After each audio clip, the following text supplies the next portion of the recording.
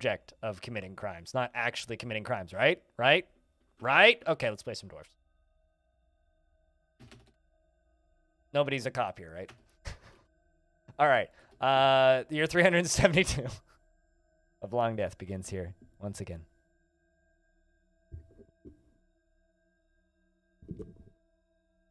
Crime bad, yes, crime bad. Don't crime.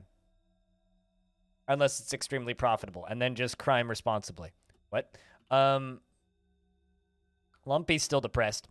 We're at a current high for dwarf population, which is really good. We're at 39 dwarves, which is the highest it's been in like 200 years. I'm glad to hear that Goats, the mayor of Sox, certainly never did anything illegal. Ever, nope. I'm very glad to hear. Thank you. We need to brew some more drinks, which we can absolutely do. I've started experimenting with fishing. I'm curious about how fishing deals with young dwarves' cave adaptation problems. Currently, it seems to be helping, actually, because it forces them outside, which is good currently.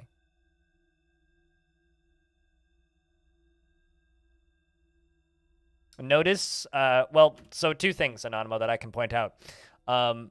Notice how I have 3 military squads, right? The first one is the actual military squad, okay?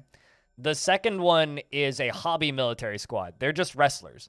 And they're dwarves that get depressed that wouldn't, they're dwarves that wouldn't make good, what's it called? Because me and Sal came up with this at around the same time. But there are dwarves that will get depressed if they don't practice a martial art. So don't put them all into squads, right?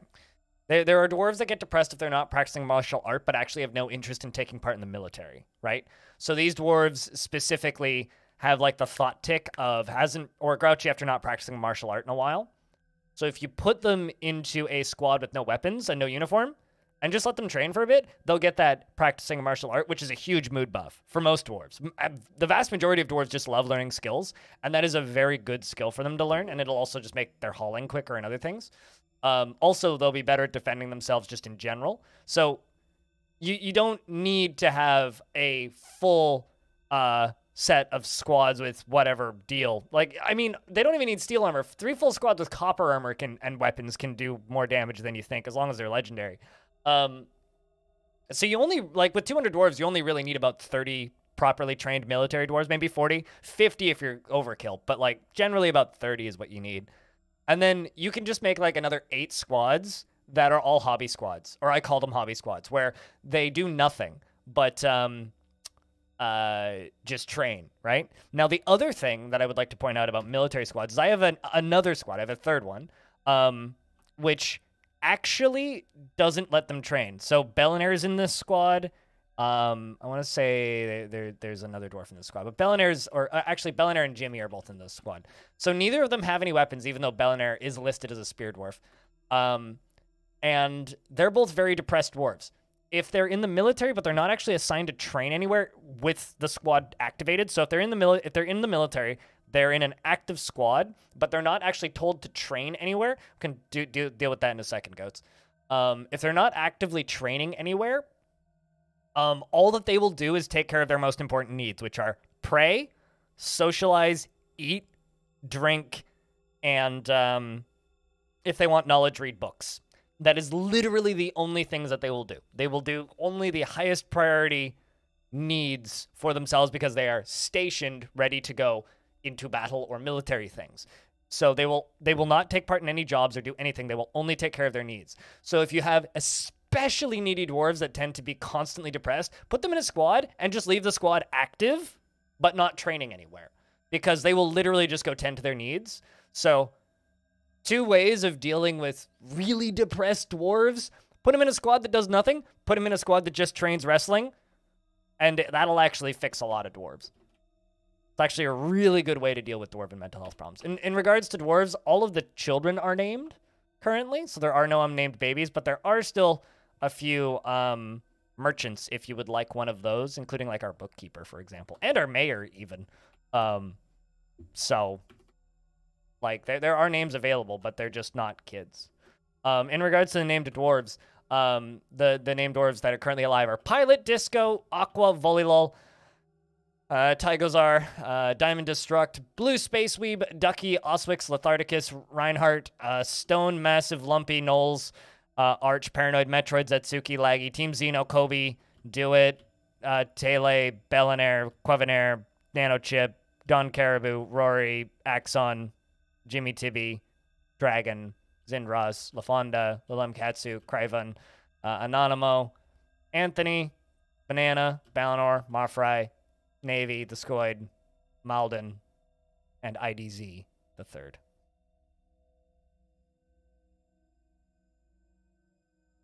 You do not mind, you wouldn't mind to take a book nerd? You mean the bookkeeper or the broker? Or rather, the broker's already taken, so I guess bookkeeper then. Now, we're up in the tavern. You'll notice there's some slight flooding. I do say kinda, forgot to turn off the fountain last winter, so it froze and then dumped water everywhere, which means I get to rebuild this whole tavern, which is fun. Goats. What would this be? Goats the what? How many of you had in the past? 1, 2, 3? The third? The second? The IV? The V? How many of you had? I don't actually know. If you don't know, I can look them up.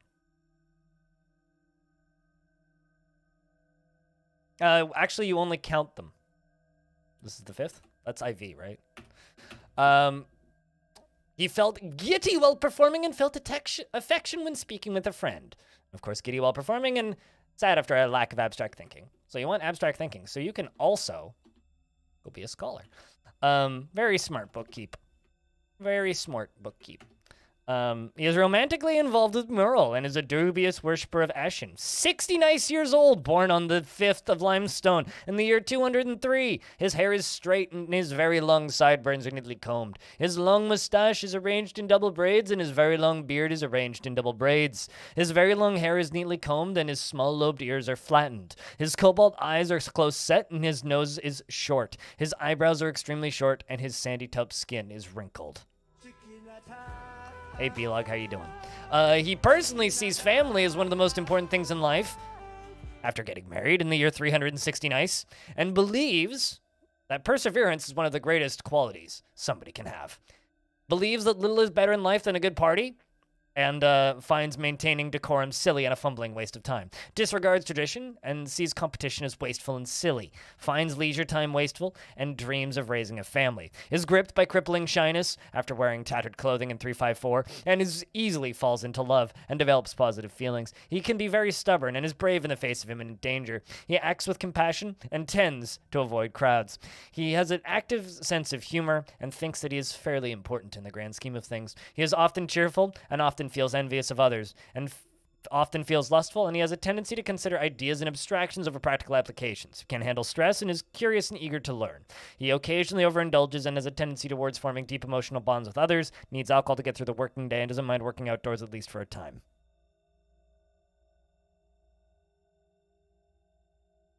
Welcome to the Furt. And now begins the very slow process of rebuilding all of the furniture in here.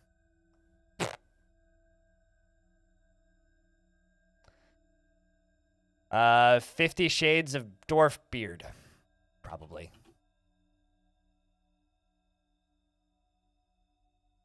If I had to guess.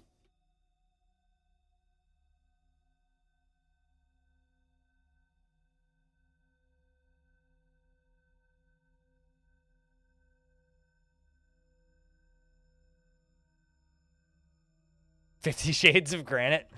Maybe.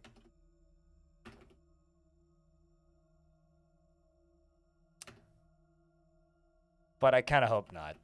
Just gonna throw that out there. Kind of hope not.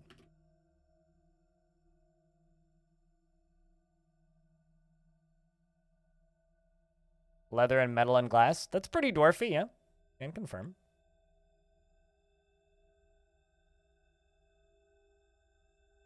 So how's things today, B-Lug? Hope your day's been well.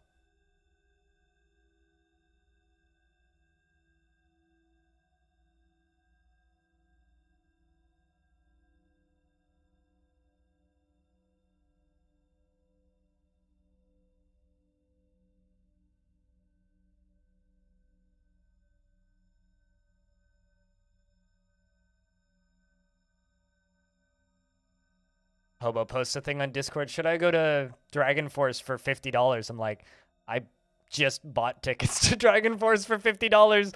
Like, no jokes. That just happened. We just bought those tickets. We'll see if the show happens. Won't go if the show don't happen, but...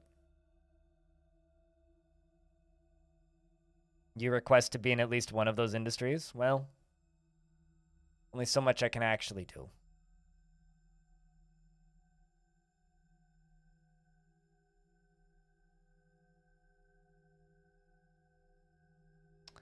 Only so much I can actually do. All right, let's remove these statues. All silver statues, I think.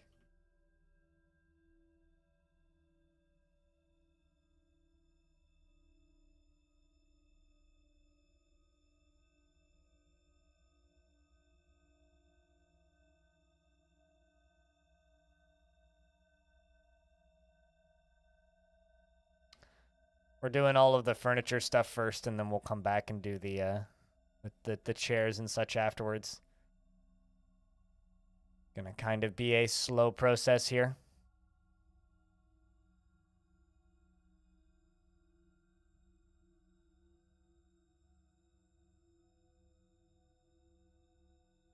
Once you retire your fortress, you're gonna get 3 goatmen and bards to travel around before setting them in a new fort in your old fort. Hell yeah. Hey, Berries, how you been?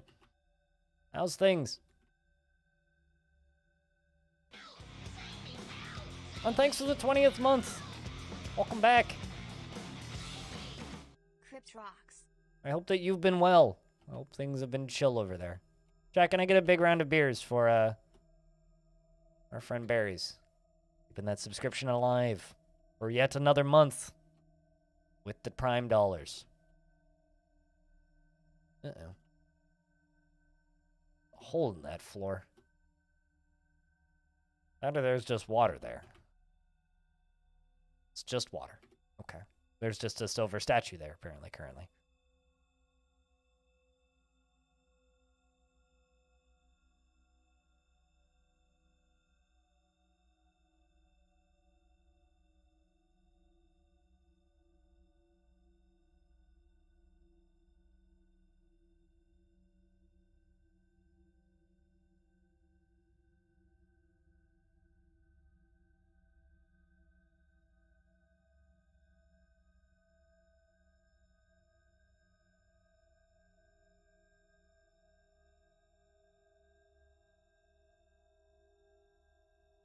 Lost some weight, doing lots of exercise lately. Feels pretty good. Hell yeah.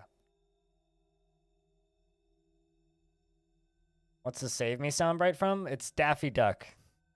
Just look up Daffy Duck Save Me. You'll find it. It's a long story as to why I have that. Floor hatch. Just put that floor hatch over here. It is an artifact, so would like to keep it. Same, Anonymous. Falling off that exercise routine. I've been pretty far off of my exercise routine ever since, like, we had that blistering heat wave here. Like, that was kind of where I fell off. And turns out getting back onto it's been kind of difficult.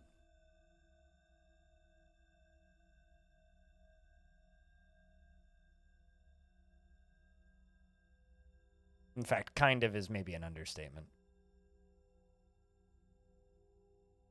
I'd even say extremely difficult.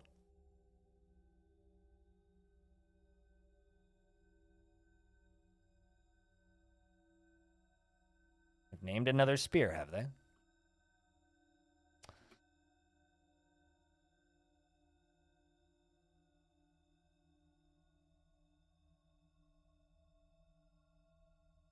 And we're going to go down here and also work on thread.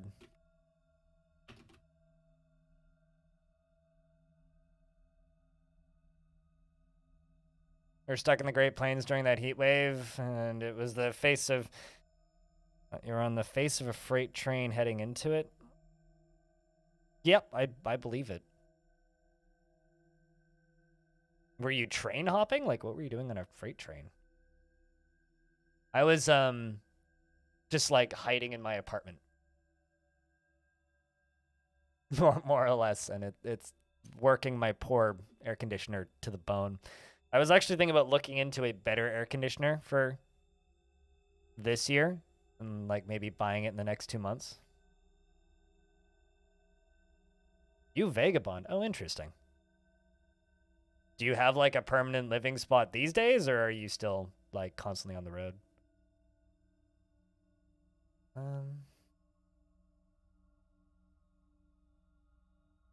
Need grates.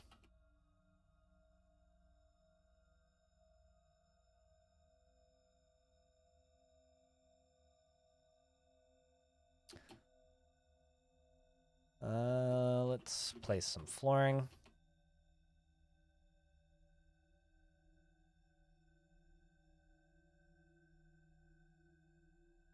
You have a consistent habit of taking 3 months off each year to travel? One of those things I think I would probably have done if I had a body that functioned properly. But kind of difficult to do that with the wrong disabilities. Every time you come back broke. Yeah, that would be kind of an issue.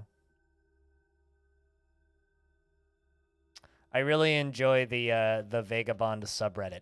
It's a very interesting subreddit to follow. Doesn't matter how long you do it, you just hate exercising with passion, and the one missed day derails it completely. I'm really good about exercise when I'm not depressed. And when the weather isn't super hot. I'm really bad about exercise when I'm depressed. I'm depressed pretty frequently. Oh, I lurk in that subreddit. I never speak in there, but I like looking at pictures. I mostly just like looking at pictures that people post. People always post weird pictures.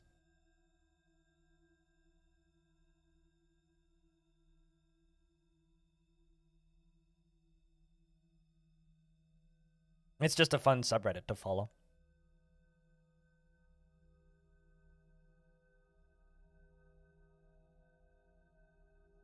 Although that's not totally true. I have actually I've spoken with a few people off there because I helped somebody find a hostel in Vancouver once. They were looking for somewhere cheap to stay. That was a little bit more permanent than couch surfing. I recommended one. Whoops, hold on. I need to read the berries thing. You always have trouble sticking to routines, especially for exercise this time. You're not planning a routine so much and just exercising every morning that you're not still too sore from the last time and it's working well. That's good. Making it part of a habit. I mean, building routines is hard, or is easy. Maintaining routines is hard.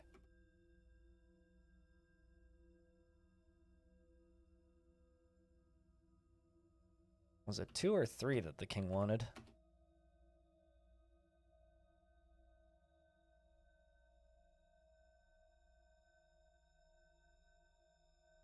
Probably saw it. Finally, the Great Plains. None of this was we got the Great Plains at home. North, Coast. I mean, to me, as a Canadian from British Columbia, there ain't nothing great about plains. They're just boring and flat. Nothing there. No reason to go there. But so I don't know why people would argue over which one is better, unless I'm misunderstanding what you're saying.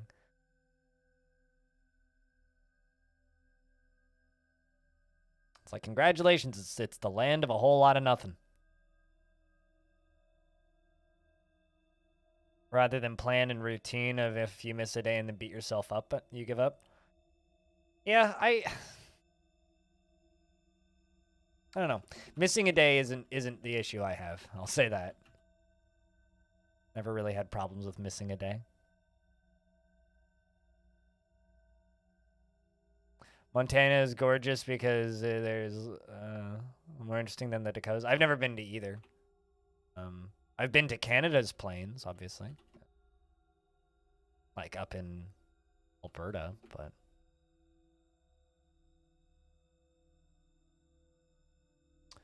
different because it's Canada.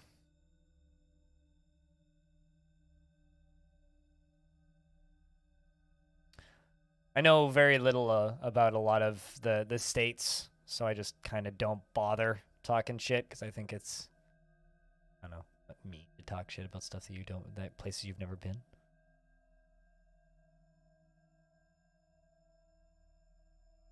And the Grand Canyon extends into Mexico. Yep, and the Americans think that they're the only ones who have it.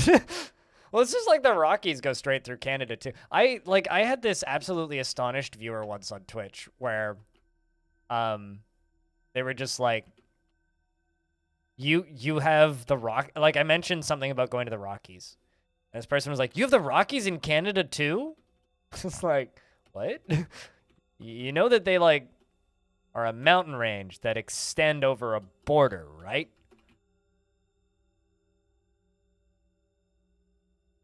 I'm not gonna out the person because they do still sometimes come by this stream, but it was just give Canadians more credit here. Most Americans are terrible at geography because they get taught all of the states, and that's where the and that's where the class ends. Right? Give my Canadians more credit here and say Americans are not very good at geography.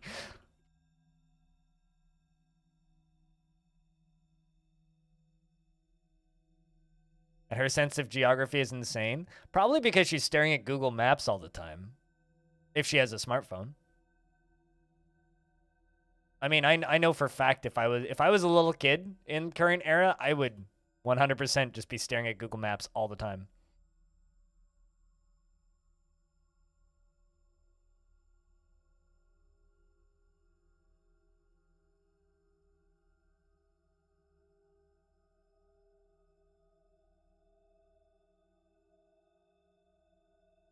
Yeah, I knew somebody else through Twitch who vagabonded for a bit. The way he would do it was he would backpack into a town, camp somewhere, find somewhere to camp. Then he would find somewhere to get showers, and then he would go on Craigslist and look for a place looking for roommates. Use that as a fake address, and then apply for a bunch of jobs as dishwasher in town. Get a job. Work for like 2 to 3 weeks, quit, and then move to the next town. And so he almost always came out with, because he wouldn't, like, he'd get rid of his house while he was doing that. And like store all of his home stuff at a friend's house, or just like in a what do you call it? A storage unit. And he would usually come back with way more money than he left with. So for him, it was actually like a way to make money. Obviously, not as much fun as what you're saying, which is just bring a mandolin and play in the streets. But not as much fun as that. But hey, if you come out the other end making money while traveling, I mean, it's probably the route I'd go.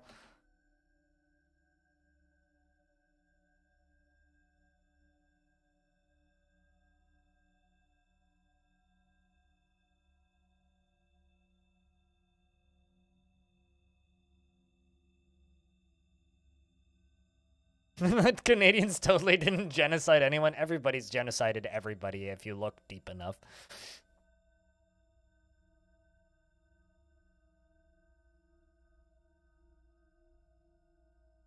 It was 26 people. Mine was 3. But that's because it was the Traditional Learning Academy, which is a homeschooled organization. So my graduating class was very small. So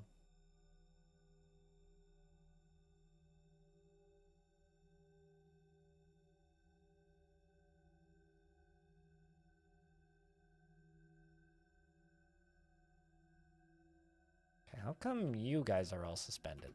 Suspend those. Finish those tables.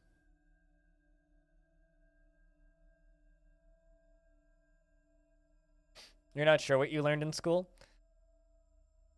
The main thing that I learned in school is that opportunities aren't given to you and you have to fucking fight people for them.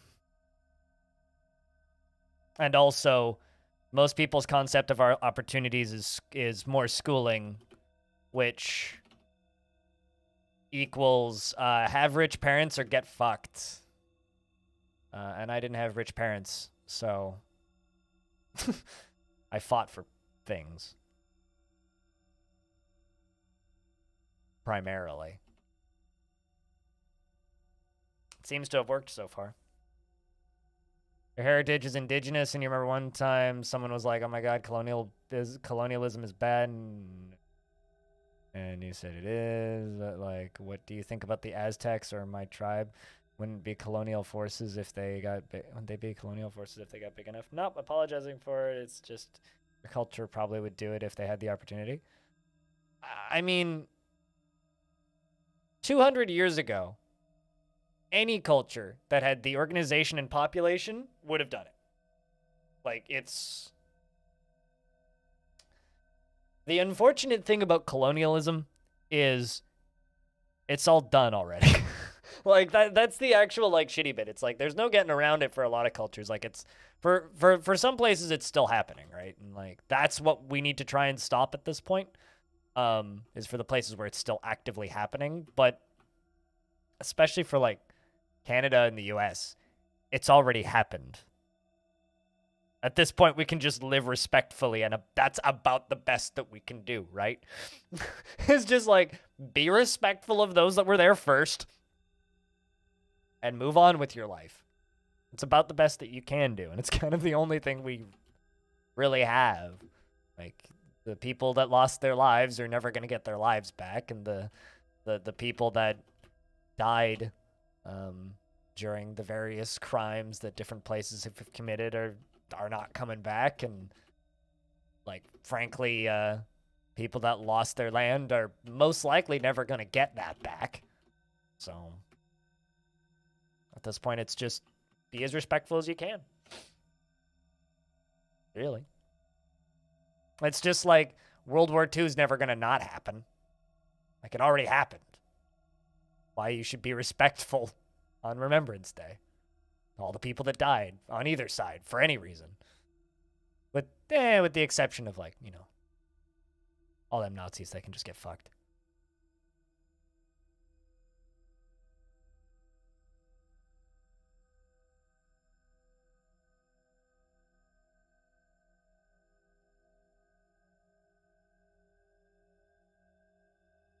The social progress, nobody chooses the circumstances of their birth. It's just how they inherited their position matters. Yeah, to a degree. I don't know if I'm going to 100% agree with you there, because a lot of people need to be put in their place. Anonimo, but...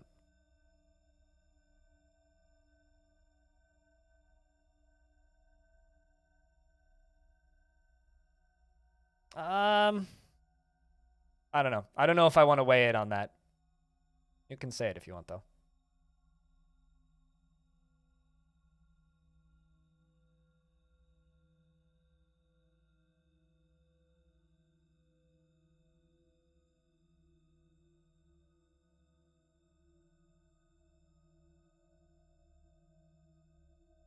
I at this point, like, my biggest...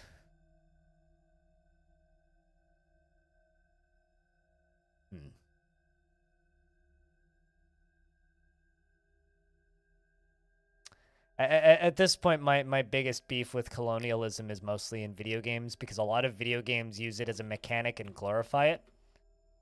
And it's something that I always want to point at now and just be like, this game should educate people that this is a bad thing that they are doing. And there's a lot of video games that use colonialism as a theme without doing anything to educate one way or another for what they're doing. And that bothers me a bit.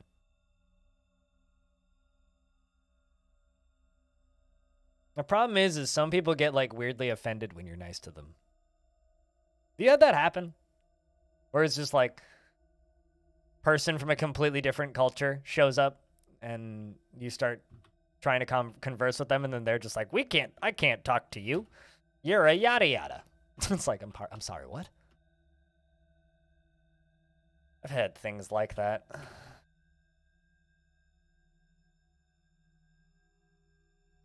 Most of us in Europe were too busy clubbing each other over each other for petty and not so petty reasons. At least your nation did that, so it's hard to, so that it had to survival was different in those times. Oh, absolutely. Absolutely. The world was a very different place 150, 200 years ago.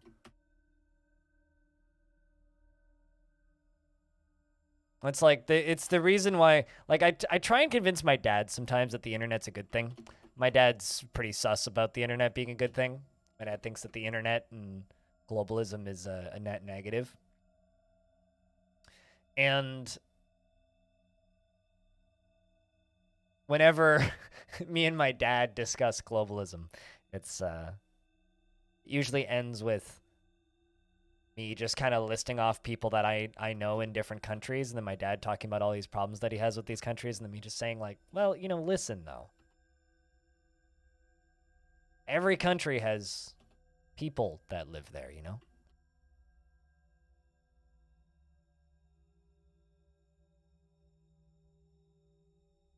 Kind of doesn't matter where you're from or what you look like.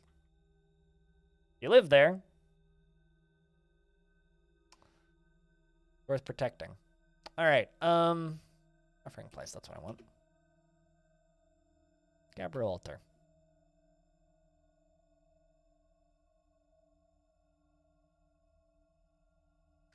Yeah. My dad can get very, very, very, very, very anti-China for legitimate reasons. But it just kind of turns into veiled racism at a point. It's a lot more opaque than that.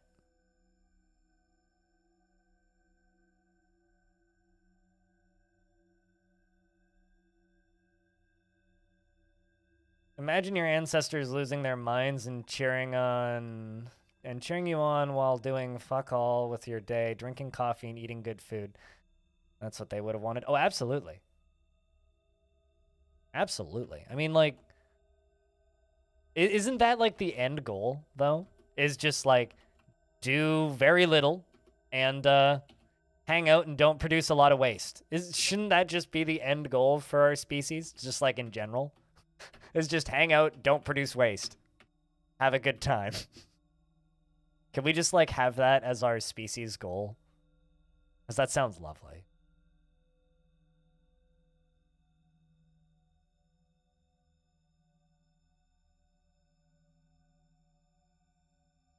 We're not supposed to grind? Well, remember that the 5-day work week was invented because of the World Wars, right? And because of the Industrial Revolution. Like, I read this article recently, which is mostly talking about green zones, which are the places in the world where people live the longest. Talking about their diet, talking about their lifestyles. But one thing that I noticed that comes up again and again is a lot of people who live in green zones live in places where traditional work isn't, or what we do and what we would consider as traditional work, isn't something that they do, right? So a lot of these people work either in more hunter-gatherer style societies or have their own farms. And a lot of these places are like, well, you'll go out and work for 3 hours in the morning and tend to the garden 5 days a week, maybe. Once a week, maybe you'll go into town to purchase something from the market or sell some stuff.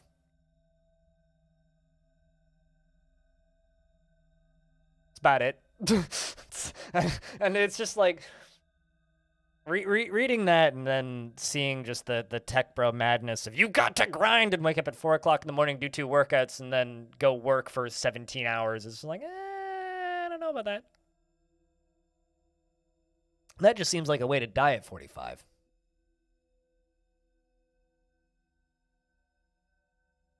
Absolutely, goats. But also, if you have a bigger community to feed, there's this side effect of having a bigger community to feed called you probably have more kids around to help. If it's a big community of people that you're trying to feed, odds are pretty fucking good you've got extra people around.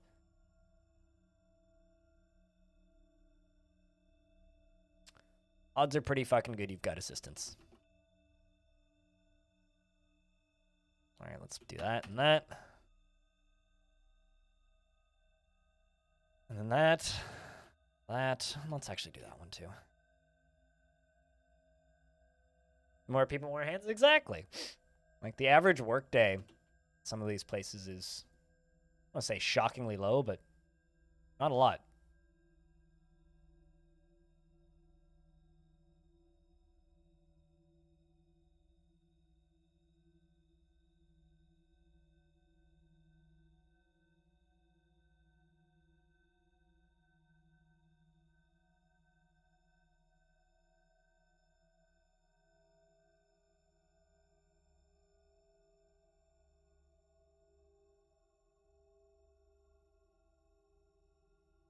Did you just walk into a Dwarf Massacre? No, you'd walked into a. I left my artificial shower on over the winter and it froze, and then after it melted, it then spread mud everywhere. So we are cleaning the mud off the floor by individually removing and replacing tiles. So that's what you walked in on. No, you didn't walk in after a Dwarf Massacre, fortunately. That would be very concerning.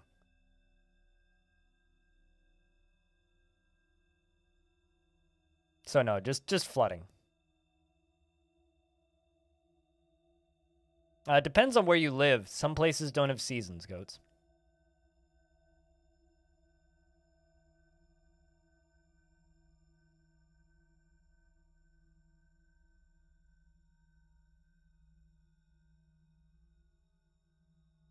You get laughed at so many times because you refuse more than 3 days a week over 24 hours, and then anything more than that is full-time because more time is spent working than not. Yeah, I agree. I don't know why you'd get laughed at for that.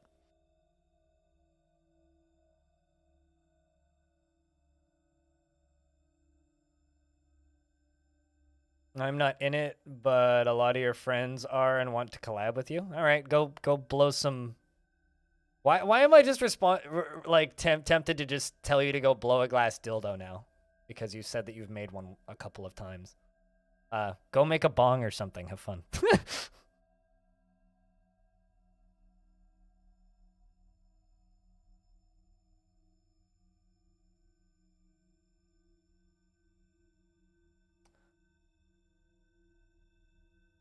Massive socks industries time. It's a hell of a business, man.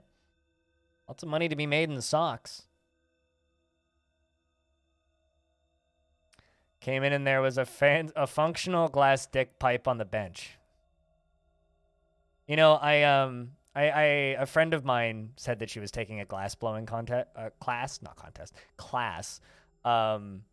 And so I asked her what she was making, and she said that she was making a vase. And then I was like, so a bong? And then she sent me a photo, and I don't think I have this photo anymore because it was on an old phone. But it literally was just a sign in the corner of the glass blowing shop that she was taking the class in. And it's just a massive sign that says, no bongs, no dicks, no dildos. And she just, like, responded with, what's the difference between a dick and a dildo? I'm like, aren't those the same thing, kind of, if you're making them out of glass? It's just very funny. No bongs, no dicks, no dildos. Big, like, X over all of them. I guess, like, no dick-shaped things. Anyway, we'll see what we see. A dick is biodegradable? I'll call Dick Van Dyke to confirm. How you doing, Diamond? I'm cleaning up after the spillage. Time-consuming. Phallus forbidden. As the ancient philosophers used to say. No whipping it out while you blow.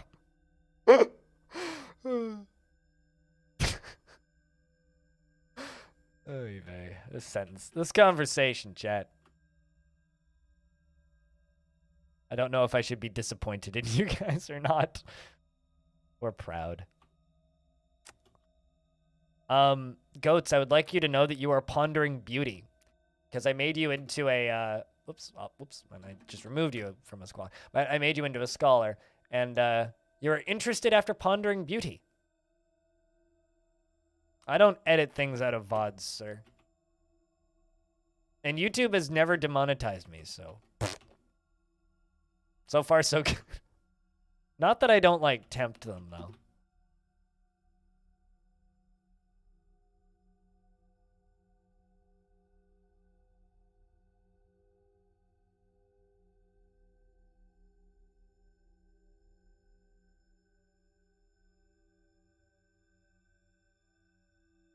Actually, that's not true. I did edit one thing out of a VOD once. I got a content ID strike from a clip because I showed a GIF on the stream. God forbid. A GIF of some guys pushing a wheelbarrow and one guy falling over. It was a funny GIF. But it was on Reddit. And I got a content ID strike on it. And it annoyed me so much, I downloaded the VOD from Twitch and edited that like 10-second clip out and then uploaded it. How many picks did you want? 1 crutch and 3 picks.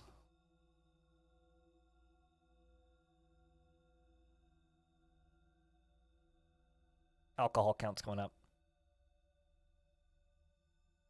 I mean, you ponder the beauty of whatever you gotta ponder the beauty of, man. It's your study, not mine.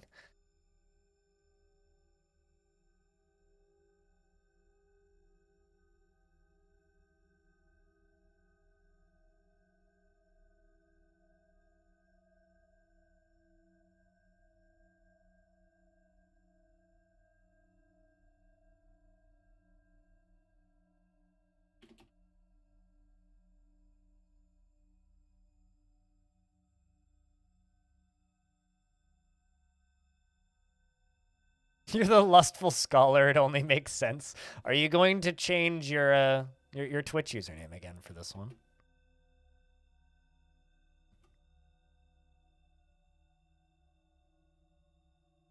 Because that would be a little bit more spicy than what you currently got. Let's remove that statue to replace.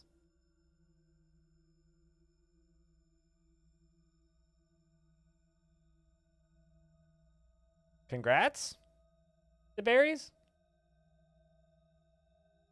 I don't know why glass sticks would bring that to mind at all. But that's all I really have to say to that.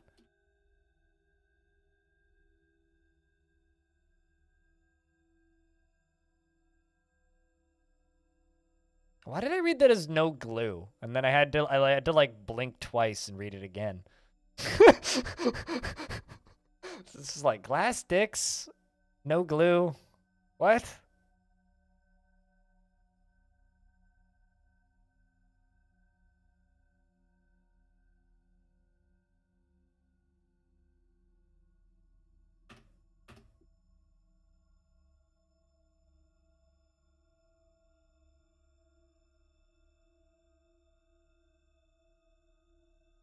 You're fine with this one? Goat's the mayor of socks. Has anybody asked you about it? Like, is that something that you've gotten any questions for? About being the mayor of socks? And the origins of it? Or do you just leave that as a mystery?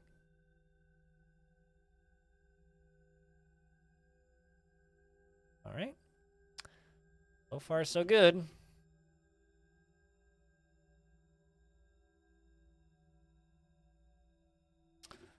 Moving that next. Nobody's asked yet? Huh. I guess people have weirder names. I just like to ask people about their usernames, because usernames are fun.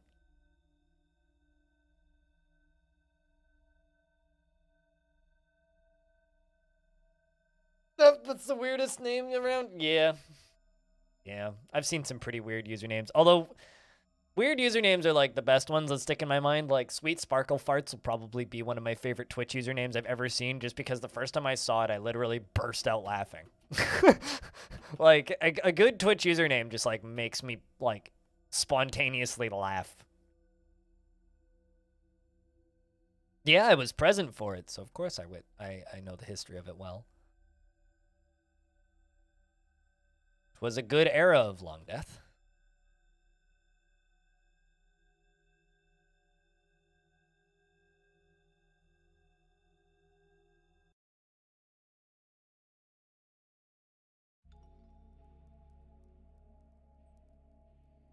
There aren't enough dining tables, says Child. I do not understand the issue with the dining tables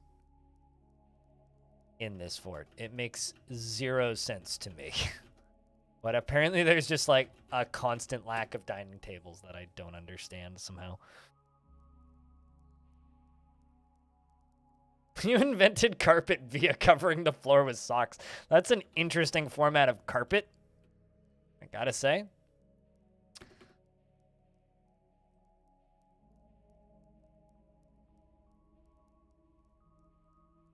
It's not gonna cave in, is it? Will be nothing supporting it, so yeah, it will. What's underneath you? Okay, no, it won't, because there's floor beneath it, so that shouldn't cave in. Shouldn't. Keyword there is shouldn't. Watch it cave in somehow.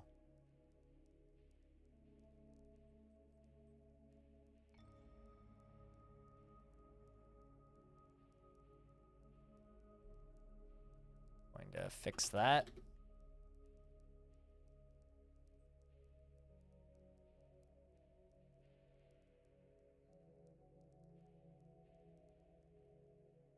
Those were all gold thrones? We're doing that. Checks out, though.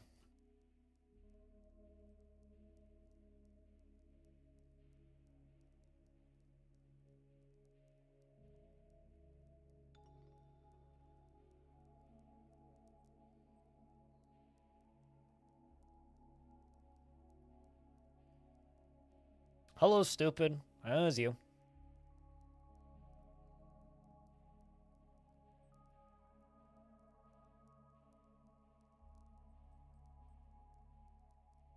How's the rock hauling going? Slow. Slow. I'm thinking about, like, just moving a bunch of crafting shops down there. Like, I might actually just go about doing it that way.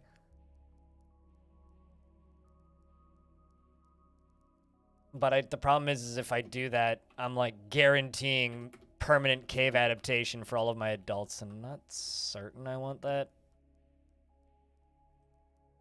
I may have to get to that point, but kind of don't want that to happen. So, I don't know. A little iffy on the whether or not I want to just go the easy route, which could cause long-term problems.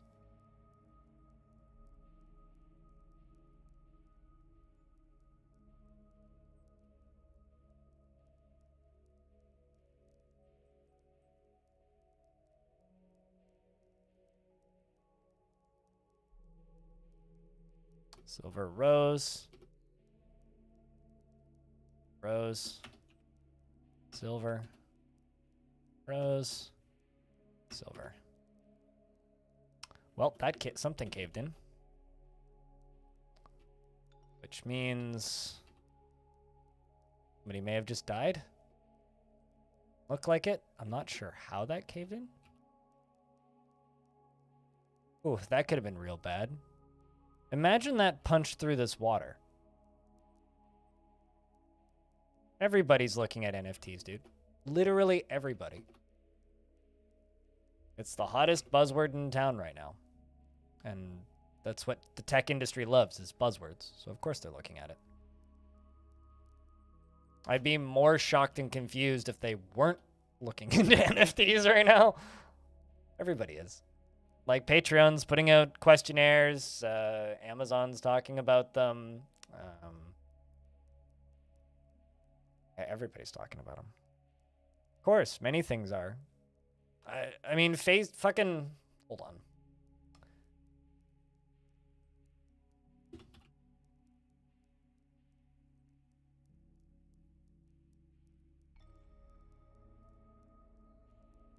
Where's that?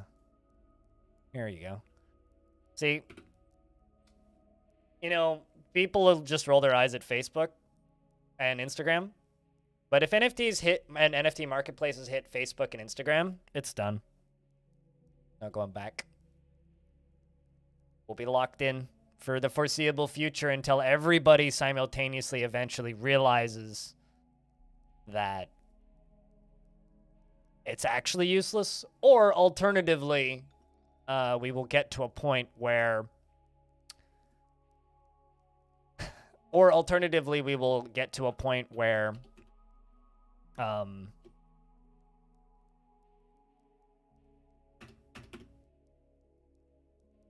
people realize, or people find a actual functional use for the technology, which maybe they will, which is probably what's going to happen.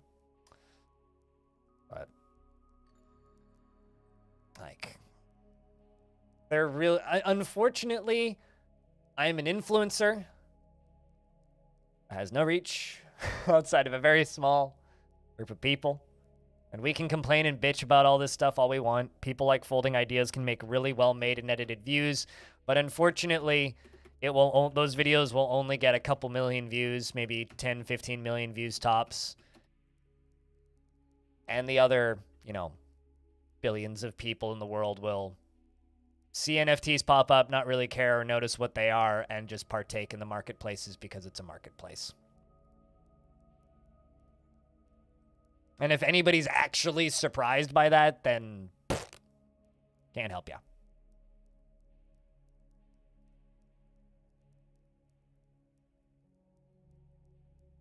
You ain't gonna get potatoes from me by giving me a JPEG of some stupid uninspired pictures and shove it where the sun don't shine, son. See, here's the thing. That's not what they should be using NFTs for. NFTs as technology, like the tech behind like being able to put something on the blockchain is actually really interesting. It's just every single use for it is like bullshit and dumb. But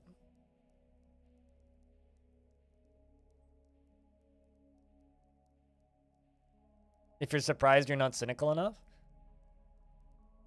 Yeah, I don't know. About 8 months ago, I just kind of sighed and accepted this is going to be everywhere for the next 5 years. Around the time Bored Apes started selling for hundreds of thousands of dollars, I was like, yeah, we're fucked.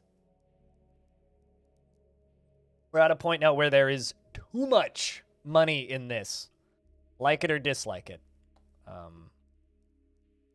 for it to go away. Just period.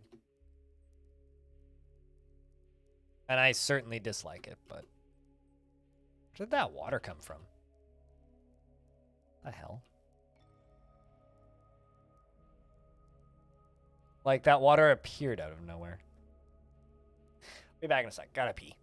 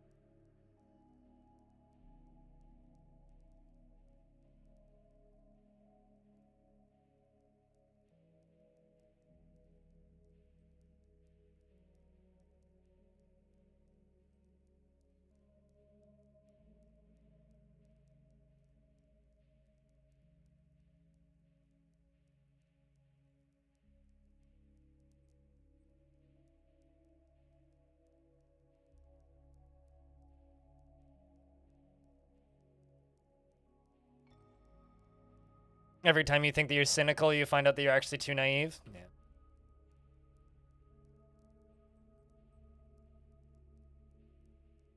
Puts actual bread on your table. Unfortunately, there's a lot of people who don't know how investing works. Actually, that's going to cause cave-ins, isn't it? Unfortunately, there's a lot of people who don't really realize how investing works. So for me to actually do this, I have to pull these two out and then... Okay, yeah, I guess I got to redo more than I thought I did. There's a lot of people out there who don't have any idea how actually investing in stuff works. But they can understand crypto because the fucky thing about the stock market is it's so full of very specific lingo, but so is crypto. However, because crypto is new, it's easier to untangle it, in my opinion, currently. So it's very easy to get into crypto and start buying shit. And it looks like it's really easy to make a lot of money. So it's attractive. And they've come up with their own lingo. So the people that are into that now think that it's the only format of investing that's worth doing. Personally, I think capitalism should shove a fat sausage up its something that doesn't show and then vanishes off of the planet and we can just have happy socialism. But unfortunately, we don't live in that world. So the reality is you have to participate in all of the systems in order to function in society. And there are some people who seem to think that crypto gets around the establishment, which largely it doesn't, because a lot of these air quotes decentralized currencies are very, very centralized, with people owning entire priority shares and lots of other fun wrinkles in the system that make it less of what some people think it is. So, I don't know. It's got a lot of people with a lot of money and not a lot of investing experience spending a lot of money right now. And as long as those people have a lot of money, this problem is going to keep going on because it doesn't matter the amount of backlash. It is worth the stock bump to invest the money to get a part of their money. Well, I mean, crypto can be anonymous, but you know what else can be anonymous is cash. It's like crypto can be anonymous if you're trading from a private wallet, not going through a centralized exchange like Coinbase or crypto.com. If you go from private wallet to private wallet, people can view the transaction, but they don't necessarily know who or where it's going from and to. The thing is, the vast majority of crypto transactions take place on public markets, which are tracked. Like, you have to put in your fucking... You have to scan a copy of your fucking passport or driver's license to get a Coinbase account. Operates just like a normal bank. But, I don't know. You're all for returning to trading goods for goods that would make people put their time in better places. You realize that I would go bankrupt and starve to death if that was a thing, right? Goats? Like, you realize that, right?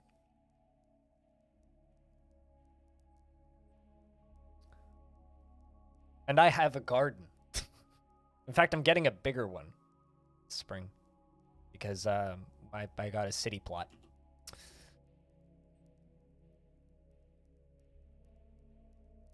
You do keep saying that? All right. Well, I'm just for whatever it's worth. Like, returning to trading goods for goods doesn't exactly help us with this whole we need to make less, right? Because a lot of people, not everybody can farm, right?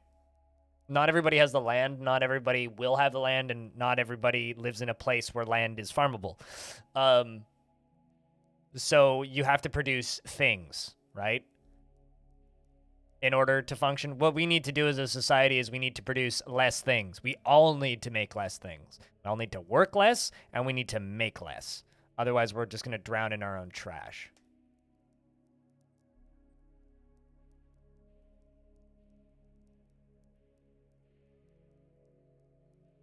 Well, almost like they should. Mark for hire.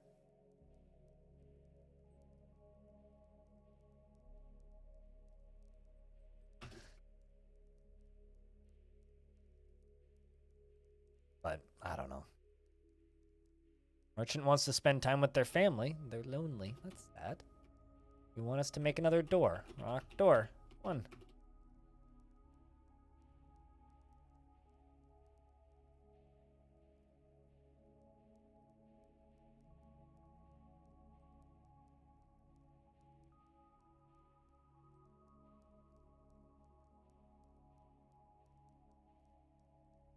I guess you will shut up and write a book. I mean, writing a book is a great thing to provide to people.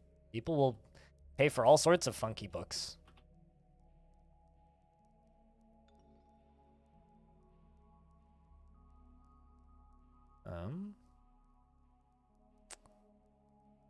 See. That will cave in. Let's remove this. Let's remove this. Let's remove this. Let's remove this, and let's remove this. Let's remove that. We'll replace them all later.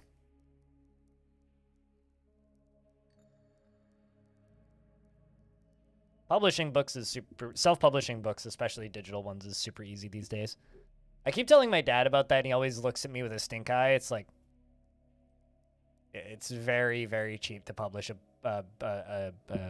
PDF format book on Amazon. Be read in a Kindle. It's very cheap. What's happening with these tiles cave-ins? So grates, which is what I use as the drains for the water, don't support walls. So whenever I'm removing stuff around grates, I have to be very careful with what ends up or what blocks I'm deconstructing. Because if I deconstruct something and then leave something only supported by grates, it'll just fall. And I'm trying to remove all of these floor tiles individually so I can replace them because we had a the fountain from the winter kind of dumped water everywhere when everything thawed after winter this year. So I'm getting rid of it all. Or rather, getting rid of all of the mud and rebuilding the floor tiles. Well, there's no mud there. That's what I'm doing. And if we drop a dwarf, that's bad.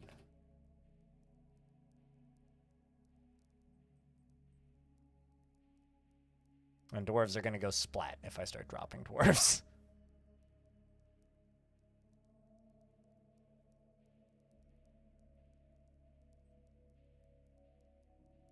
So that's what's happening with the cave-ins here.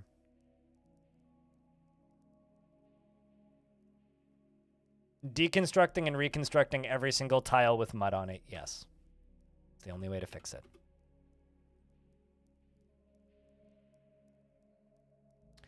It's tedious, shall we say. It's also part of the reason I didn't build...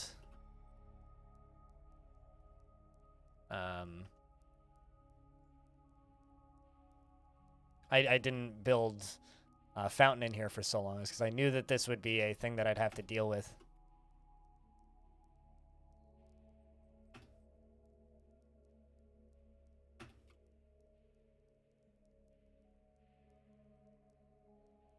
Can I put multiple of the pink ones in a row? Nope.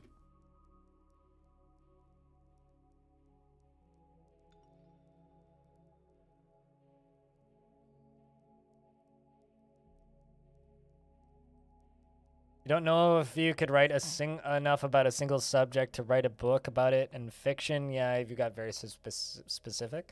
Well, the beauty of the online market is you have access to every single possible demographic.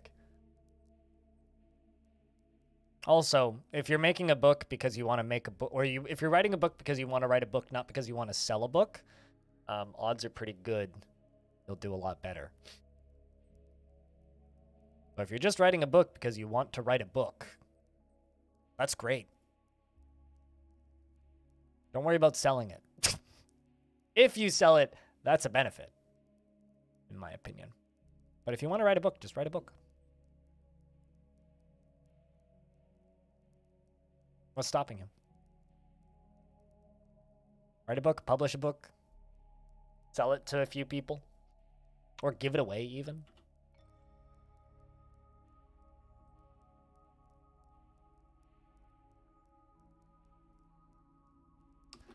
My stomach is grumbling for some unknown reason. I shouldn't be hungry. Shut up, gut.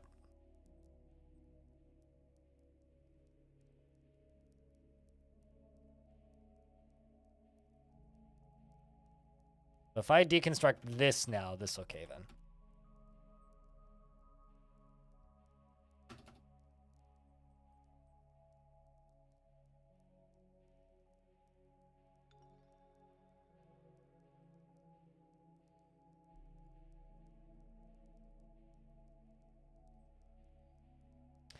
Are you sure you're not just, like, reciting the plot of Alan Wake? Frogfire? Which, by the way, I hope that game's good. That first game was phenomenal. Malden, the child has been taken by a fey mood. Oh, yeah. Let's stop this squad from training. Also, I'm curious. No crimes, yay! You done know Wake? Never played Alan Wake? It's the premier fog shooting simulator. You shoot creatures in the fog.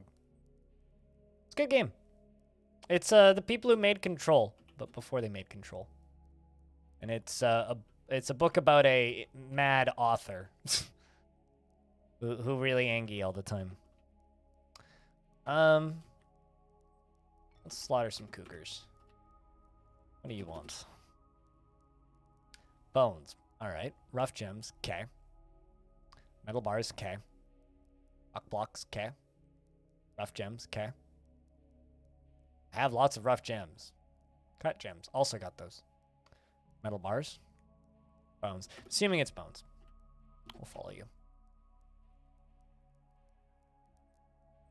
Alan Wake is like... They just announced a sequel to it, but Alan Wake is like a kind of like the closest to a Twin Peaks game we've ever really gotten. That isn't the sweary games that are also kind of Twin Peaksian. Just absolute abject nightmare.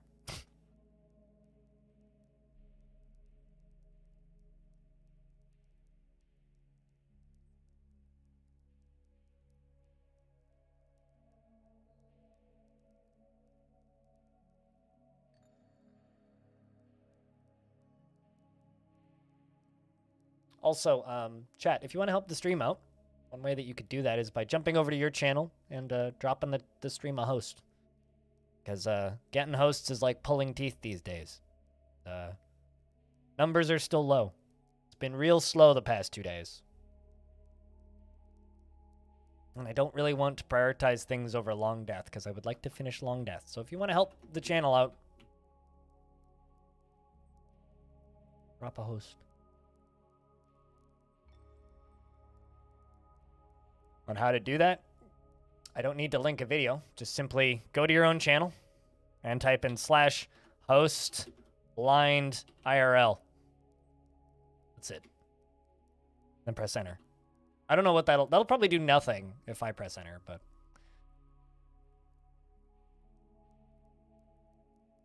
yeah, Montage or whatever it's called. Axon. Thanks for the hosts, guys. Do help. They are one of the things that Twitch puts into the recommendations algorithm. All right, waiting for somebody to slaughter one of those cougars. Any Twitch is slowly turning into YouTube, Diamond, where any activity on the channel from hosting to subscribing to hype trains are what puts you into the featured section on the main page where new people find it. We're having just, like, oddly enough, I get a view bump whenever there's a hype train because there's a section on the front page of Twitch now, which is hype trains. And it's in the order of most viewed, but any channel who's getting a hype train on Twitch pops up on the promoted section on Twitch for a little bit. Twitch is turning into YouTube slowly, where if you want to get new traffic, you have to play into the bullshit. You can't just, like, quietly exist anymore. Unless you have famous friends who host you a lot. I have famous friends, but they don't host me very often, so... kind of just have to struggle here in my lonesome. Something just caved in.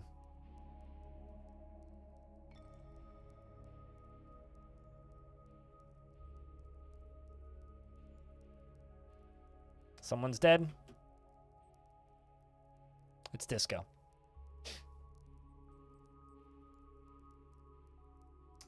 I'd swear we were clear there.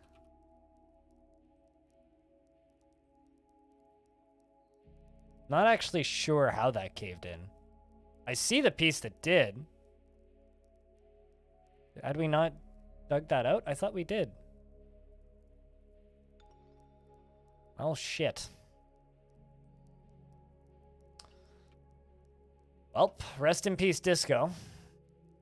That was a good dwarf. I wonder if they even found him yet. Nope, they don't know he's dead yet.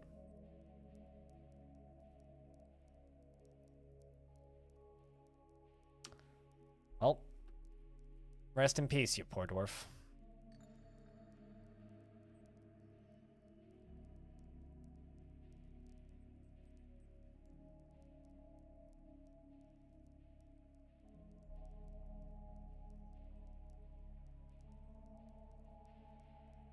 Played it, fairly fun. Some of the puzzles are super fucking frustrating because it's about aligning perspectives. It's about 2 to 3 hours.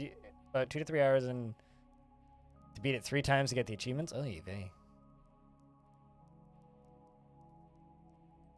Yeah, I mean, it looked like an interesting shtick. I never really was interested beyond that, though. What time of year are we in? Midsummer? But thanks Diamond and Bastet and Frog for Hire for the hosts. Here's you 3.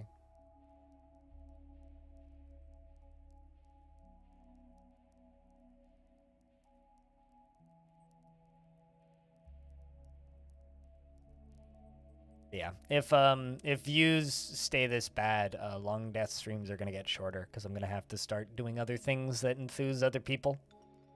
Didn't even know you have a channel. You have a Twitch account. You have a channel.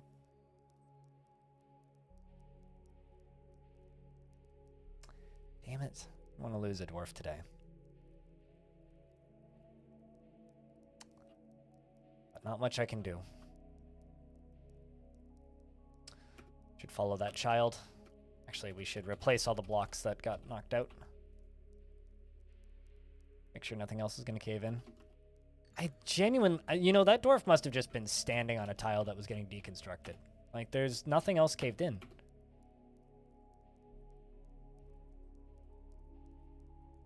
Like, literally, nothing else did.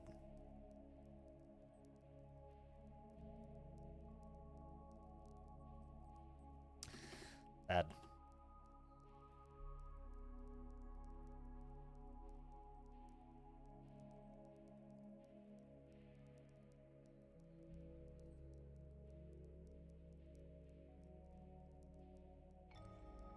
Yay! Thanks, goats. But yeah, if view counts on Longdeath specifically have been really low recently, meaning the only logical outcome I can really come to with that is one of 3 things. People are just abnormally busy right now, which is possible because it's January. People are losing interest in Longdeath, which is problem number 2, or problem number 3. People who used to watch Longdeath want to watch, or people just want to watch me play other things. And I think it's a bit of all 3 right now. And so I'm kind of like weighing my options currently about what I can do. And I'm mostly just kind of falling into the suspicions that I might need to prioritize Longdeath less. As much as I like this playthrough, it's been a lot of fun. People just aren't tuning in for Longdeath as like they used to. So I kind of have to figure out what I'm going to do over the next couple of weeks. Which sucks, because I really like this show, and it's developed its own fun little audience, which has been kind of a whole lot of fun to watch happen in real time, but if people are getting less interested in watching it, then I have some decisions to make for the future of my career doing this. So.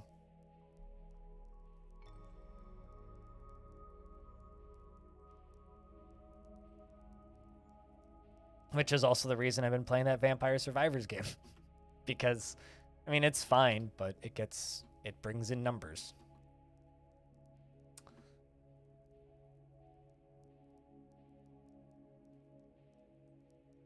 Alright, they're putting everything back together now. Actually, there's one spot I shouldn't. This one. Gotta deconstruct this, and this. Let's follow child. Okay, child is moving. That's what we need. Guess bones were what he needed.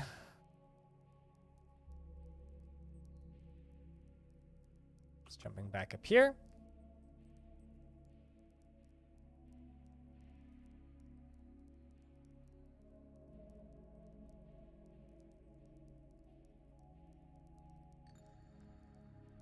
Putting pieces back together. Yeah, that disco must have just been standing on a tile that got deconstructed while it got deconstructed. Which is crappy, but is what it is.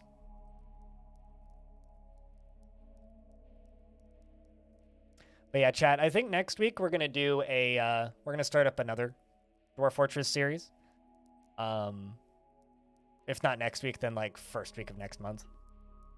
Or yeah, so I guess first week of February, we're going to start up a new series. I'm thinking about doing some sort of like Glacier, more warmongery styled playthrough on a new world, on the more recent version. Just a vanilla install, nothing fancy.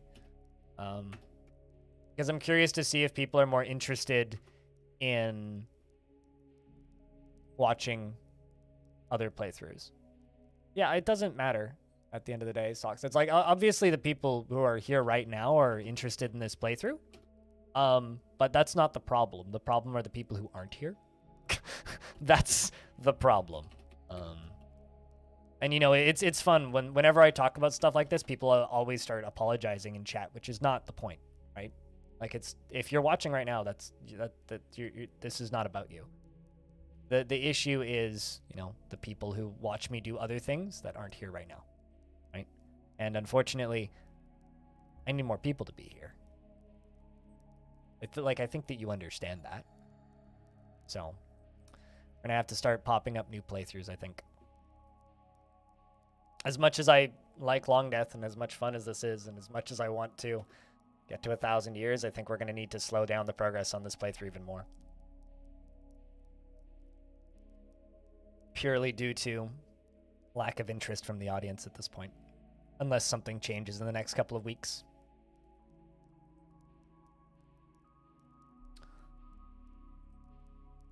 Unless something drastically changes. But this has been way too consistent recently. Like, I'm at 30 viewers right now.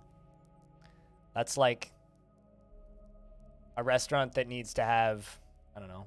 Or let's just say, in order for me to feel confident about my future as a content creator, I need to have about 60 to 150 concurrent viewers. We're at 30, lads, and I've been streaming for 3 hours. That is terrifying. That is the worst concurrent view count I've had this year. That is worse than any concurrent view count I had last year. To put that in perspective a little bit. So, as much as I like Longdeath and as much as I want to keep this run going and I want to finish it, we need to figure out a different way of formatting this stream so that I don't, you know, cease being able to do this. So, or cease being able to stream Dwarf Fortress. I need to be getting numbers closer to what Sal gets.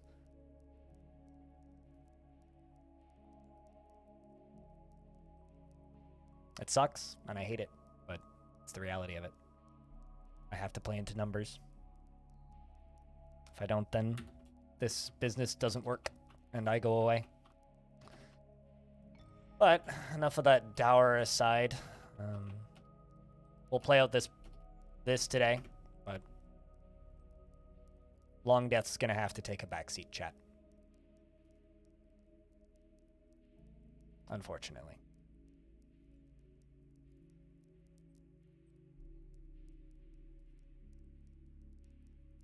The past 2 weeks have proved that.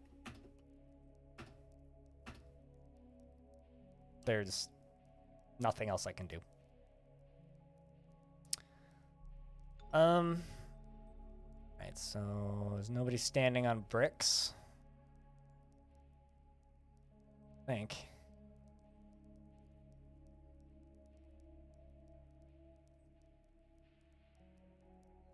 Not suspended. Why didn't you finish it then?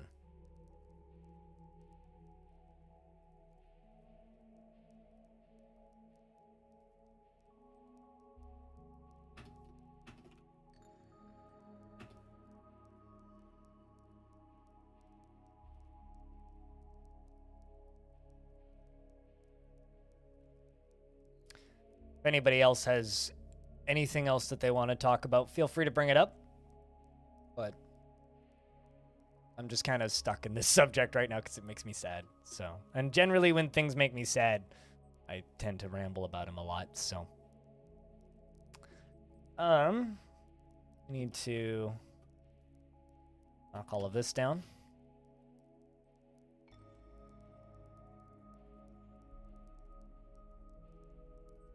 Generally, that's how people use software they've used for a long time. Garzini? Like, I couldn't, like, tell people the hotkey combinations verbally, generally. I have to, like, run through them and, like, think about them for a second because, like, yeah. Sometimes in the build menu, I have to, like, look for a shop because I can't always remember what the shop keys are, but... Oh, the only screen? It's because I have a manual or a automated artificial shower for the dwarves. And the grates are to drain the water out through the drainage system, which is right here.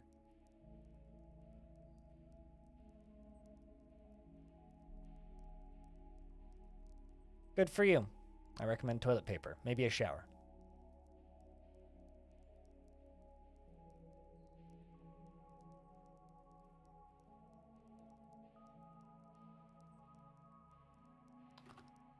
Let's do that. Let's do that.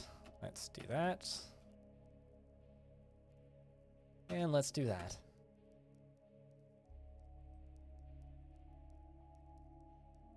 Did you ever want them in the first place, though, Goats? That's the real question.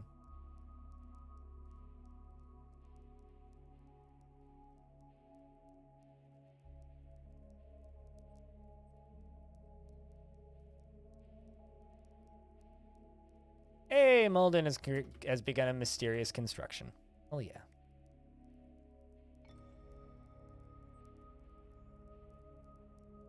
It's nice when I can just be like, yeah, you need bones. Go make your artifact.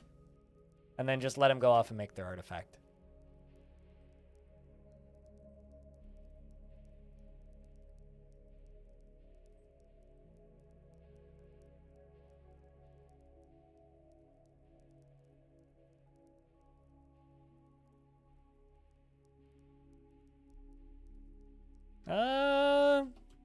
As somebody who had a friend for a while who worked at a thrift store, no, you don't. You really, really don't need to accept all offerings, regardless of whether or not you're the sovereign of socks or used goods in general. Like you really don't.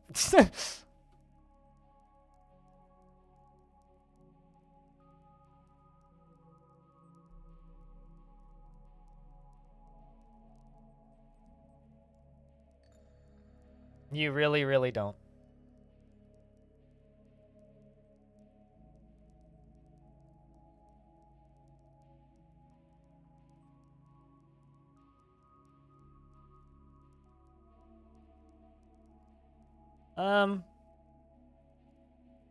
No, once again, disagree.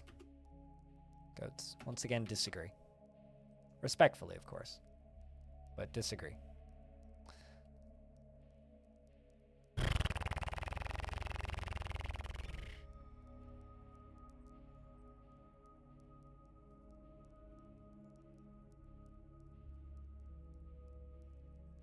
Entirely self-inflicted, I would say.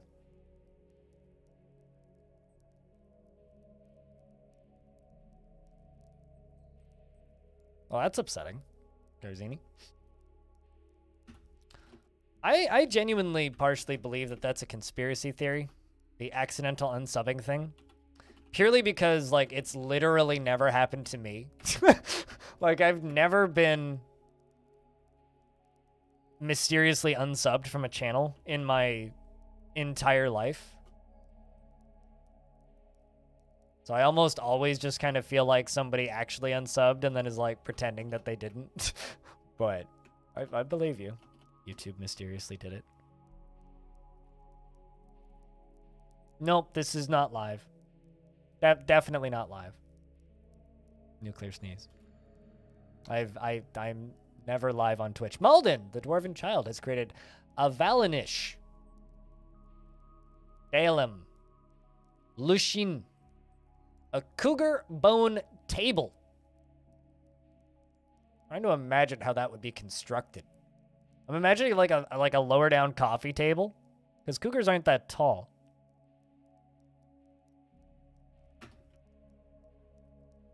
Well, I mean, you missed the link to the Patreon, because on the YouTube channel, there's a link to my Twitch channel, Patreon, and then Twitter, I think? So you missed the Patreon, though. You hit Twitch instead, which is where I stream.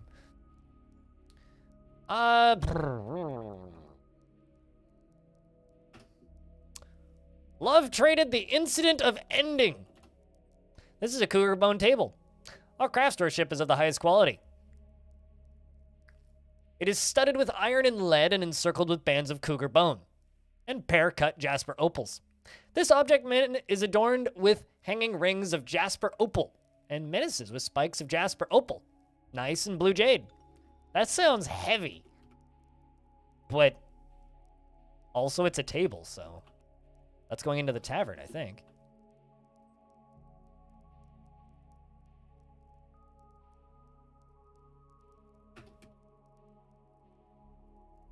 Also, did I build the right table? That's the important question. Silver table. No, I didn't. Table. That one.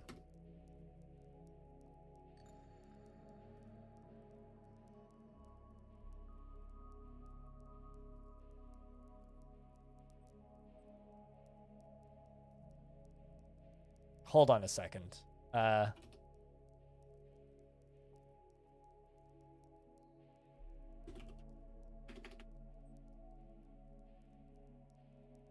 I saw this meme the other day, Orange, which I need to share with you right now. I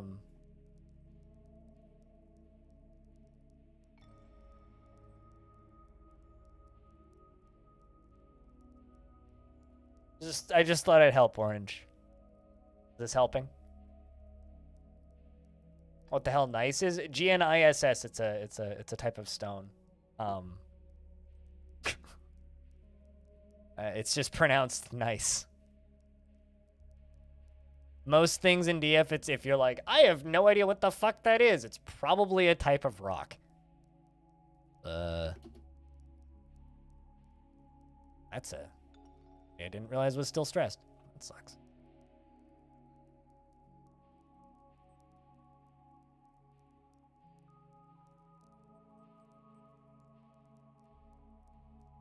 Is your favorite rock of the nation? That's not quite how that works, but as I always say, I appreciate the enthusiasm.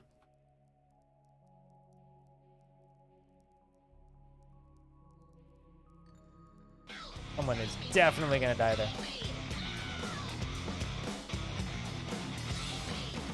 Thanks to AdAnimal104 for my sub-gift. I don't lodge into this account often enough, lol. You don't lodge in? You need to give that account more lodginses.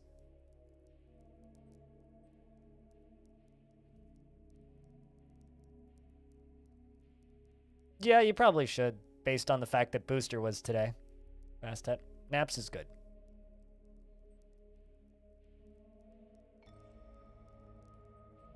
Yes, actually. That was back when he was named Orange Camera Photography. We've made peace since then.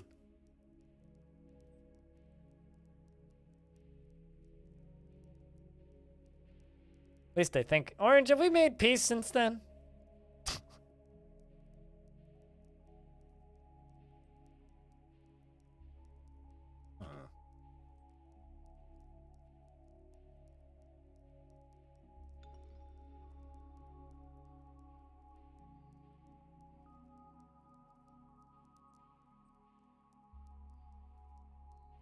You just kind of snuck back in. Not quite.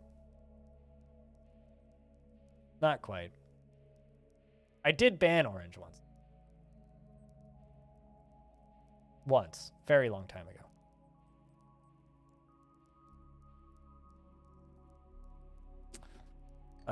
But then again, there used to be a running joke in this chat that you're not truly part of this community until you've been told to fuck off and banned at least once. So. There's also that.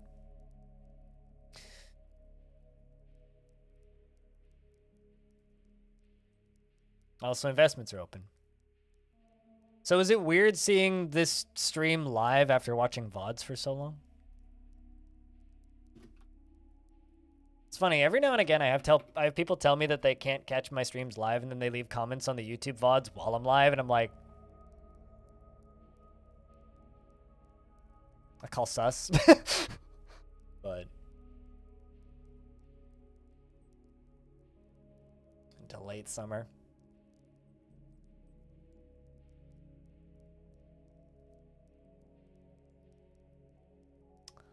Now we just have this love traded the incident of ending a cougar bone table. 58,800 Zathal. Not bad. Not bad. It could be, though.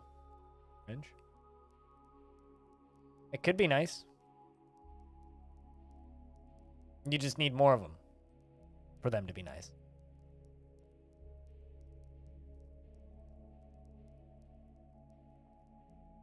I'd say I'm about 70% done dealing with all this crappy spring cleaning.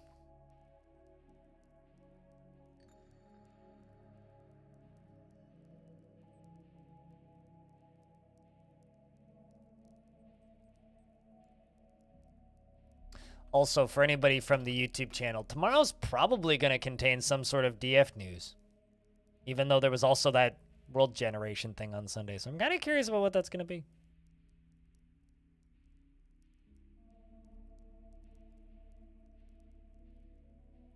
You had to suppress a reaction to immediately close the stream again to avoid spoilers, but you realize now there's no way you'll remember any of this by the time you get to the VOD. I mean, what VOD number are you on if you're 120 hours in? You what, like 12, 20 something? 26? Are you that person who comments on like every other episode? Because there's been somebody that's been working through the early episodes recently. It's like I get a lot of comments on some videos, but not enough comments that I can't read everything, so.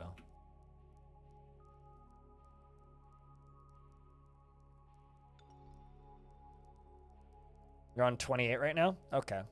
If you've left comments, I've probably seen them. Or actually, no, I have seen them. If you've left comments. Okay, so I think we're just going to do this all at once.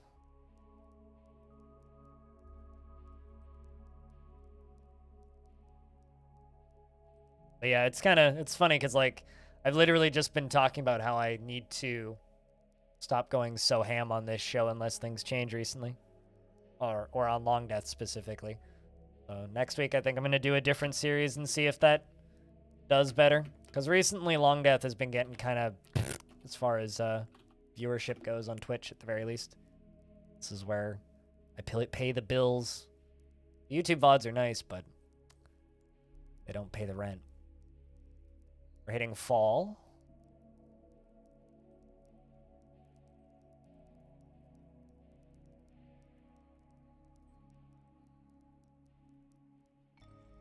Well, that's unfortunate. Can't win them all. Goats. You can't win them all.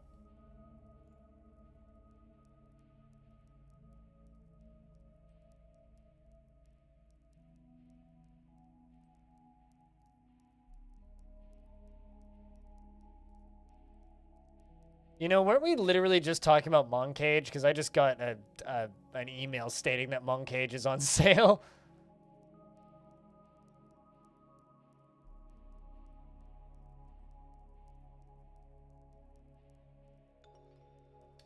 June, sell the freezing season comes soon again. Is that your like fancy way of trying to get around saying winter is coming? Game of Thrones might suck now, but winter is still coming. The humans have arrived. I don't think Stone's here. I think he's asleep right now, so.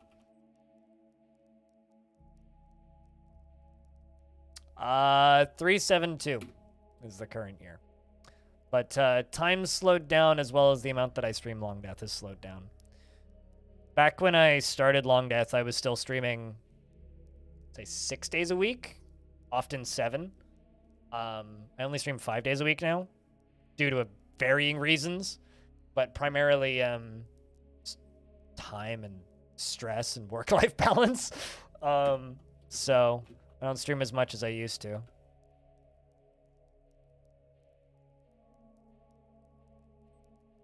So because of that, I haven't been streaming as many hours of Longdeath. So time is slowed down. Also just, you know, natural DF slowdown that happens with time. Like, the frame rate's still pretty consistently around 30, but, like, in a world where, like, the first 25, 30 episodes, like, the frame rate's pretty high still. So we have had some natural slowdown with time, but it's generally not bad. It's generally usable. There's definitely been, like, a couple of short periods there where... Uh-oh, Discord's down. Well, that's a concern.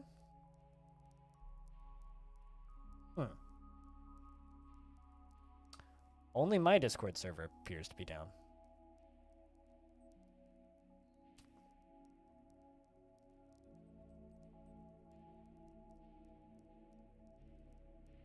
Bet everyone on Twitter panics when it's down. Yeah, I mean, Discord's pretty important. Some of the rooms on my Discord are up. Just gonna DM these to Stone. Because that works.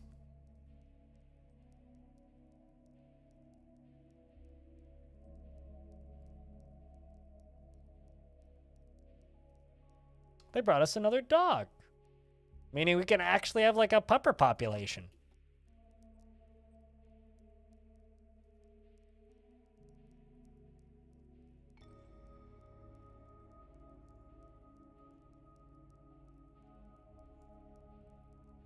You weren't able to sign into Discord at all? You sign into Discord?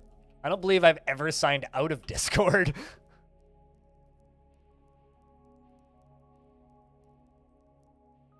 But yeah, so we're in year 372 for this fortress. But yeah, next week I'm going to be doing an experiment. I'm going to be starting a new fortress, just something fresh, and just doing a normal fortress playthrough in a different world. And running it kind of simultaneously with... Yeah, well, that's a new one. Because I want to know if concurrent views will be better on it. If not, then it's just time of year / lack of interest in my streams in general from the greater community. If views are better on a new fort, then it's more lack of interest in Longdeath, which means then probably... what will end up happening is for Longdeath days, we'll switch to Longdeath and start off with other things. Might need to be what we end up doing. Lazy Endor. Where's your dwarf at? I know that you have one.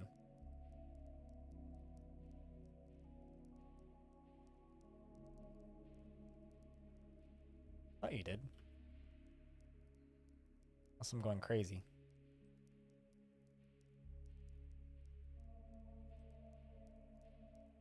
I'm going crazy. Anyway, what's up? How's things?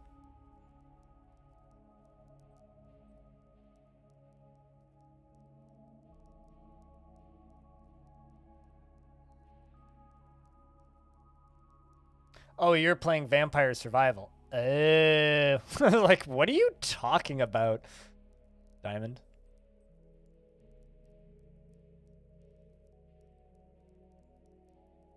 Well, good to know that I'm not the only person having issues with Discord, though.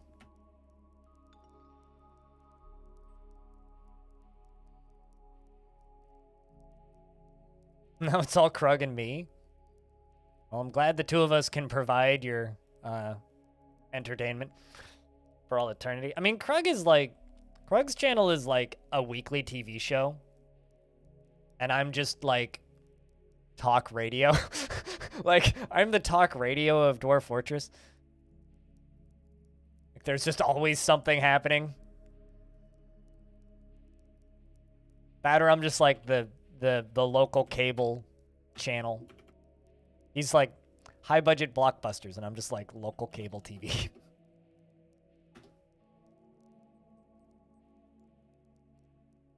It's not a contest. Notes. It's not a contest, even slightly.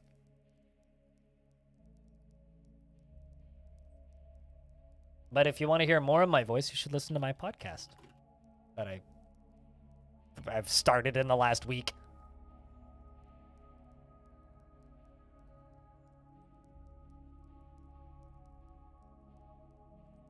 Two weeks. You prefer this place to YouTube? That's fair. I mean, I've been trying to convince Krug Smash to stream for ages. No luck. No luck. Unfortunately, he's also the sort of person who doesn't really respond to dollar bills being dangled in front of their nose. So he's kind of like, that seems like work. Which is accurate, actually.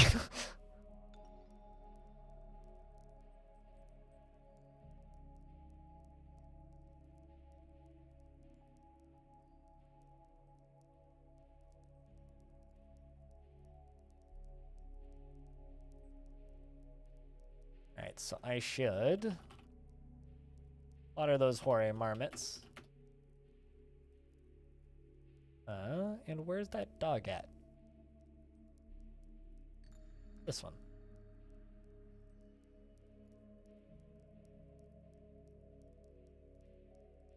Bring that dog up here. We now have another dog that's available as a pet. So we'll have 2 pooches in the fort. How am I holding up? I like how we're back to that point. You know what I mean? We're like for a while there, people were pretending that the world was normal for a bit. Nah.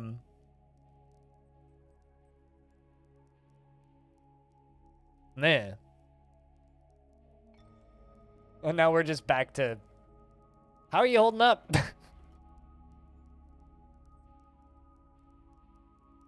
You disagree with you on what feels like half of the stuff you talk about, but you get along with it because you're sort of a normal person.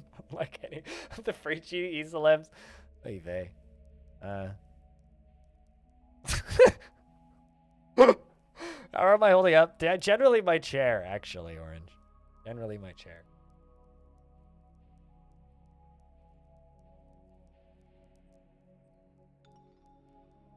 It's okay, I disagree with me on half of the shit I talk about.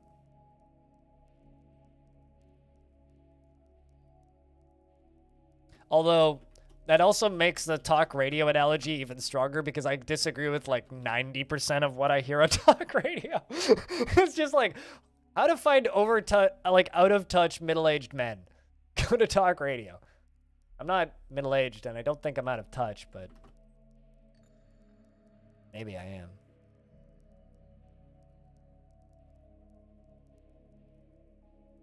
Got nothing else, really. Yeah.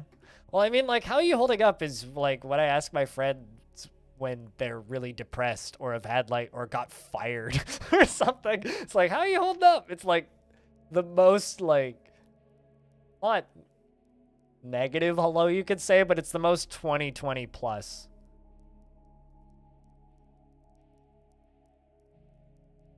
I fucking hate sus. There's so many, like, terms that have been popularized in the last 2 years that I hate. Sus is one of them. But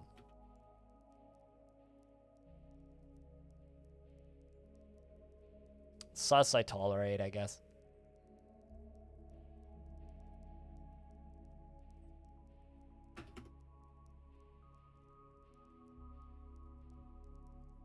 Yeet, on the other hand, should be yeeted out of the fucking dictionary. Sus I tolerate.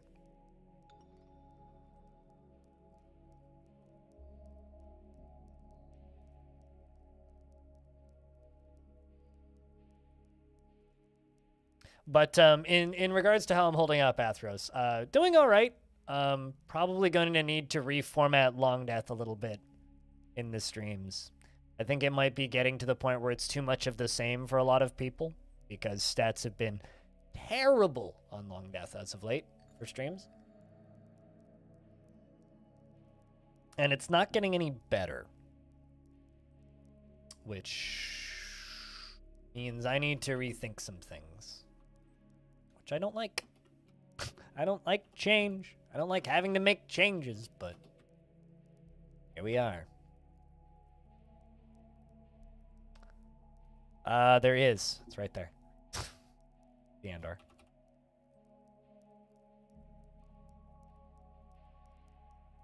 It's just 2 Z levels down, because I can't actually pump it any higher than it is. So it's just right there. Also, if I pumped it all the way up to the top, then theoretically, because this does connect to the bottom, magma crabs could theoretically swim all the way up to the top and break the glass and get out and be in my tavern, which I really don't want. So in the odd chance that a magma crab works its way into the tube, I don't really want it climbing out of said tube. So there is lava, it's just there instead of...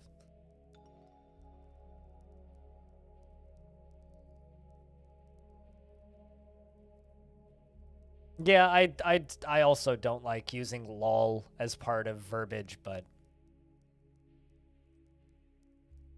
you know. Because, like, lol is short for what? Laugh out loud. So the correct thing to say for lol would be ha ha ha ha ha ha ha. Like, I try pretty hard to not say lol, L-O-L. But, like, in Twitch chat, I've got nothing against saying lol because it's a good emote.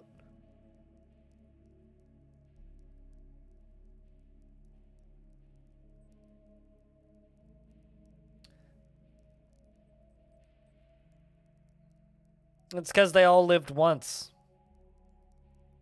Orange.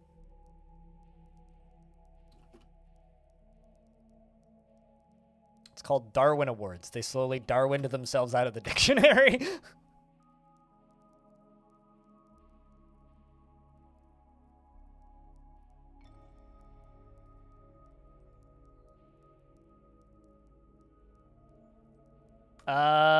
Not fire shooting rock crabs, no.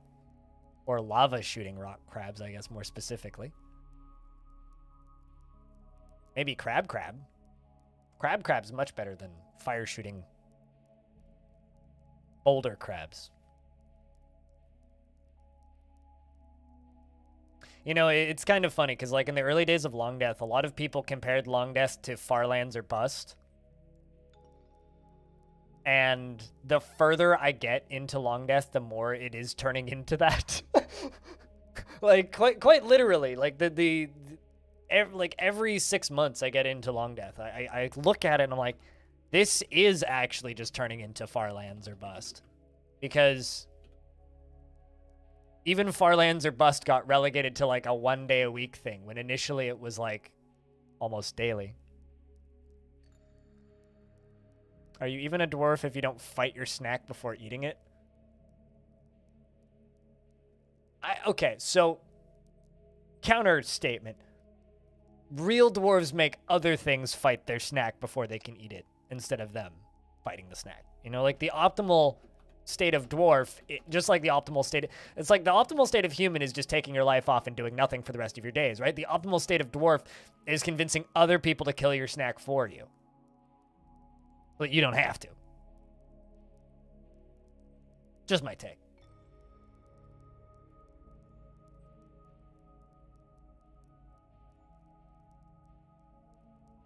But yeah, I'm also open to ideas on how we could regen interest in the live streams of Longdeath. So if anybody thinks that they have like a miracle idea, I'm open to it. I'm thinking probably best course of action is have another series going and then split days. So do the first half of the day on the other series to keep it more lively. And then the second half of the day or in the evenings do like 3 hours of Longdeath. That's probably the way to do it.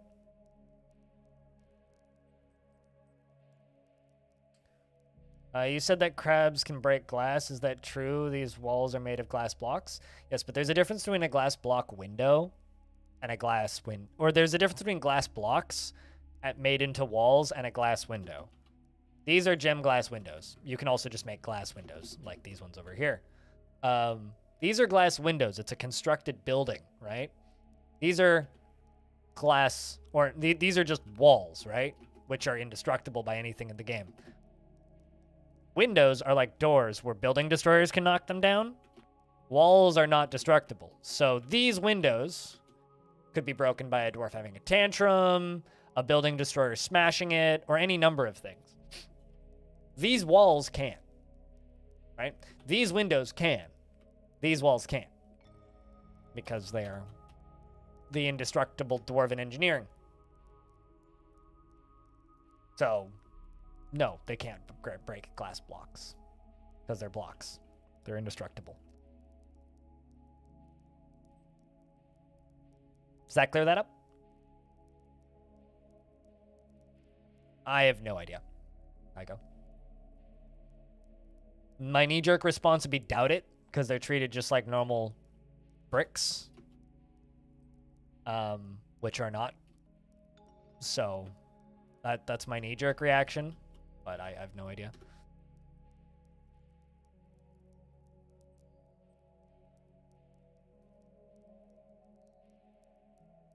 If you're asking if they stop cave adaptation, no. They certainly do not. Glass floors do not stop cave adaptation, if that's what you're asking. Like, I'm not even certain windows are considered opaque. Like, I'm pretty sure having windows around things don't actually stop cave adaptation.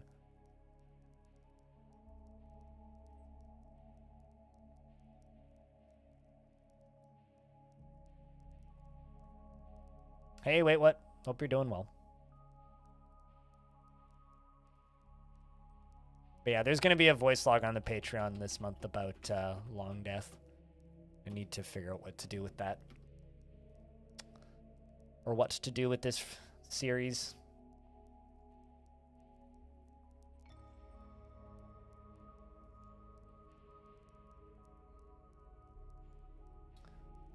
Just wondering if you could change glass windows for walls in the lava lamp and make the lava safely go all the way up to the top. I don't want them to go up to the top. I like the way it is. Could I? Yes. Do I want to? No. Plenty of things I could do. Doesn't matter if I decide I don't want to. How's today going? Doing a bit of soul searching about Longdeath. That's how today's going, primarily.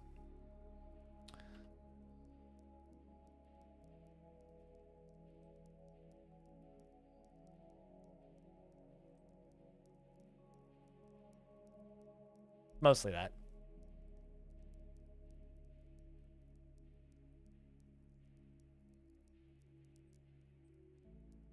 There's no deck building in Vampire Survival. There's item pickups, but you're not pre-designing a deck before you go in. And yes, it has meta progression. What does that have to do with anything? I hate meta progression in roguelikes. Vampire Survivors is not a deck builder, because there's no deck building mechanic. And it's not a roguelike, it's an arcade game.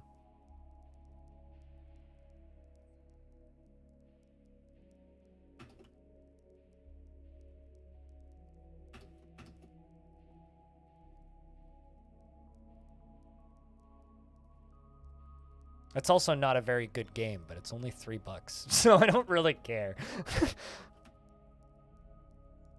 It's actually, like, kind of bad, but, eh.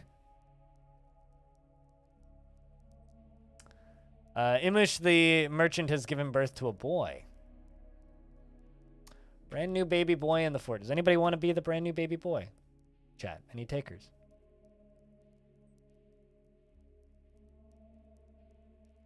Yeah, quite literally, Athros. But the loop has a good hit of dopamine, and it brings in views, which are something that I desperately need. That I desperately need at this point. Yeah, you've been dead for a bit, Athros.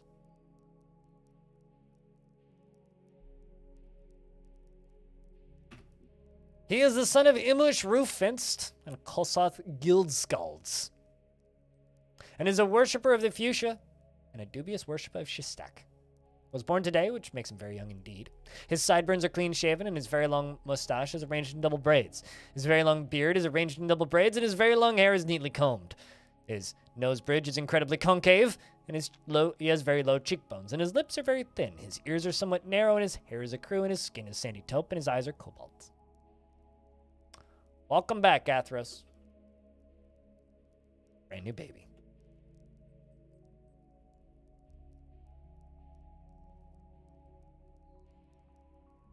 Nobody in Dwarf Fort. What does that have to do with anything? Hey, following. Thanks for the raid. What is up? Someone had a fun day today. Hey, Reza. Hi, Nemo. What's up, Mountain? It's Pafar, Dreadvik, following. Hello. Gamelwarg. Hey, hi. How's things? I'm just repairing holes in my flooring. Well, that just means they're trimmed. Dwarves tend to their beards. It just means that they're nicely shaped. Nothing weird about that. It's been ages since you could catch my stream. It's been a minute. Been a minute for sure. Hey, Dreadvik. Hope you've been well. They're neatly shaven as opposed to being messily shaven. Also, I've seen my fair share of dwarves that shave their faces anyway, so you're not as weird as you think. Generally, it means that they were raised by humans, though, which would be mighty strange if that happened in this fort.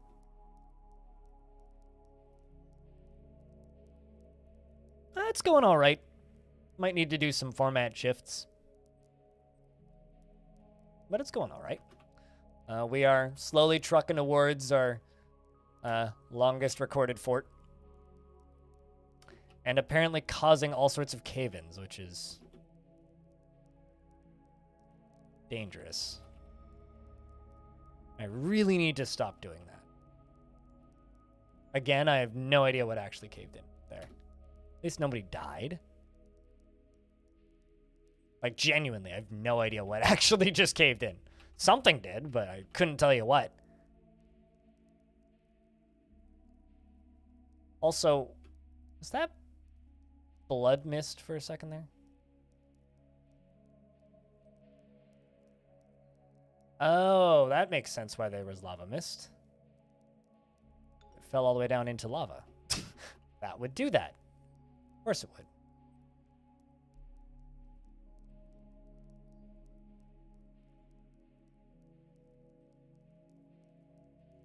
How's my Tuesday?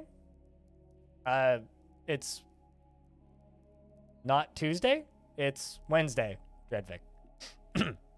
How's your Wednesday going? Neatly shaven.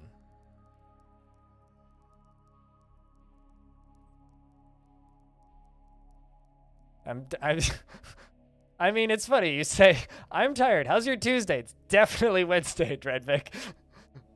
It's definitely Wednesday. Although I had that moment relatively recently. I can't even remember what day it was. I want to say it was like, it was Sunday, and I asked everybody how their Saturday was going, and then Chad's just like, blind. It's Sunday.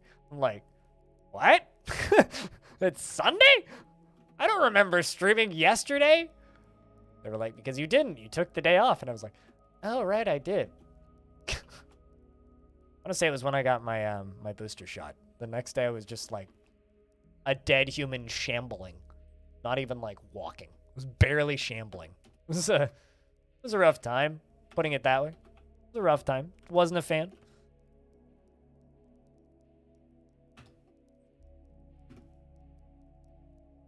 Streamer life, I suppose. Reza, I suppose. But in regards to fort, there is 39 permanent citizens and 55 total dwarves in the fort. And we are slowly, trying to fix a oopsie that I had up here where I spilt a bunch of water everywhere. And in order to do that, I have to like deconstruct and reconstruct a whole lot of stuff. But things keep mysteriously caving in, and I'm not totally sure why. It's like I'm getting phantom cave-ins now, which is just One of those fun things that can happen in DF sometimes because logic. Well, you know, dealing with that mostly.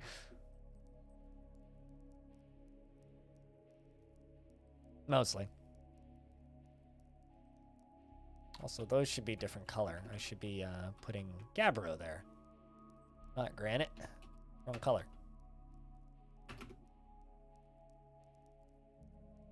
Let's just sell everything here. Done the trading. Thank you.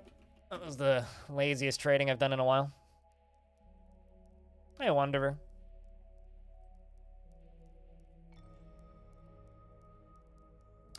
But yeah, we're going to be starting up a new fort series next week because there's been some lack of interest in this particular fort, which I don't totally blame people for. Like, I've been playing this same fort since August 2020. It's been a couple of years now. So I'm not sure exactly how I'm going to reschedule Longdeath, but I'm going to have to schedule it slightly differently somehow.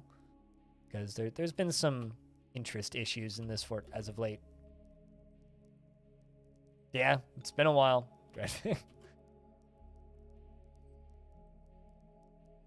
Infinite. You can support an entire fortress on one block. Dwarf Fortress doesn't understand the concept of structural integrity currently. Hopefully it will again at some point, but for right now it doesn't.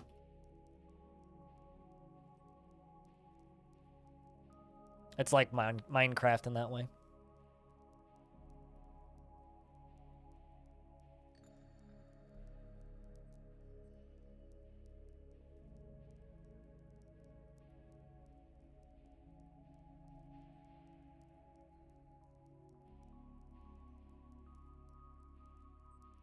But yeah, we're removing all of these red boulders because up here I have a automated fountain system that gives the dwarves showers. Problem is, it all froze and then dumped water everywhere when it was done freezing, meaning there's mud all over the floor. And in Dwarf Fortress, you can't clean up mud, so I have to deconstruct and reconstruct the floor in order to get rid of the mud, which is what I'm working on. Deconstructing and reconstructing all of the flooring up here.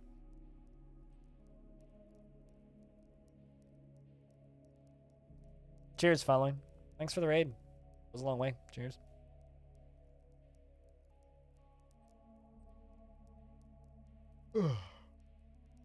And also, yes, what Dreadvik said. Bon app.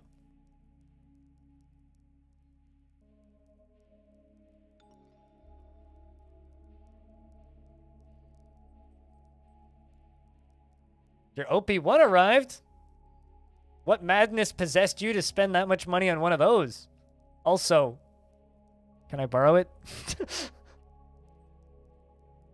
Fucking love an OP1.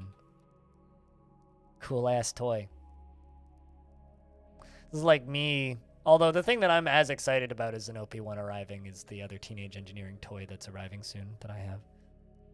In the meal. I want that Playdate stat, especially with the dev tools releasing. It looks so good. Want it.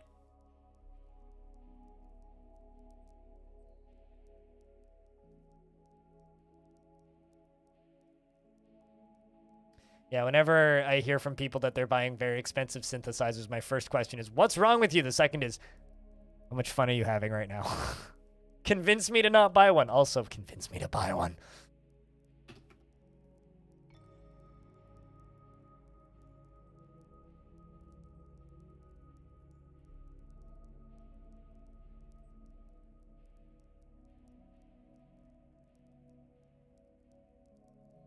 Wanted something physical, you got a big bonus check this month, so you decided to make the jump. Fuck yeah, dude. Oh, come on. Wife talked you out of the mug? God dang it. From following, I assume? Magi was taken? That's a hard name to get. I feel that way about Blind. Because the name Blind was, Aw, they named the other dog, I think. Yeah, Moral. Who's taking our little gray pooch?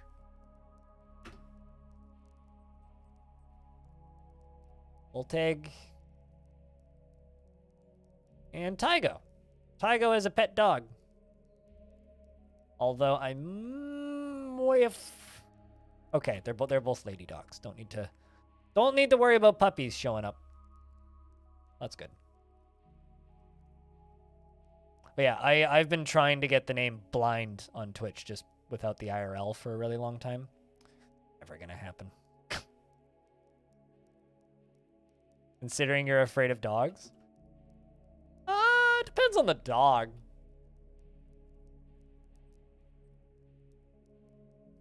Same with snakes. Depends on snake. Most snakes not afraid of. Some snakes run away from. Imagine I was taken. I mean, you have something.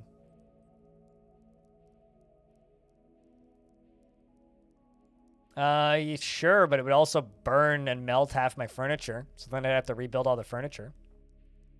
TLDR, no, it wouldn't be. Nuclear sneeze.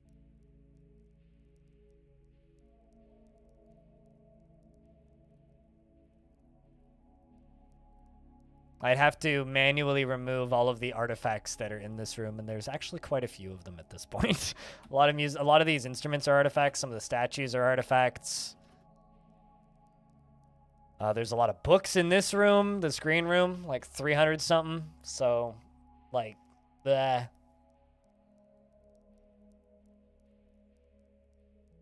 No, it won't, because that's not how FPS works. Actually, it'll just make them burn.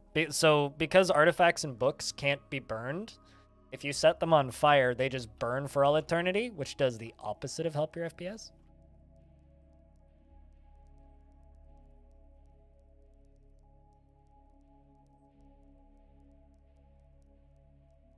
Yeah, permanently smoking books, just like my grandmother.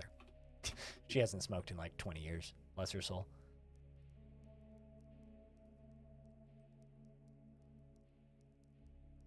We really need to tell those books that they could, like, have problems with their lungs later in life if they keep smoking.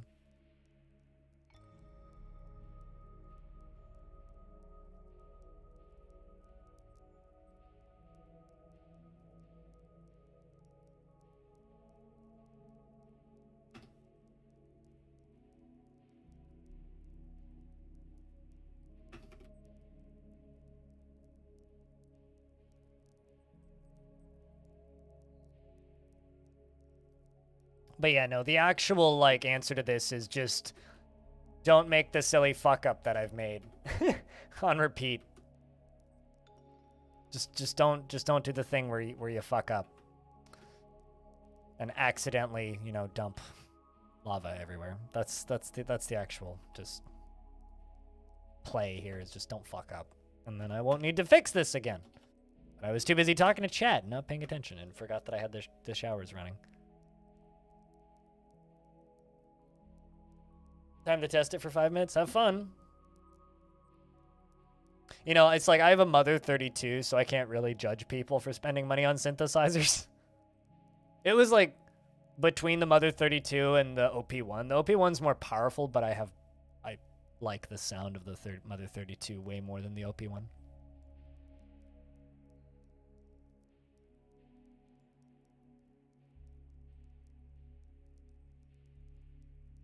Do artifacts and decorated items part burn, or is that the main material that is considered for magma proofing? They are indestructible. They can be destroyed from your map, but they will still exist in the world. Dwarven artifacts are just special like that.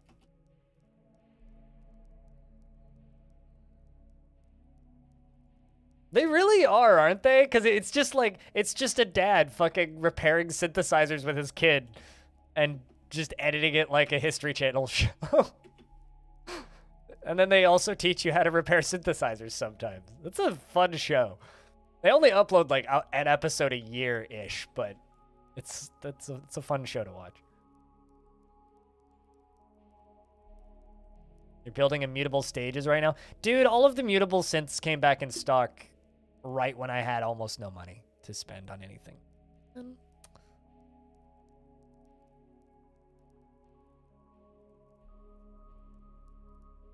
I was like, I had like the very brief, like, momentary piece of like brain thought of like I could just like pay monthly for these. It's like $12 a month for the next 4 years. And I was like, actually, that's like a terrible idea.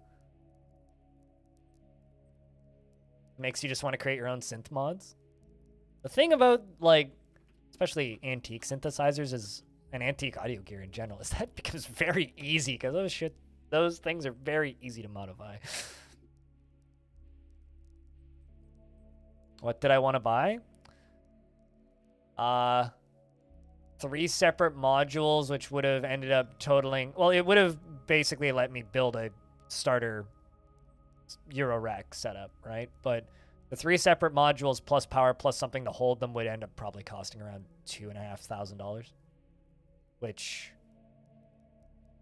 is more money than I'm willing to spend on a hobby right now.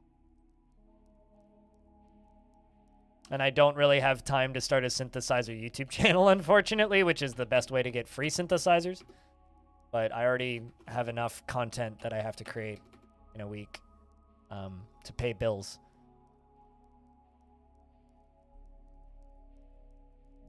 So it's like I'm going to buy a Turia Mini Brute 2S when I have the money, and I was trying to buy one for a bit, but I figured out pretty quickly that that thing's actually kind of hard to buy. The first place canceled my order, and then the second one delayed it twice and then canceled the order. And then the third place I tried to order one from immediately canceled it and sent me an email saying that they're not going to have them in stock for 6 months. So, which is a more affordable synth, like the thing's about $500, and it's pretty fully featured and has several voices and is semi-modular, and there's a lot of stuff you can do with it. Even has like a Euro rack module hookup where you can like build a Euro rack on top of it. So I want to get one of those, but they're proving to be difficult to get my hands on currently. Downstation 3 is the Mother 32 DFAM and Subharmonicon with the stand book and for beginners. Yep. That thing's expensive, though. Still planning on that for a short hop towards modular synth, which you have a friend with a basement like Andrew Hong's studio. Okay, yeah. Andrew Hong makes good videos, but goddamn, he drives me nuts. Just his tone, the way he talks like so much of a YouTuber, it hurts. Like, one of my goals in life is to never talk like a YouTuber. And Andrew Huang, like, the actual content of his videos is really good. But he just reminds me too much of, like, Jacksepticeye and, like, that era of YouTube. And it's just like, ow! Watching you makes me feel like I'm watching multiple TikToks string together. Shut up!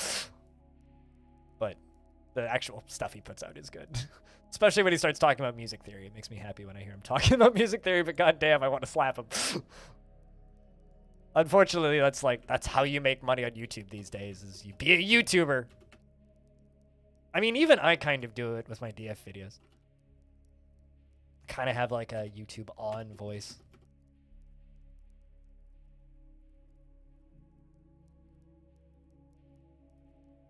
It's part of the reason I like Synth Wizards, because they don't feel like a YouTubers at all.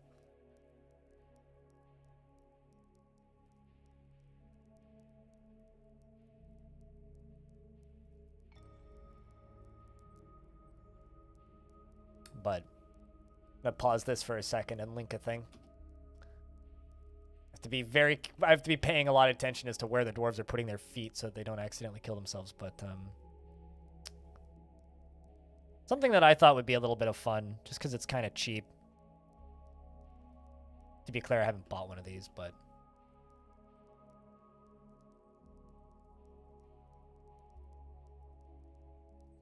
I'm thinking about buying one of these and building it on stream and plugging it into my audio setup, because I could. I have an import which would work with it.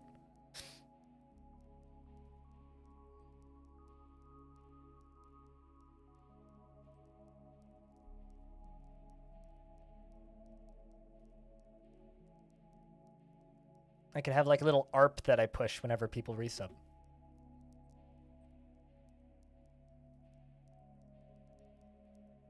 But Like I said, it's out of budget for right now. I'm fully focused on tax season currently. There's one right there. So, making sure nobody's gonna fall through the floor.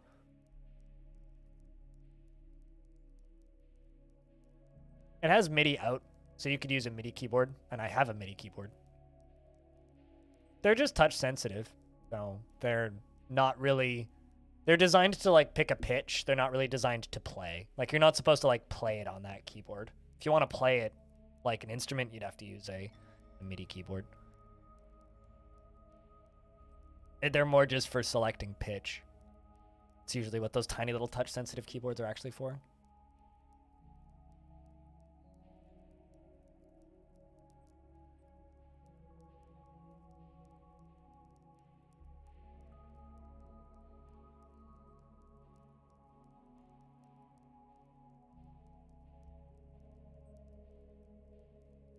But it's a little DIY kit that requires no solder.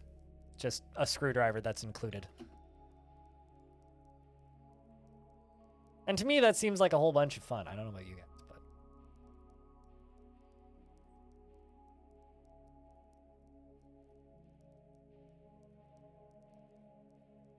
Apparently it takes about 30 minutes to put it together. Tops.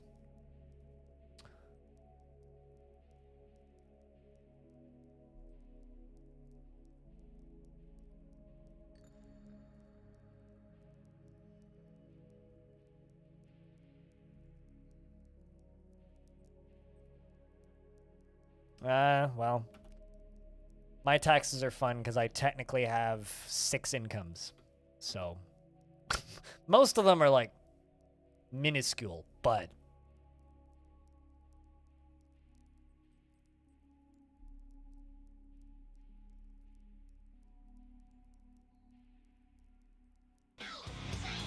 Hey, Zychron.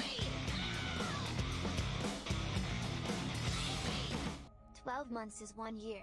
True facts. Yeah, this is true. Thank you very much for keeping that sub alive for a whole year. Now that it's been a year, how do you feel about watching this channel for a year? It's probably one of the only places that you were able to find consistent Conquest of Elysium content, though. Trying to think of other things that you watched me a lot for.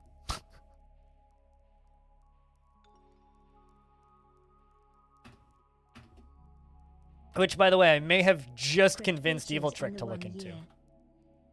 May have just convinced Evil Trick to look into that game. It only took me, like, 6 months. And Rory, thanks for the $1, man. When we can convince Evil Trick to buy it. And he has a much lower game budget than I do. And it's not exactly the cheapest game, so...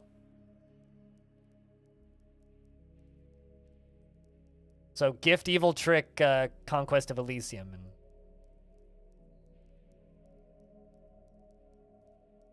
what, on it being a 12 months being a year, Orange? Depends on which calendar you're looking at.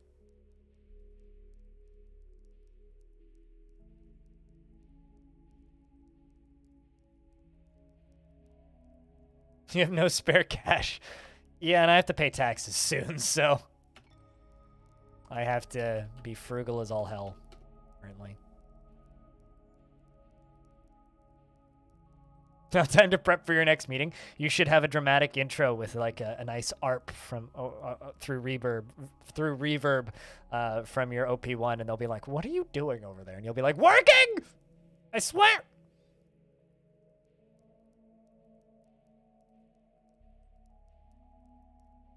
Don't even remind you of tax season? Yeah. You live somewhere where taxes are like a non-consequential thing too, so. Dominions is just a bit much. Like it's a neat game, but I don't know. I like Elysium just because it's like nice, boiled down, and like no brain almost. Like I do have to use my brain to play that game, but it's like it's nice and light. Like the light and fluffy version of Dominions. It's like Dominions minus the annoying bits where you have to play Dominions.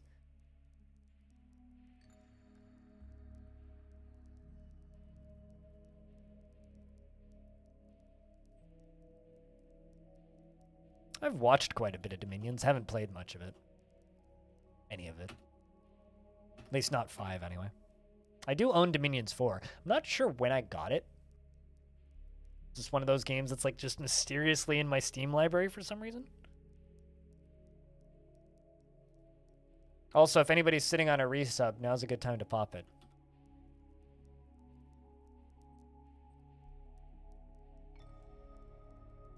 Just saying.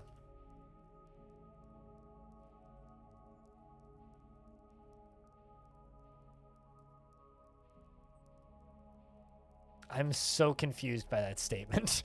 Orange, what are you talking about? Also just realized that I replaced a ramp with a piece of floor. Whoops.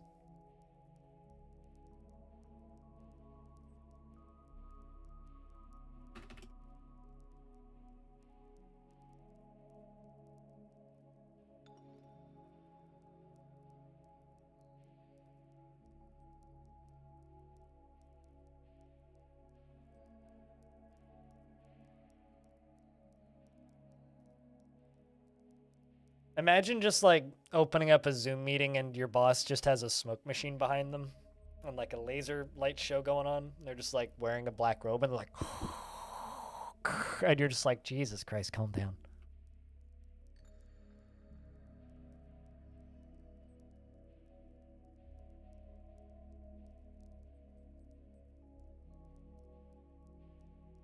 Forget what?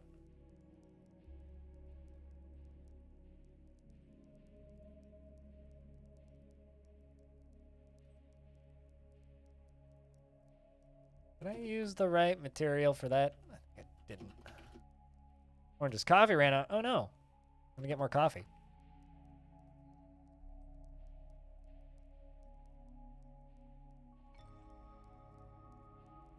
I mean, just because it's not an option doesn't mean you need to apologize.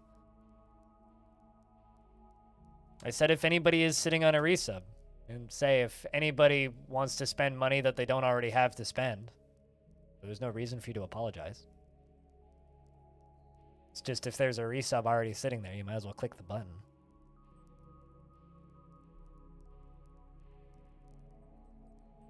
Of course. Go get your damn coffee. Jesus, man. Discord is dead? Allegedly.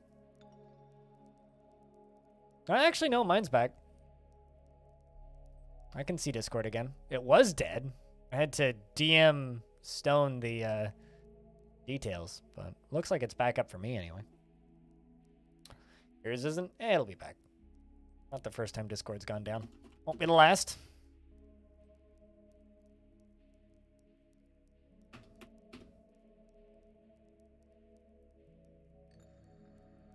Wonder what brought it down, though.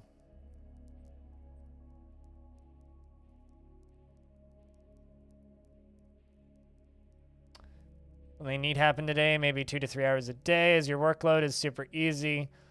Got my 100, your 121 today, and your... That's a weird way to get coffee, Orange. Thanks for gifting a sub to Nuclear Sneeze. Enjoy the ad-free viewing on Twitch for the next 30 days, Nuclear Sneeze. So you had your 121 today, and your boss asked you if you were happy with your workload and if you could take on more. I'm good, thanks. No, but really busy. So naturally, perfectly. Unless they offer you like a massive pay upgrade, it's always no, very busy. You are working me to my limit. Oh God, if you give me any more work, I might explode. All hail anti-work.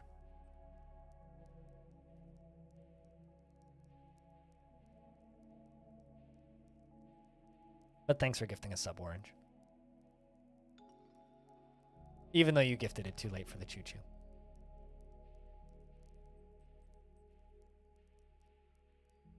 Discord is going down so that people start hating so that Microsoft can buy it.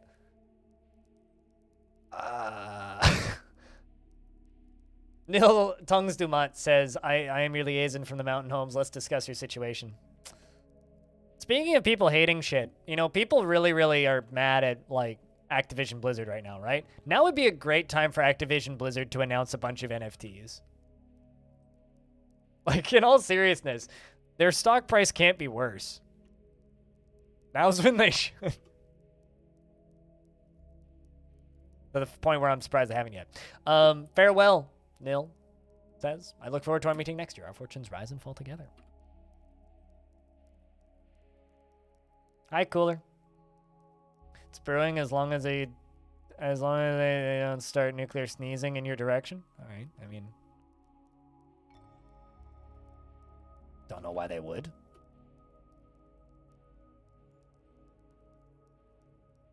They're going to have to run that by Microsoft's lawyers. I mean, did you see the game that Blizzard announced yesterday? Because Blizzard announced a game yesterday. A new game. Which also has made, like, the smallest splash possible.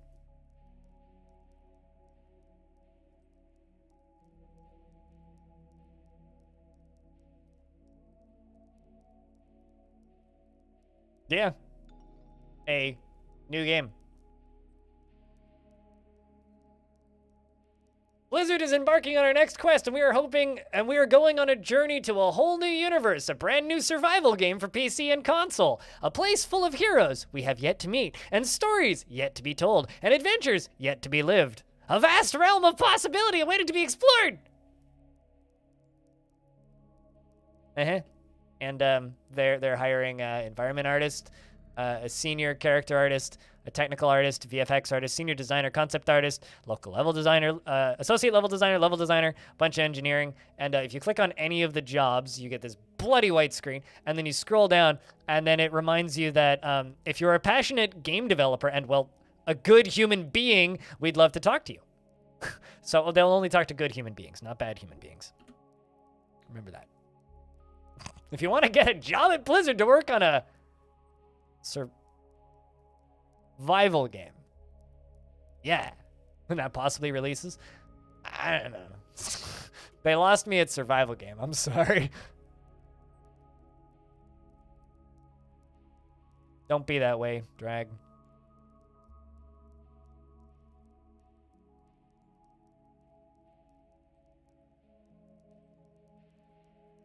You're afraid of that world? Bet it's got NFTs in it.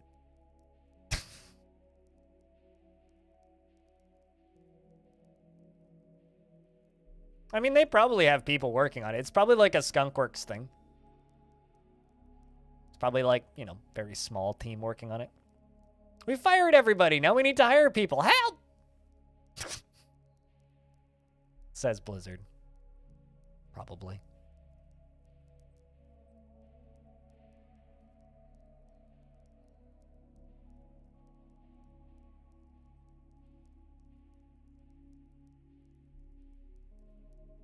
Need you guys to not stand on the things being deconstructed.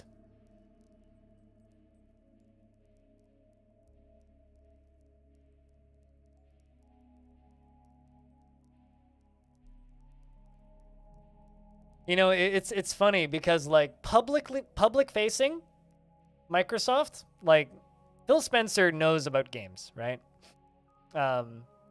He's been in the industry for a long time. He knows that people who are into games and make games don't like NFTs because the tech is kind of dumb. But whenever he talks on the tech side of things, he's super pro NFTs. See. That game is stupidly easy, Drag. It's just a matter about putting the upgrades in the right place and you just win. It's not a hard game. It's like a clicker, but it's a clicker for people who like arcade games. If you think that that game is difficult, then you haven't found a mechanic that makes it easy yet.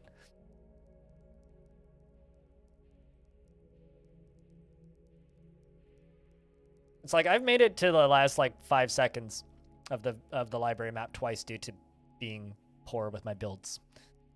But yeah, I also like how simple it is, but it's not a hard game. Like the simplicity is the appeal, but it's not hard.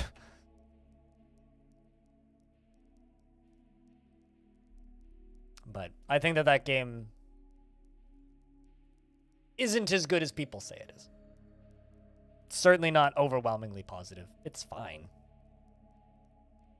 But it's somebody's 90-minute game project that went viral, which is cool. Nothing against that, but not great.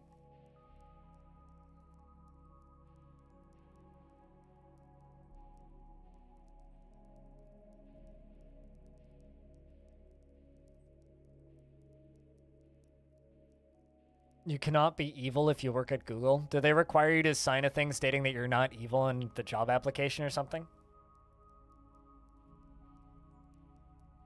You're surprised I played it at all? I need to get views, my dude.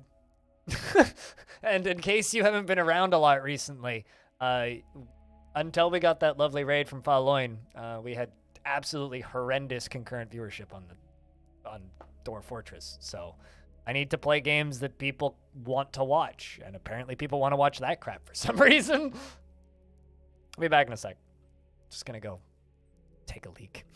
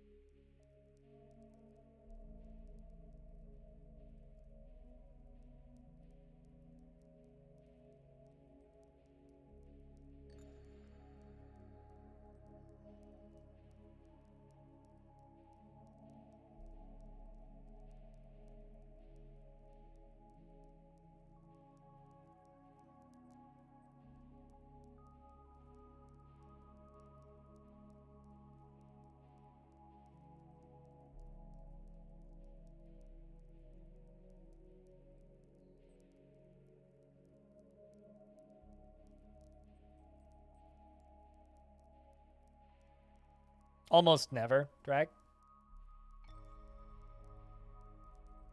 Almost never. It also kind of just goes against like what I like doing. Games that are popular don't need my help as a creator. Like, what's the point of supporting a game that already is getting a ton of press? You live! That's good. Were you able to get some sleep, audio?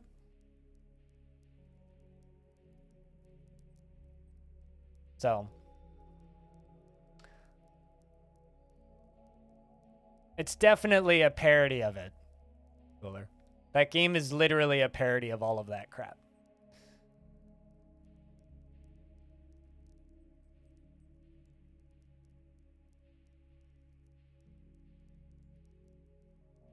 Mm-hmm.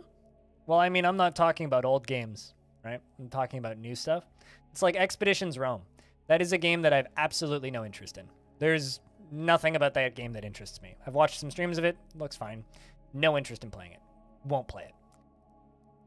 If I were to play that game, it wouldn't be because I'm interested in it or I want to support it or I want other people to support it. It would purely be because that game's getting a lot of views because it has drops, right? I'm gonna use that as an example. But I'm not going to. Because it doesn't need my assistance, it doesn't need my traffic, it doesn't need any of that. I can't wait to play the new Jupiter Hell update when that comes out. Largely, when that update comes out, I'll probably get the same number of people that I normally get when I play that game, which isn't brilliant.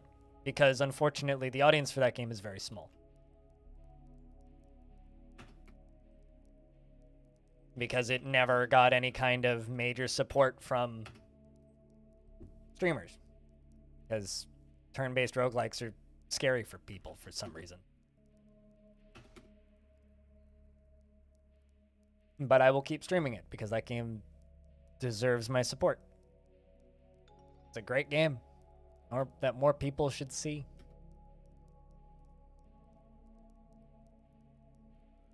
Stream is sponsored by nobody.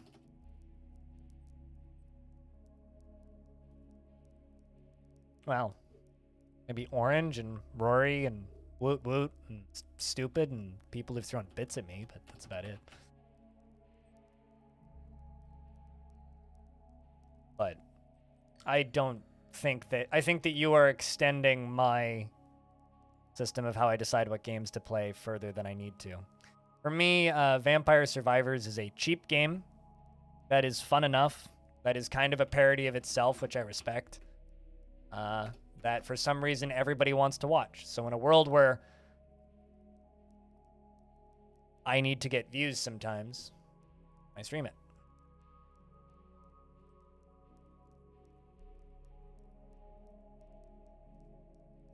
Thanks for devaluing me, Frog for Hire.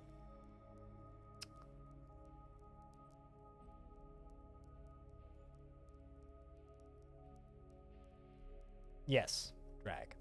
But like any business, sometimes you need to do things that benefit you.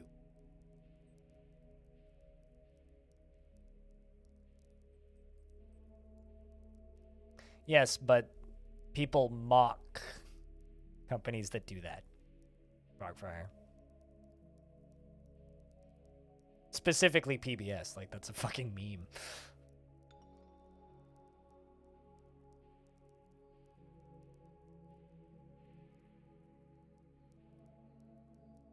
Wait, put which one on your wish list?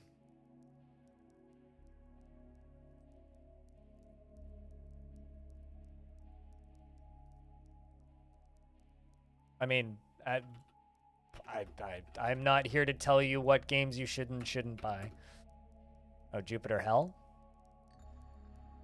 Don't buy it if it's over your level of tolerable graphics. This is my I just play good games. Like on the Citadel. I don't fucking care what you want to play or what your level of tolerable whatever is. If you want to play it, play it. If you don't, don't. Heal, damn it. Jupiter Hell is probably the best, most accessible traditional roguelike on Steam. So, there's that.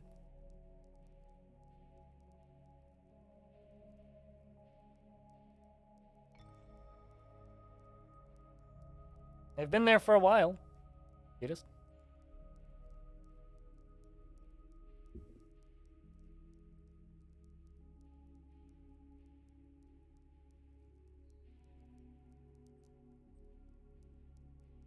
You forgot about them. All right. What do I got to do to remind you that they exist better? I literally mention them every time I go on break.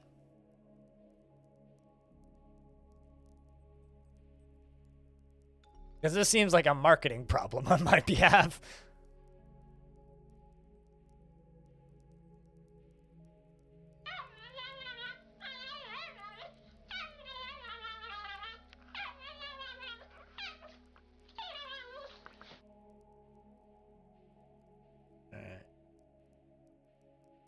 Your luck in Noida's quite poor? That just seems like Noida. Doesn't seem like a thing that's unique to today. No, drag.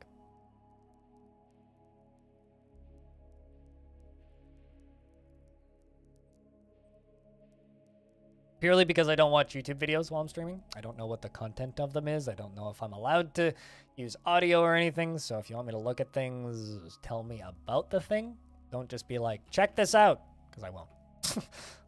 You're welcome to link it, but unfortunately, because of the status of the internet these days, I really can't. What I used to do. And if it's a game, you link a Steam page, I can click on that. But,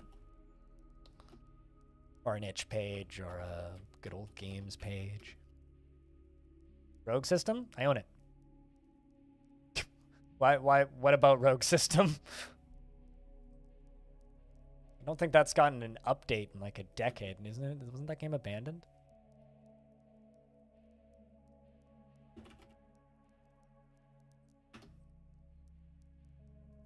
This game? Yeah, I own it. I have about 20 minutes in it. Didn't even remotely appeal. Not really. I mean, it's a well-designed spaceship sim, but it's dead as dead can be. So, doesn't matter. If it's epic or not, it's never gonna be finished. So who cares? I played it a bit during the my obsession with Elite Dangerous. I think the idea is amazing, so who cares? An idea can be incredible, but if it's never going to be finished, what's the point?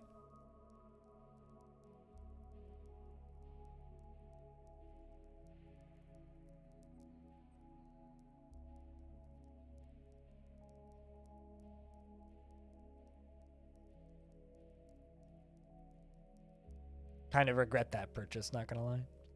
I think I paid like $5 for it though, so. Last I checked, DF isn't abandoned? Cooler? Cooler, are you here to like be productive or give me updates on art, or are you just here to mock me? Because I'm really not in the mood, dude. Really not. Apologies, but I'm really not.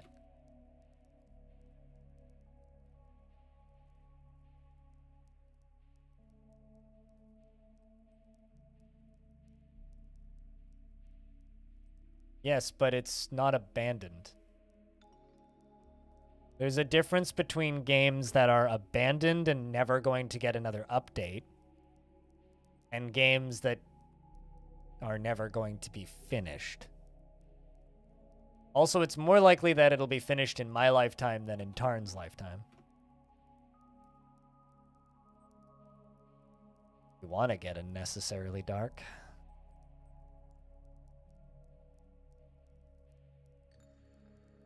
Because, like, literally all you've done today, Cooler, is just be mean, and I just... Some days I have the brain for that, and some days are today. So, I don't need that kind of micro-picking apart of everything I say, thanks.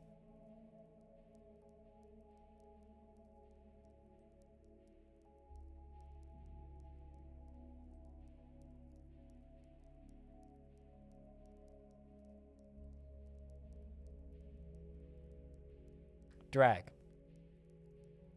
You said dude, so I had to respond. Alright, almost done fixing my floor fuck up. Nice. Are you ready for spring?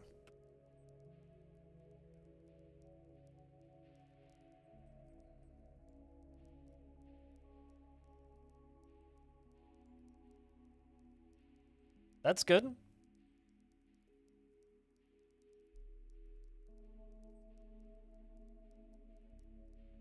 Don't know who that is, Drag.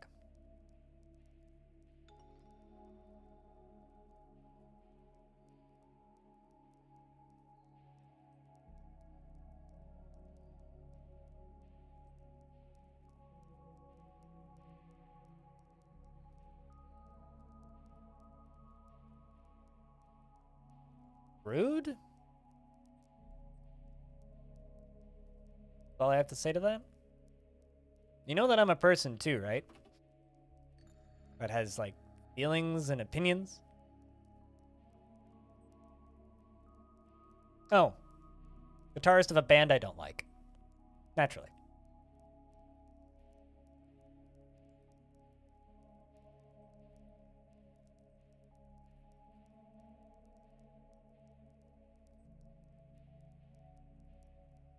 Okay.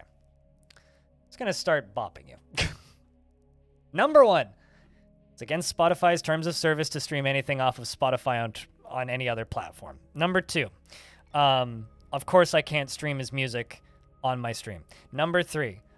What's, like, your intention here?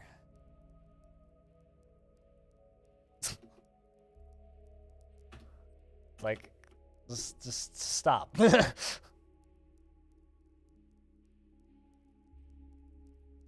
No, I don't need to listen to anything by or produced by or anybody surrounding or involved with the Red Hot Chili Peppers.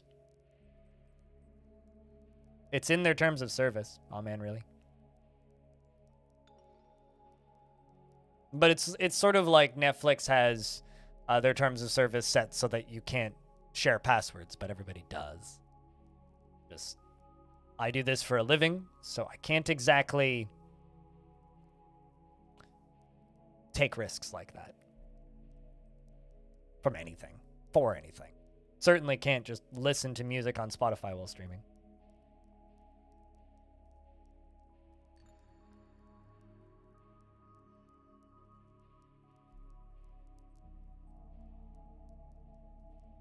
Sort of like, you know, public venues like bars and restaurants need to pay for a specific satellite radio subscription to be able to.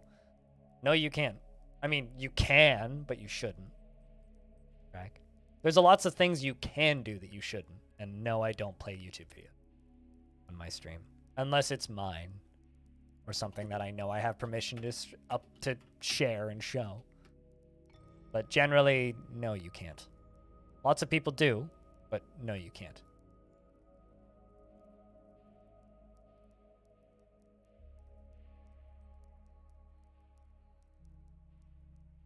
It's like lots of people shoplift. You're also not supposed to shoplift.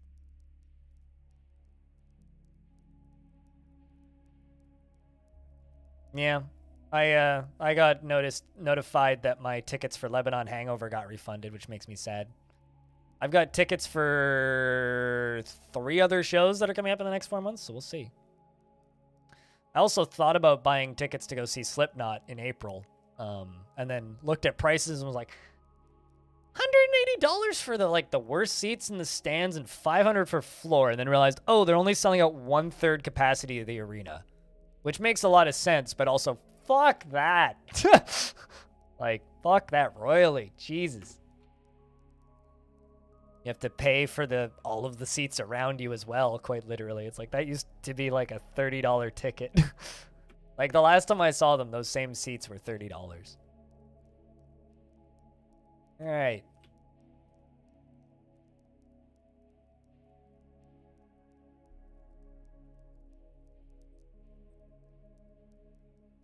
Getting some frame lag here. Not sure what's causing it currently.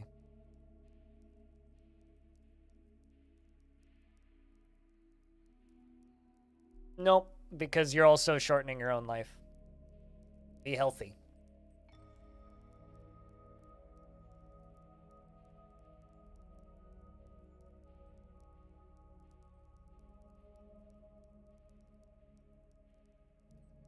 Unless I have good ideas regarding design. Well, I gave you like a reference picture. How many reference pictures do you want? 10 years ago? Back in normal times, so pre-2020, I would go to, during peak season, I would go to 3 concerts a month. During peak season. Sometimes more.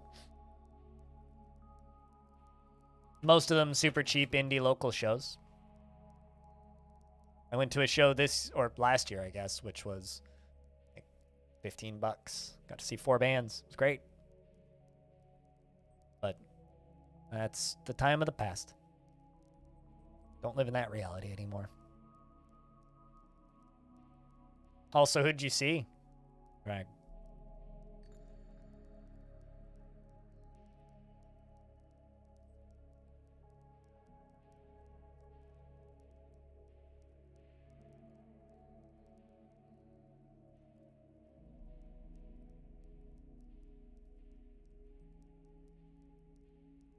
Small Lithuanian metal band? Now I'm curious, but if you have links, feel free to post them in the music section on Discord so I can take a look at them later. Neat. Part of the world I know almost nothing about musically. No, I haven't heard of them. Shit. Shit can be good sometimes, though.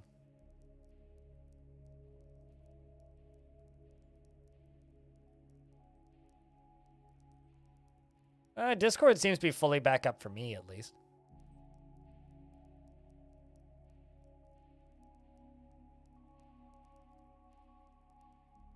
'13 was the last time I... Well, yeah, 2013 was... I think was the last time I saw Slipknot. Maybe 2014, actually. Might have been 2014. Literally wearing a creator shirt right now.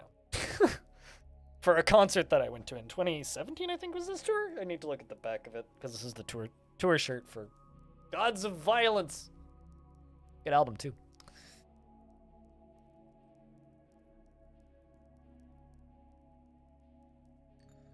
All right, we finally finished fixing my fuck up. King want anything? Crutches. That's infinite.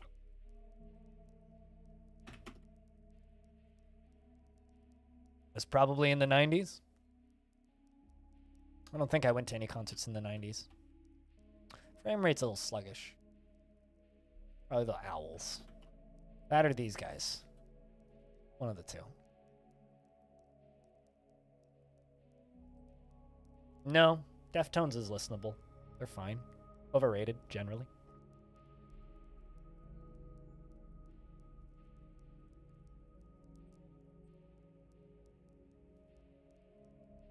Closed captions said that the album is Ellen Tube?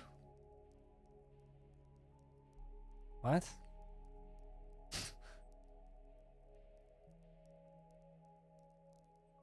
They're not even that angry, though, Drag. In regards to Deftones. Like, they're fine. Like, I'm not going to talk shit about Deftones, but... Doing a show at your high school? Oh. Wow. You've never been much of a concert junkie, then. I just did. Brag. But then again, there was one time somebody told me that nobody talks shit about Slayer, and then I proceeded to talk shit about Slayer, and then I got punched in the face. The last time I got hit. Good times. By a friend of mine, but... Also, Slayer's kind of overrated. But yeah, I don't really like Deftones. I didn't grow up with them. I didn't listen to them until a lot later, because they were never a big band around here. So I have, like, no interest in Deftones. I have a good sleeps, nuclear sneeze. Time zones are whatever. Morning is when you tune in, and good night is when you tune out. Doesn't matter what time of day you are, where it is where you are. Sometimes I'll say good night to people when I'm leaving a chat at like 3 o'clock in the afternoon, and people will be like, "Blind, you're on the West Coast. What the fuck?" I'll be like, "I'm leaving. Good night. Bye." I say good morning to people at 2 a.m. It's like, what's wrong with you? The way to do it.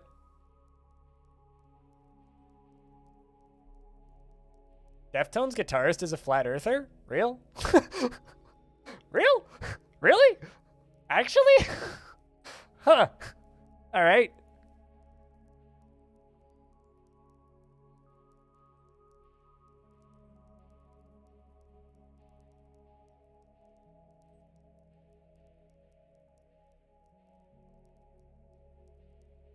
Among other dumb things? Huh.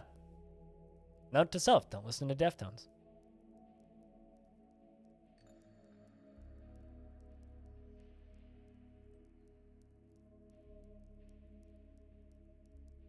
I'm also going to break my rule. I'm going to set up a repeating job.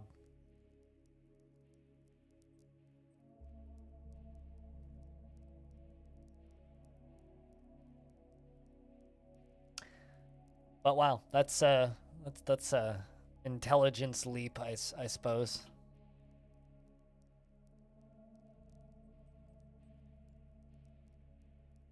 Or a flatten the earther. You know, I ran into a guy at a bar not too long ago now, who I'm pretty sure was just a troll, but was arguing with me and the guy next to him about how the Earth is allegedly flat, and it became painful at a point. Also, Cyrolite, congrats on the fact that you used to be rich. Jack, can I get a round of beers for that? The thing I've been listening to recently, though, music-wise, is a friend of mine wants me to get into Health, the band Health. So I kind of don't like their current stuff because it's just synthwave at this point. Like, it's just dark synth and not in a way that I like. But that first album and Get Color, which is their second full-length album, pretty fucking great. Pretty fucking great. Wanted to state that. Get Color and their self-titled albums are pretty good. Nice, loud, weird, heavy music.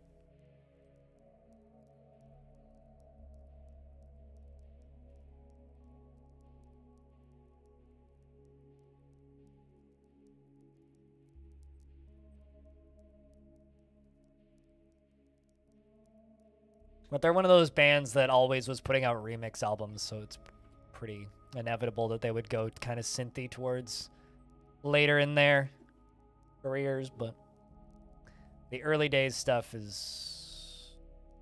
Get Color's pretty fucking great, actually.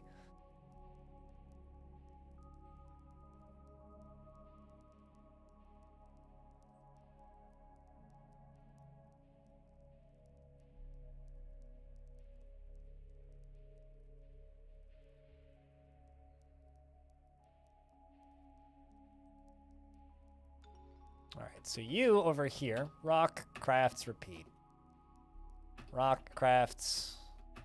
Rock, crafts, repeat. Rock, crafts, repeat.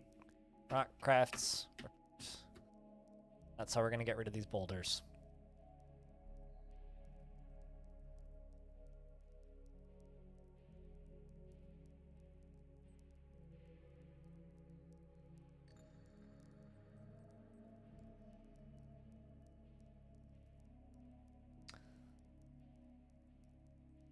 That, and I think I'm still slowly getting back into Muse. Don't like their last two albums. Drones is not brilliant, and didn't like Simulation Theory, but that new single is really fucking good, so I don't know how I feel about Muse right about now.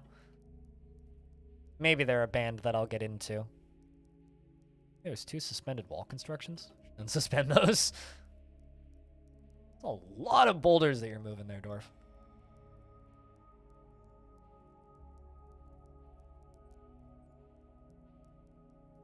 This is how we removed all of the boulders the first time. We had to remove a bunch of boulders. And this is how we're gonna do it now. Just putting a bunch of craft store shops in the middle of it. Turning the jobs on.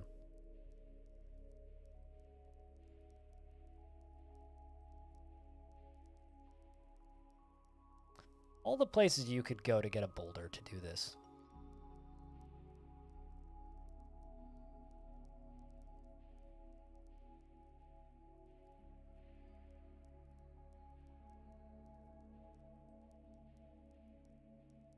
Could also just set it so that they all pull from one stockpile that's right on top of them, but kind of not what I want to do unless I need to.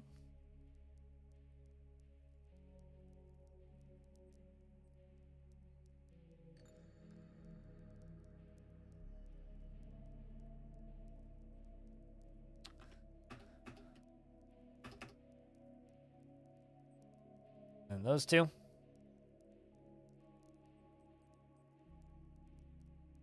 Also need to smelt more galena, but probably because they all just grabbed rocks from the surface for the first run.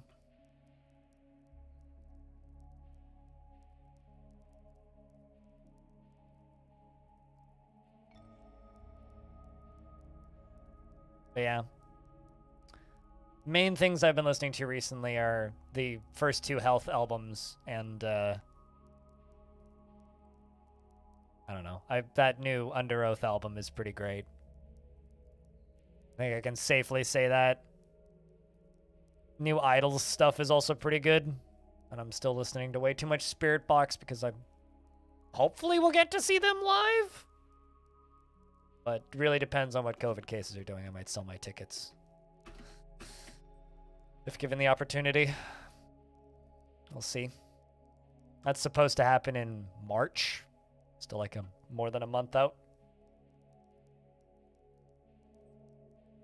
It's like March 12th or something.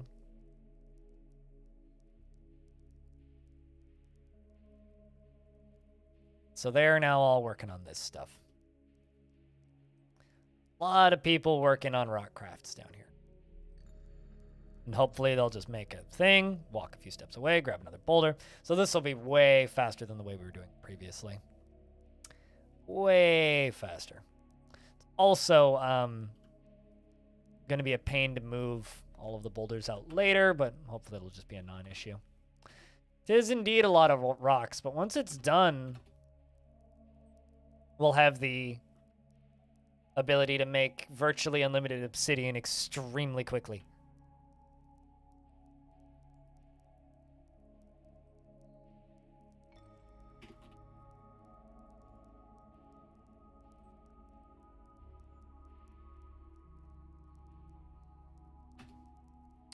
Make the rest of the kimberlite into blocks.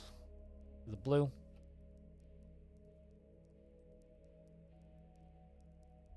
Yeah, no, it turns out you get a lot of rocks when you dig out a lot of stuff. You found some obsidian when you were a kid? Yeah. What's up in Longdeath? Clearing boulders. I was cleaning a water mess a minute ago, but finished that. So, removing all of these boulders. What's up in Longdeath? So, just built a bunch of craft shops down here. Population's doing pretty well, actually. We're up to almost 40 dwarves, which is the highest the population has been in quite a while, actually. 55 total, including merchants, but...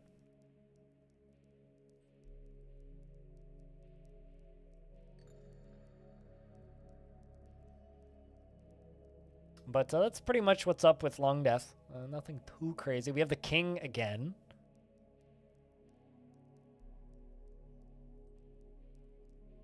Apparently the Steam Deck launches on February 25th.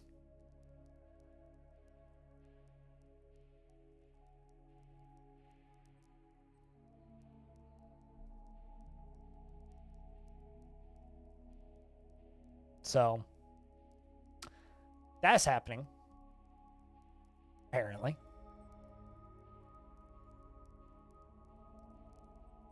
Here's a link. Does anybody know? Know what? I don't know. What's up with you, Animal?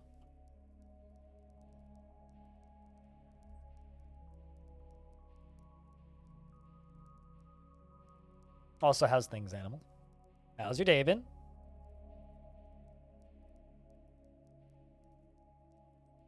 Hello.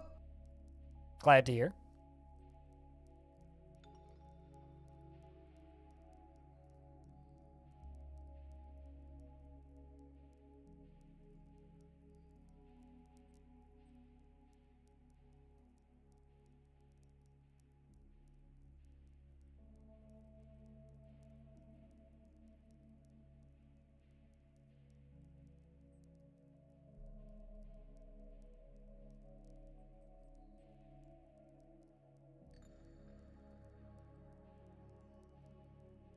But I'm glad things have been good.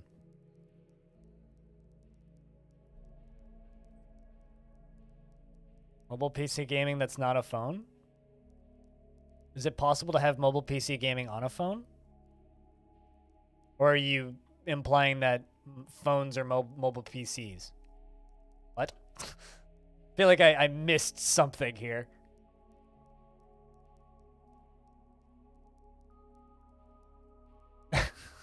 Sorry, that's just a funny, like, article that you just posted. It's just that fucking headline. Hold on. Deftones' Stephen Carpenter still thinks the Earth is flat and doesn't believe 9/11 happened. Well, I think that you just gave me all of the reasons to not like Deftones. I've never been, like, super enthused by their music, so... well, naturally. Naturally. I mean, if you think the Earth is flat and you think 9/11 didn't happen, of course you're an anti-vaxxer. Like, no shit.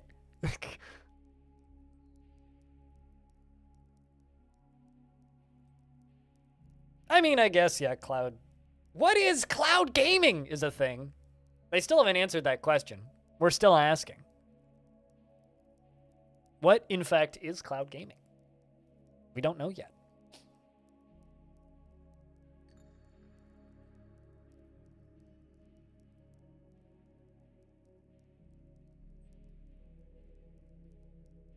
God, I wish. That would be so nice, Animal. Like, man, I wish that science worked that way. God. Like, was it us joking about that last night? I can't even remember. But I think I might have been on the Vancouver subreddit. Someone saying chemtrail vaccines, and then someone else was like, God, I wish we had airborne vaccines. I'm just like, yeah. Could you imagine? Oh, that'd be so nice. They just like pump it out into the oxygen, and we all just breathe in and just. Don't get sick anymore. That was so wonderful.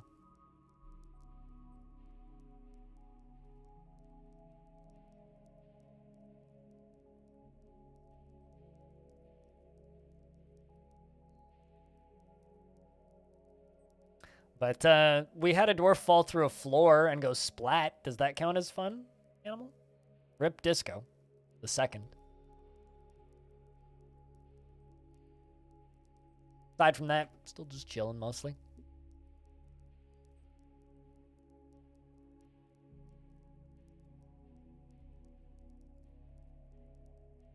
Yeah, dwarf went splat. Through a floor, yeah. Too much fighting with Zed? No, he decided to stand on a floor tile that was being deconstructed and then fell through the floor. And IDZ the third withdraws from society.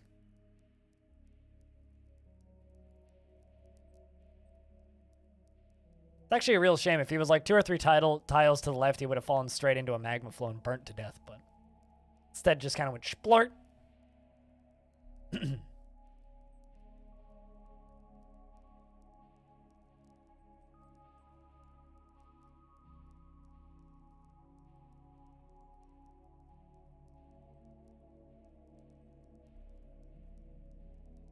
That's amazing.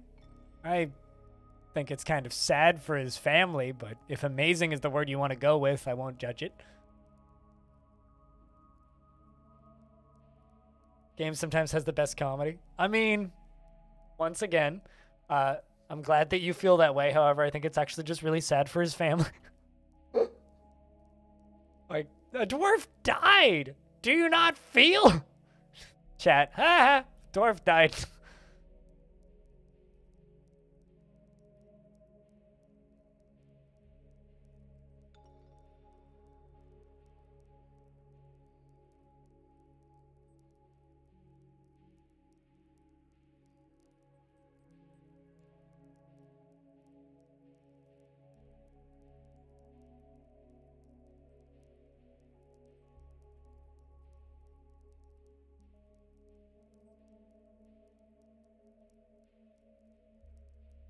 I'm just gonna, not to like throw us straight into politics, but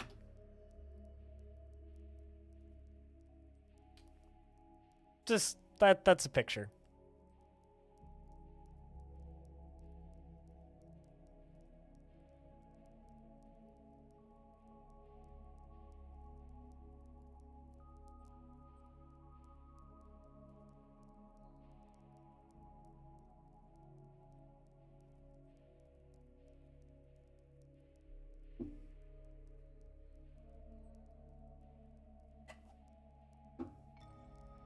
Yeah, same. Audio. I'm just busy over here living in my privileged country of Canada, being kind of concerned about the rest of the planet.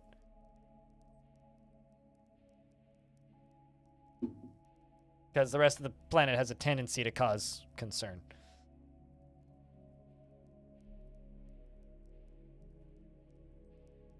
Hey, Elthos. Hello. How was you?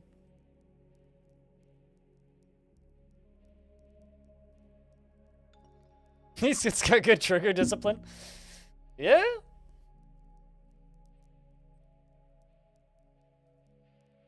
I asked, how is you? How is you?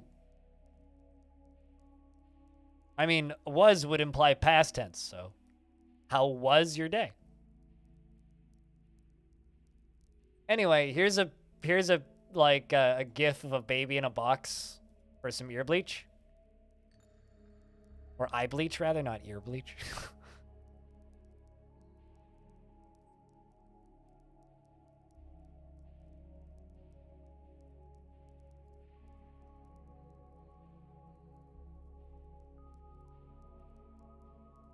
The one that really confuses people that I have this weird habit of saying is, how is we?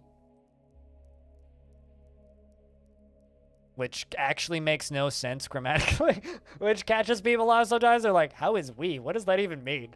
Like, well, I don't know.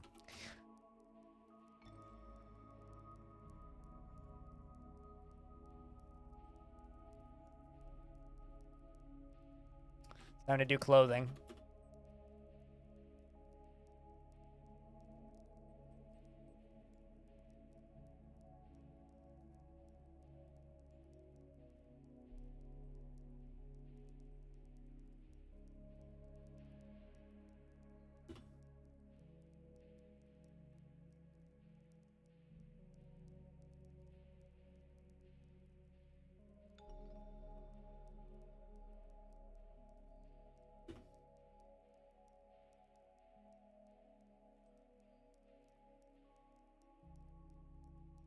Did I do anything twice? Caps, yes.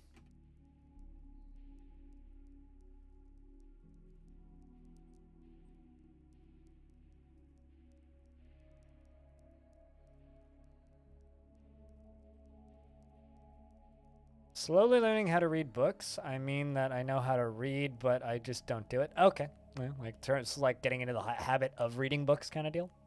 Gotcha.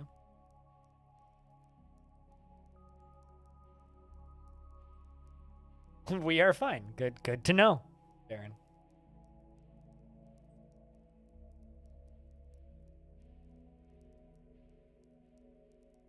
Just read that they are now sending medical, engineering, etc. units, not just combat resources, a sign that something may actually be happening soon. What, in Russia? Huh. For good or for worse? I'm assuming you mean between Russia and Ukraine.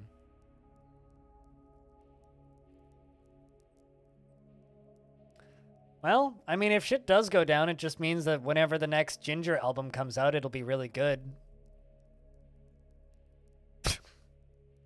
On the bright side, just pumps more anger into the metal. Although the current album is great too. So.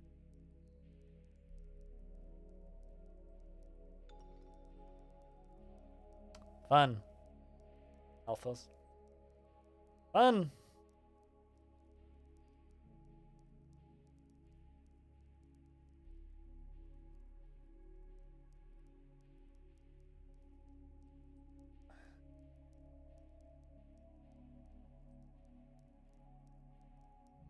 Just hope that anybody in that part of the world stays safe. There are people who watch. There's a couple people who watch this stream who are from the Ukraine. Yeah, I hope everybody's okay.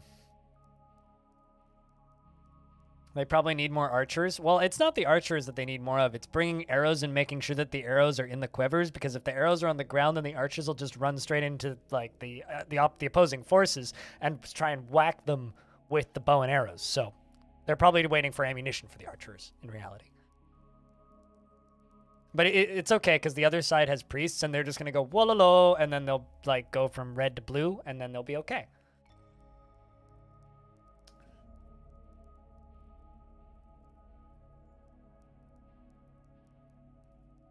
I mean, the thing that's happening is, like, the global economy is exploding, which is the kerfuffle that they're trying to use to hide it. People will be too busy looking at their bank account to realize that there's bombs going off. Because that's the problem with the Western world, is they are more concerned with their bank account than the survival of other people.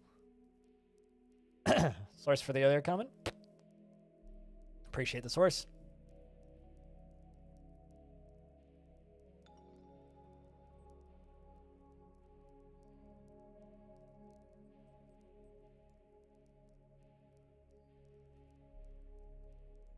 Fun.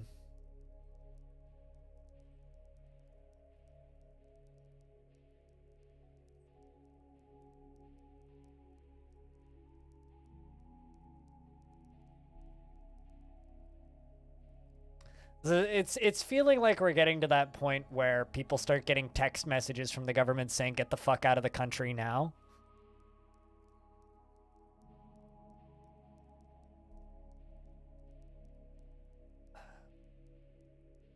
That's what this feels like. I was watching a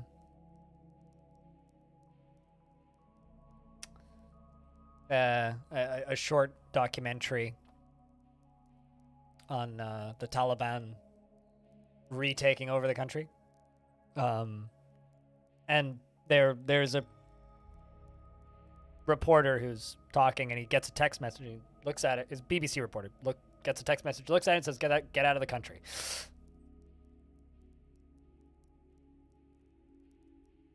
Well, nobody cares what the U.S. has to say because the U.S. is just obsessed with invading other countries themselves. So that part of the world kind of doesn't care. Embassy civilians have received that message? Fun. Wonder what my neighbor thinks about all this. He's the guy with the house in Ukraine. Remember how we were talking about that like the other day? That I have my neighbor has a house in the Ukraine with like thousands of euros under the sofa. I wonder what his take on all this is. He's worried about his bank account, but for different reasons.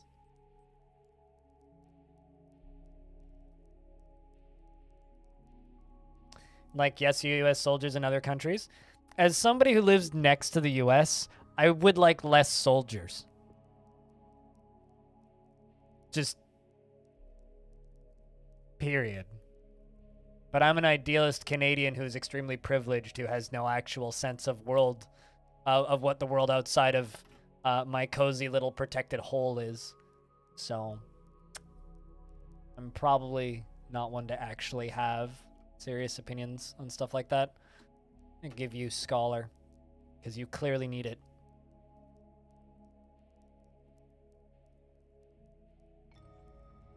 What, less soldiers? Well, I mean, of course, the American economy would explode.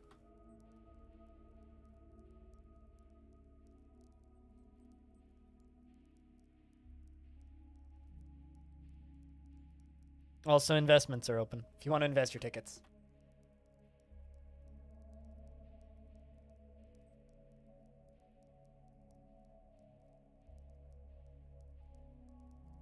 I'm actually kind of curious about something.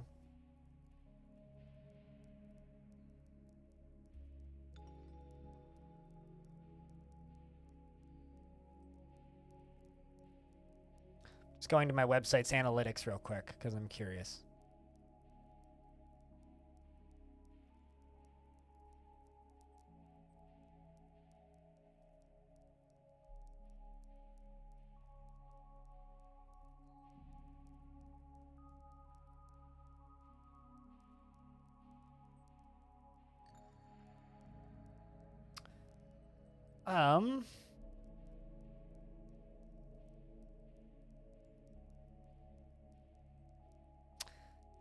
The Halcyon Frequency website has had 4 unique clicks from Ukraine, but they're all from separate provinces in south of Ukraine.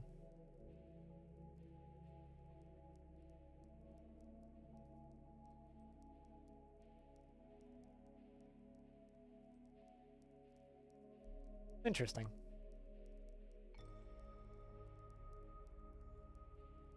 Don't mind me just stalking IP addresses right now. Not exactly. 4 unique IP addresses have been to the Halcyon Frequency website.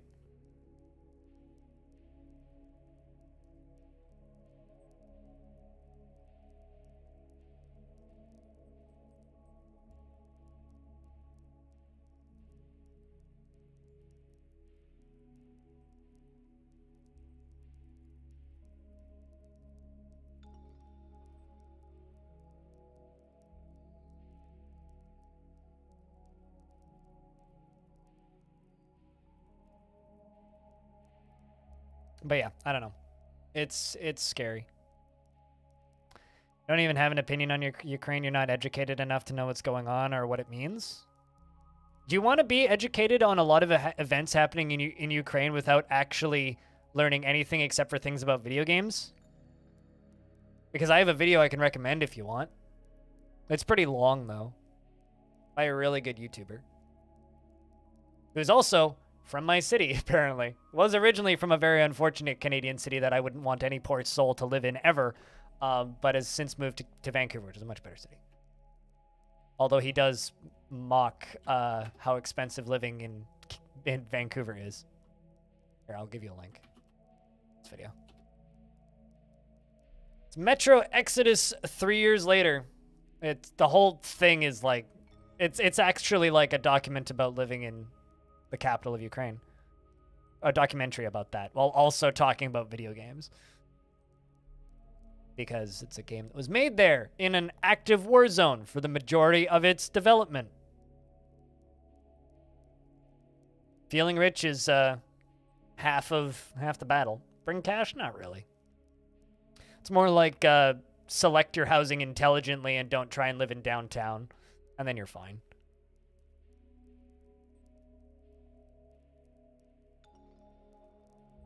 Open source intelligence discords? Explain?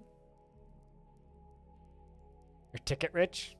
I mean, you're getting there.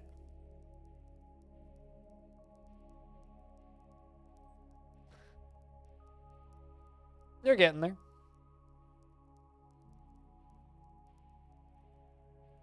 At least this is making a dent, which is nice.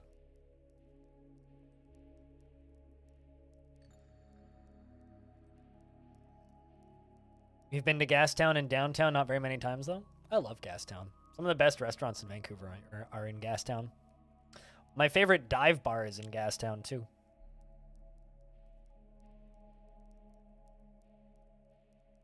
It's a little place called Black Cat.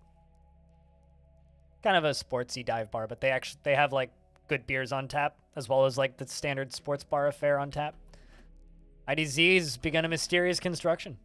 So they have good beer on tap, and they play good music, and bartender's cute. Good spot. Discord servers that discuss and share global events and news sourced from social media and anonymous military and private contractors. Huh. That's interesting. And why are those public? Is it like people leaking information, or is it public information being disclosed? I want to link to this Discord server now.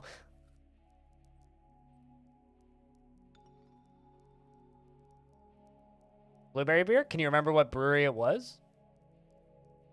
Also, I know a streamer who lives in Squamish. I've rated him a couple of times. I don't want to out where he lives, though, because I don't know how public it is.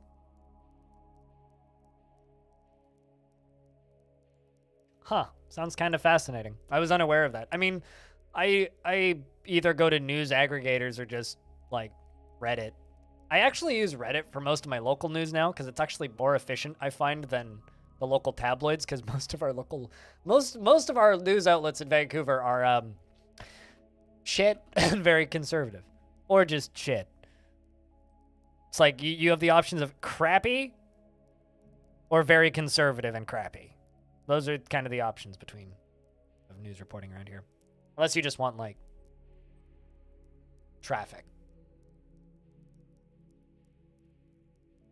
In which case, City News is great for traffic and weather, but that's about it. And also, like, daily COVID counts. Crutches and picks. Nope.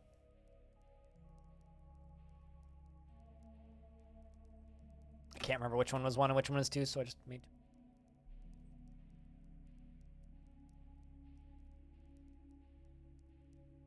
I mean, considering the current American president was campaigning in... Why am I blanking on the name of this fucking game? I want to say Harvest Moon, but I know it's not right. The Nintendo town builder with the weird circular earth that makes me want to vomit and the scary little animal characters. This shows how much of a not Nintendo person I am. Why am I... Animal Crossing. Yeah, considering they were campaigning in Animal Crossing. Yeah, that's the name of it. Thing. IDZ the Third. The Dwarven Child has created Amikenfothor, an almond wood figurine of Unib Lakescorp, and claims it is an heirloom in the name of the family ancestor, Cog Boardscaled. Do you guys find my description of Animal Crossing that funny? It's worth 38,400. Called Gladness Forests. This is an almond wood figurine of Unib Lakescorp, the dwarf, and all craftsmanship is of highest quality. The masterfully designed image of Unib Lakescorp, the dwarf, and dwarves in almond wood by IDZ III. Unib Lakescorp is surrounded by the dwarves. The artwork relates to the ascension of the dwarf Unib Lakescorp to the position of king of the ignited creation in the early spring of 306. It is encrusted with cushion blue jade cabochons, that's the previous king, and decorated with almond wood and spikes of silver and rock crystal. On the item is an image of a giant eye in jasper opal. On the item is an image of Bastet the dwarf in mudstone, and a mudstone ring in lead. Bastet, paint-talled, is raising the mudstone ring. The artwork relates to the masterful mudstone ring created by the dwarf Bastet, paint-tallied for the eternal adventure of time at Longdeath in the early spring of 23. The original Bastet.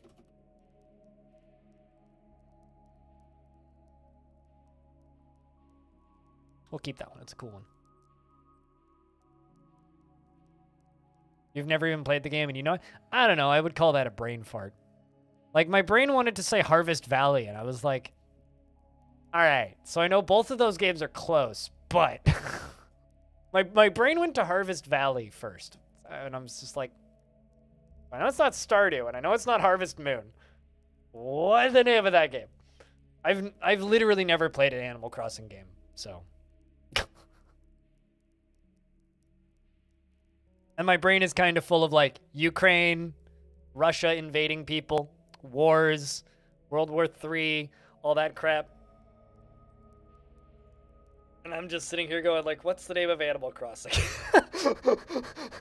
Like, sorry, I got bigger problems in my head. No, it's all good. Alphas.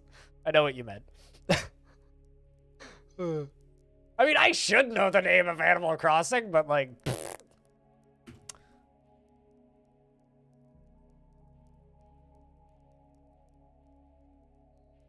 Like, everybody forgets the names of things sometimes.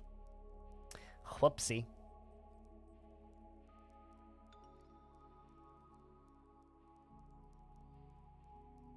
New Horizons. Yes, that's it. Not to be confused with New Horizons +1 Dawn, I think is the name of it.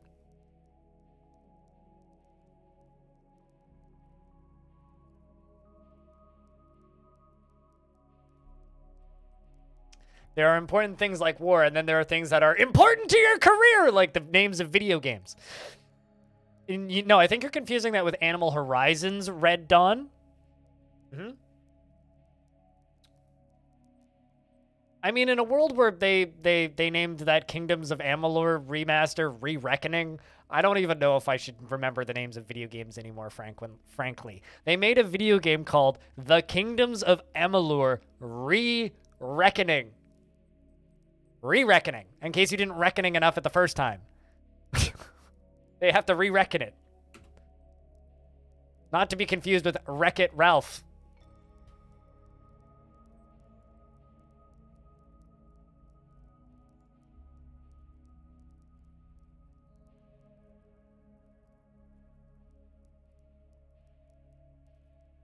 Re-Wreck-It Ralph.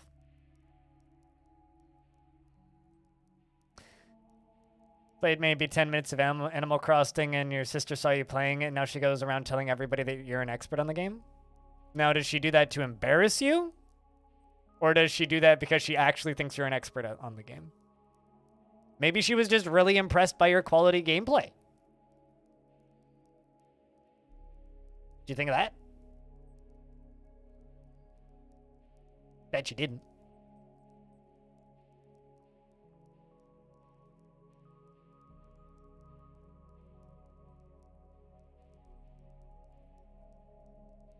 Actually, maybe you did. I don't know. Let's find some dwarves that are doing nothing. Like you. Want a job? Oh, stone crafting sound.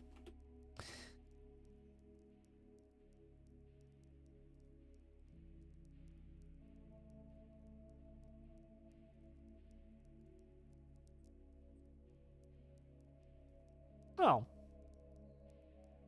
So you just bullshit. Just bullshit till you win it. Just pretend that, yeah, I know everything about this game. Just play along. Give them inaccurate information. It'll be great.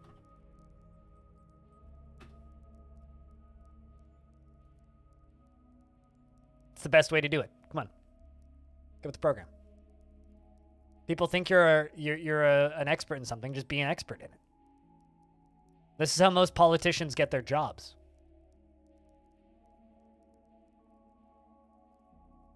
Fake it until you make it, I say.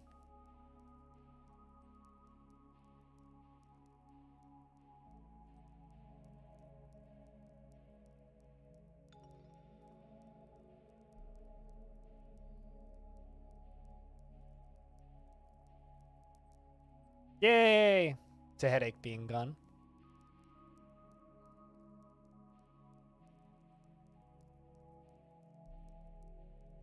Your friend still tells people that you're a master illustrator at a graphics program. She has recommended you to a person and task at least 20 people.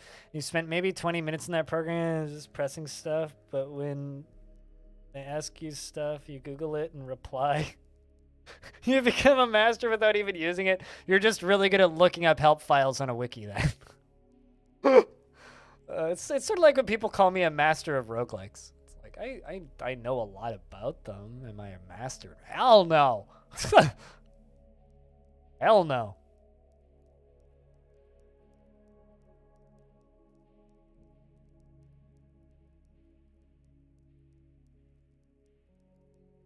Cool. They're working on those iron picks.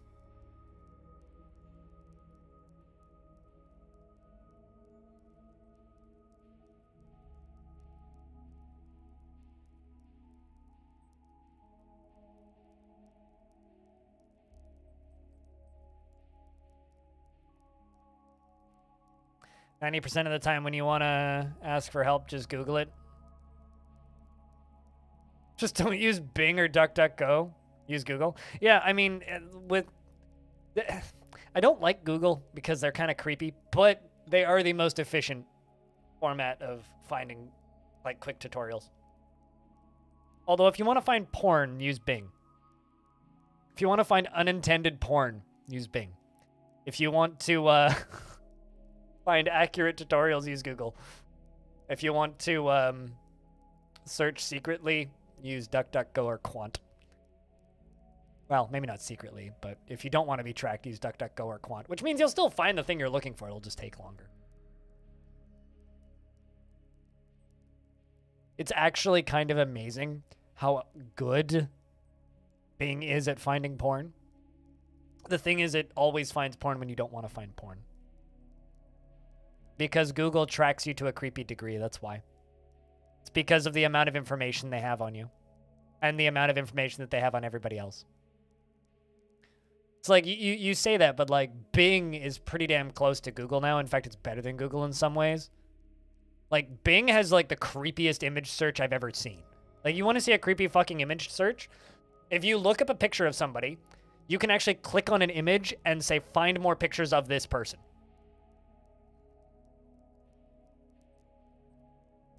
Like, without even knowing their name.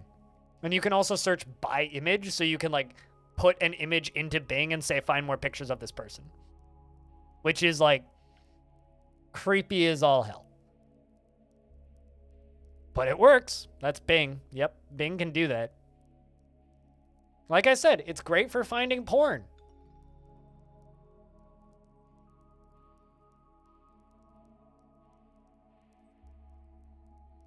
But they know when you're pregnant before the test can detect it. Yep. Then you could never find it again. It's Bing. Bing that has that tech. It is actually, one thing I will say about that tech though, is it is useful for reconnecting with friends that you haven't spoken to in years. If you have an old photo of them, just plop them in there and say, find photos of this person. But outside of that, like, it's really creepy tech.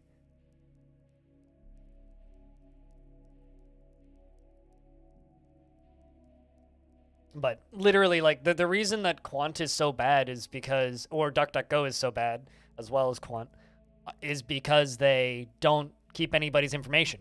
So they don't know what people are looking for. So they don't know what people prioritize. So they just give you unmitigated, unfiltered search ranking order, right? So from the generally paid ads at the top, followed by the most trafficked websites, or the most viewed video about a thing, which isn't always what you're looking for, especially if you're looking for something specific. So if I'm looking for like a Photoshop tutorial, it's just going to give me the most viewed Photoshop tutorial and not necessarily the exact Photoshop tutorial I'm looking for, right? Because it just goes by priority ranking SEO, which is unfortunately the only thing that we have left when it comes to search engines, which is why data mining is never going to go away, because it's just so fucking convenient for people. And it makes the text so much better. So Just a weird world that we live in.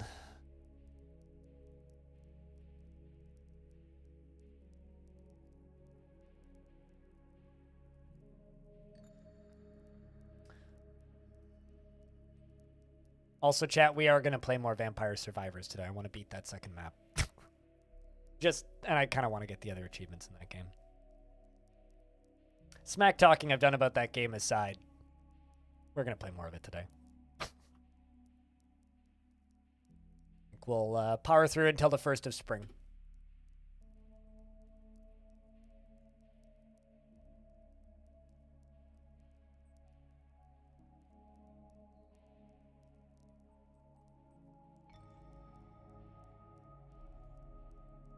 And then I think tomorrow we're going to do Songs of Six all day, most likely. Because tomorrow I have to record a podcast in the evening, so I have to end early-ish. Not that early, but... A huge engraved floor? It's not engraved with anything, it's just smooth. This is... Actually, it's more than just a floor. It's a giant room that was all hollowed out. This is going to be made to build obsidian layers. Oh man, go to bed. Get some sleep. Thanks for swinging by and saying hi. So no, it's not a huge engraved floor. It's a huge smoothed floor. But we're trying to get the boulders out of here. Yeah, this is just smooth floors. Do you play vanilla, or are you saying that you play with the obsidian tile set? As if you play vanilla, these are just little crosses, basically, like the cross floor pieces, or the little plus symbol, I think is what they use for floors in vanilla.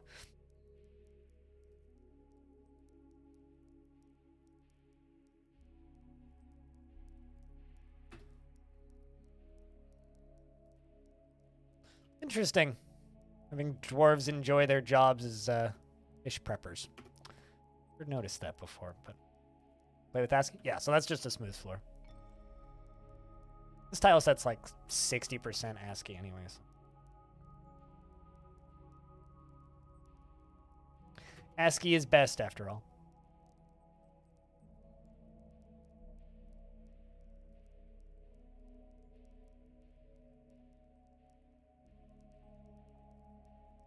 But like I was saying earlier, we're going to be starting a new fort next week. I'm not sure if we'll do that over the weekend or not. I might do it over the weekend. It kind of depends on how I'm feeling on Saturday. So might start it over the weekend, might start it on Tuesday. But we're going to be doing a new fort. And what I think I'm going to do, or what I think I'm going to try and do, is for Dwarf Fortress days, depending on what it does to statistics, we might start with another fort and then switch to Longdeath halfway through. I'm not sure how I'm going to end up like scheduling Longdeath, but we need to try mixing it up a little bit and see if it improves general stats. We need to see. I like Longdeath a lot. I like the monotony of it, believe it or not. I think that this fort's fun to just play. These are all silver nuggets, right? Galena. Smelt, actually. I mean, actually, I could cut it.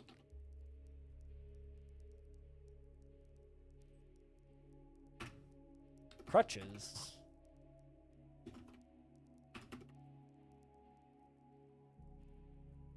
That's weird. My mayor and my king want crutches? I guess I just keep on fulfilling the mayor's need by making the king's crutches. Huh. Interesting. It's the best for lag, though. Well, I mean, this ASCII and ASCII tile sets specifically, in my opinion, are the best. Because you don't get the extra lag of having graphics.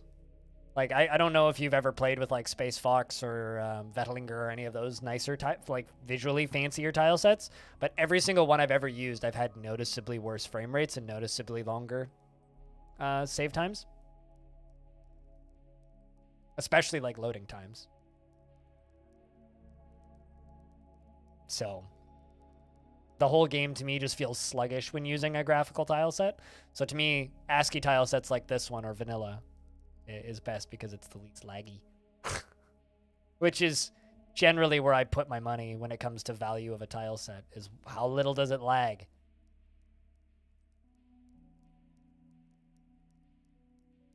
this install. That is fair.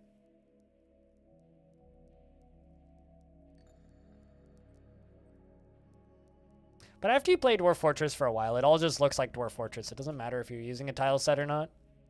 It all just looks like Dwarf. They all move like dwarves. They all act like dwarves. They all look like dwarves. Like, while still learning the game, like it's easiest to focus on the tile set that you're using. But I need to sneeze.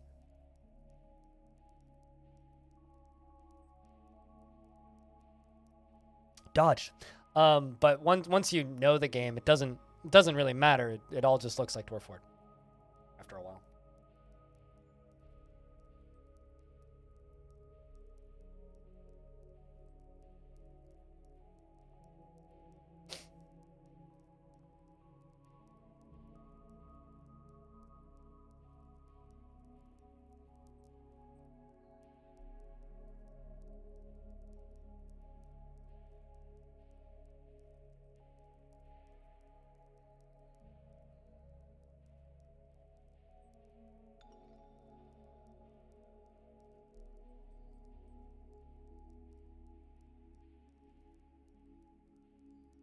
And now we wait.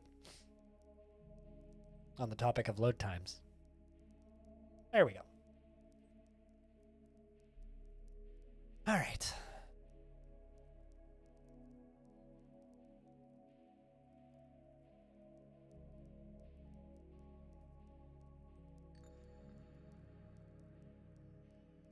Then a human arrives to drop off stuff.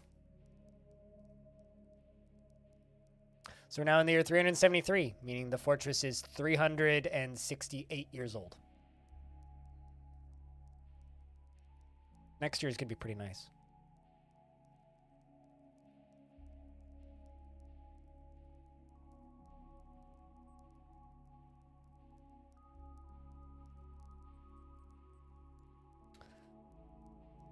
Getting a text message. Is it from me mum? Generally the only person who texts me these days. That or something's very wrong.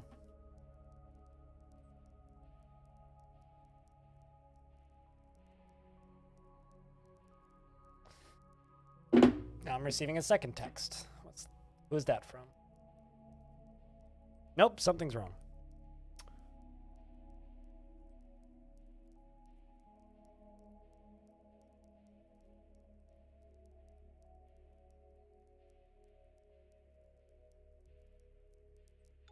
It's okay, though. If my friend Kevin's texting me, it means something's wrong. Something's not actually wrong. It's just my bus up the mountain is getting delayed, which is fine. It just means we'll be heading down while snowshoeing on Friday in the dark. We'll be at the top of the mountain at sunset, if we time it correctly.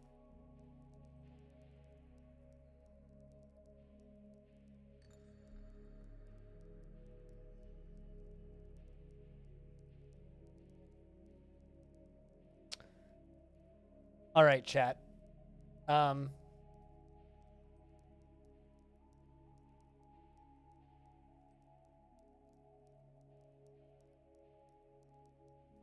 Trying to decide whether or not I get food right now or not.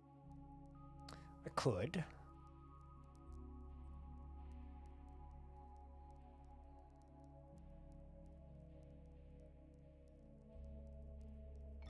Need to fill these in before I absent-mindedly turn on the water. Food's always a good idea. Yeah, I've been doing a bad job about eating recently.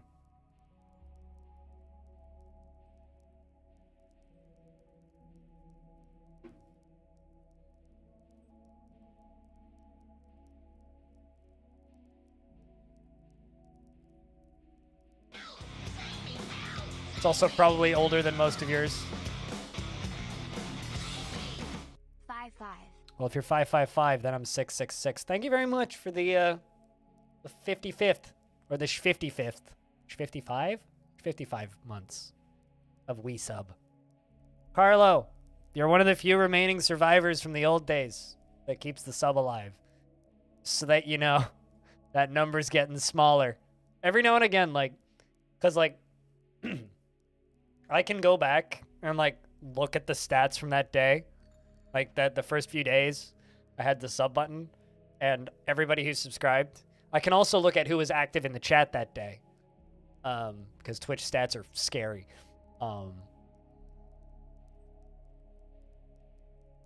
There's very few of you guys left at the 50+ month like era. There's very few left.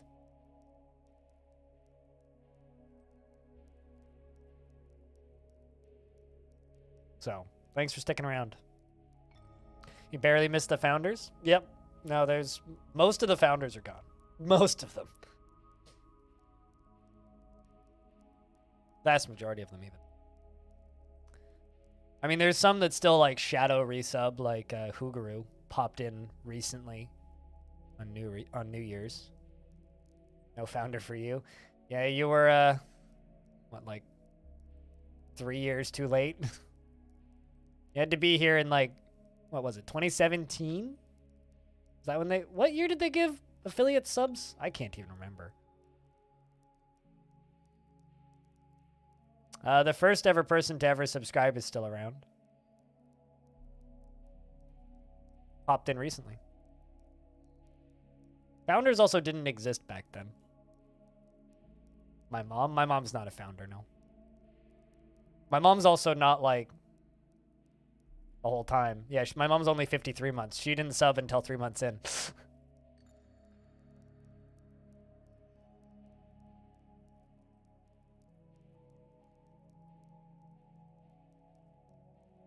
The funny thing about that statement, though, is you can unironically just state your mom without it actually being a your mom joke.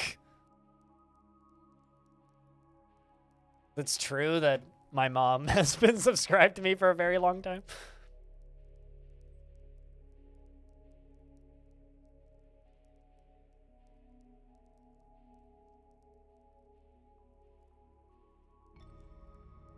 Nope. It's true.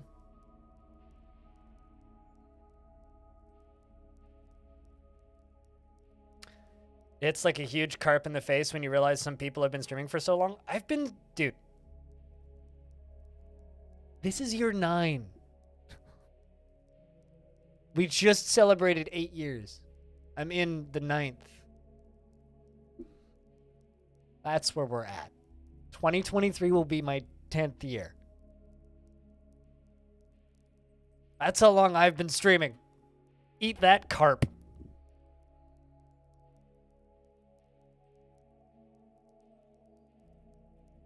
Way to stick at it? It's either the determination or just sheer fucking stupidity at this point. And I'm not sure which. Although I was, like, if you want to be real fancy, I was on a stream a whole bunch in 2012 before my internet was good enough to actually stream. So a friend of mine was streaming a bunch back then. He stopped in, like, 2013. The two are almost indistinguishable. Almost.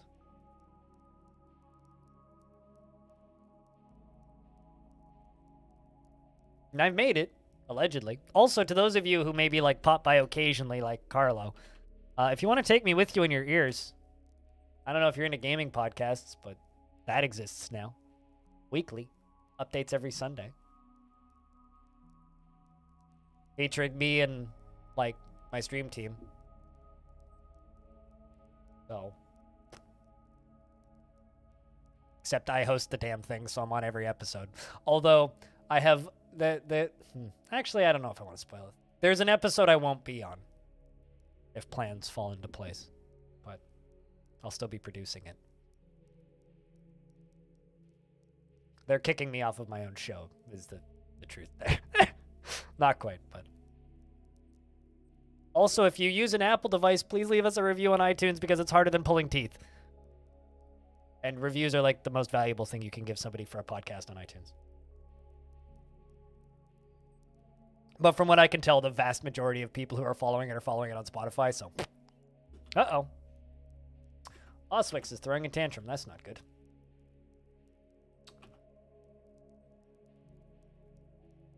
That was a very short tantrum. Yeah, that was a very short tantrum. Commit a crime? Don't see any crimes.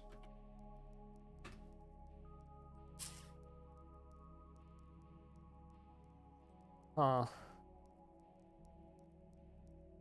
Well, you do like being a scholar, so hopefully we can keep you there. Ponce, thanks for the host. Go follow Ponce. He's more entertaining than he thinks he is.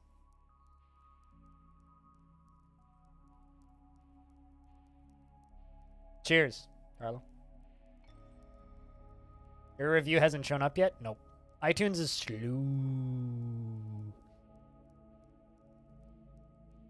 I'd expect it to show up like 1 to 2 days after you post it.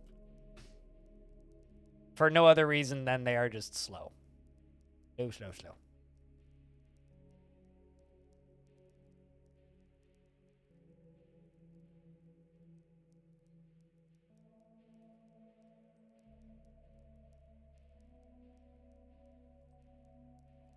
And the elves have arrived to trade, and they're saying, "Ew!" And I agree.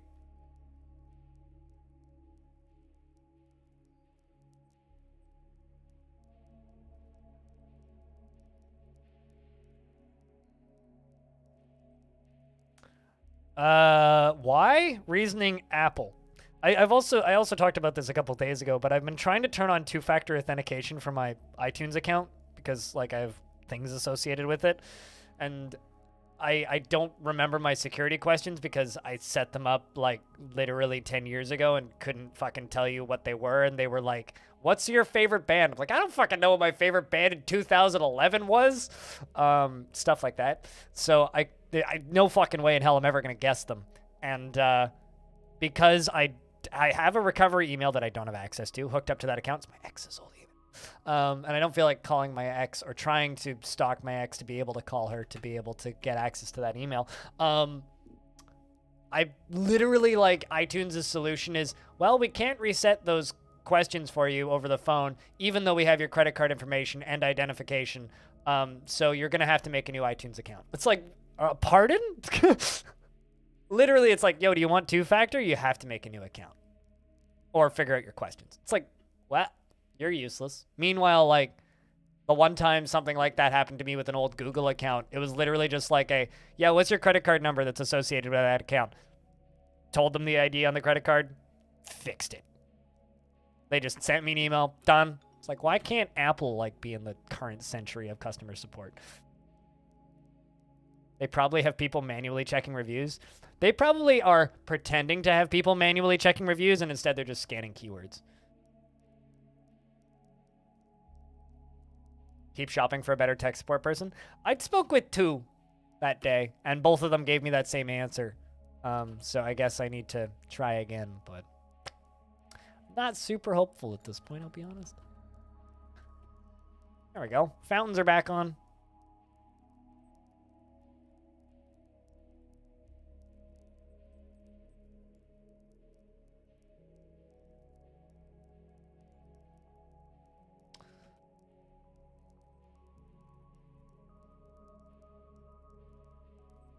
And then it was like, are you satisfied with our customer support? No. Why is that? You didn't help me with my problem in the slightest.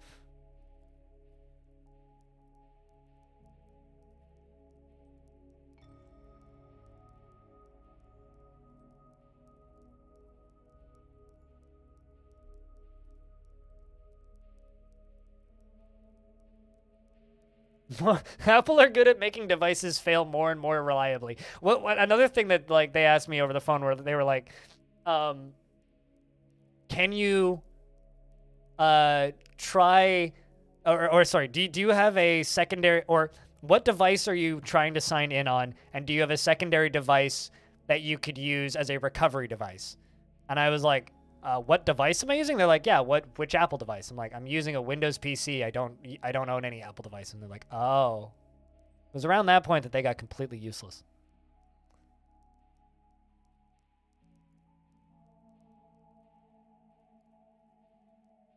Everyone is bad. Ugh. I have a feeling if I lied and said that I was on an Apple device, they would have been more helpful. Emu, a cow, moose.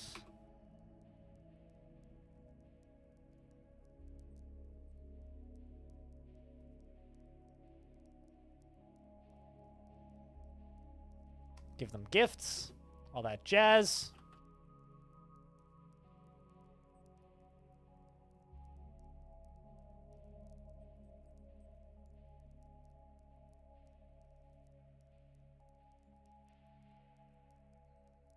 I mean, you don't fully understand why? Why iPads are better? I mean, I'll knock a lot of things about Apple. But one thing I will say about Apple that's kind of great, their industrial design aesthetics for their tablets are kind of phenomenal.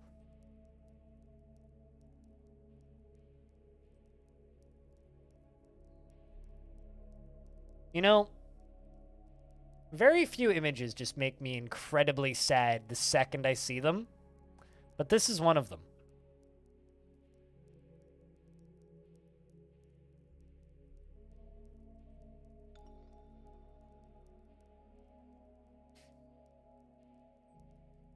What the fuck is that? Well, it was a Porsche, and then someone glued a tricycle to the front of it.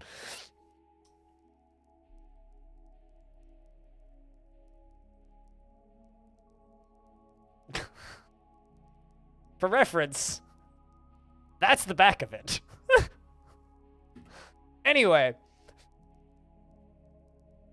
that's what Reddit's good for. Ugh. That poor Porsche, yep. Yep. I bet you the person who made that's insufferable.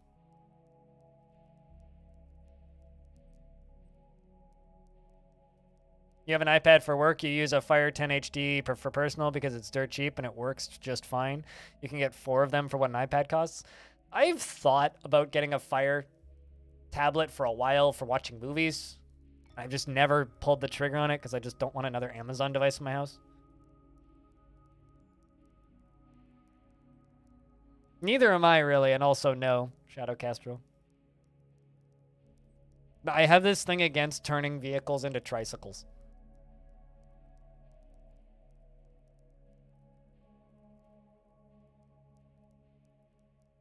Windows makes tablets? Pardon? It's funny because like a member of this community used to work on Surface tablets, so. Just turn off Alexa? That's like saying just turn off Google in your Android phone, dude. Doesn't matter. It's not possible to turn off Alexa. It's still listening. It's just like Google's still listening even when you disable Google Assistant. I thought that the Surface tablets did pretty well. People seemed to use them. I certainly saw them on planes a lot for a bit. Back when I used to take those. I mean, Surface is just like a laptop that's dressed up like a tablet.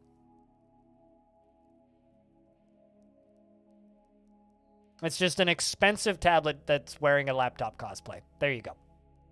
So it kind of works. Even if it's broken and damaged inside because it's a Windows device. But unlike cosplay. Not unlike cosplay. There we go.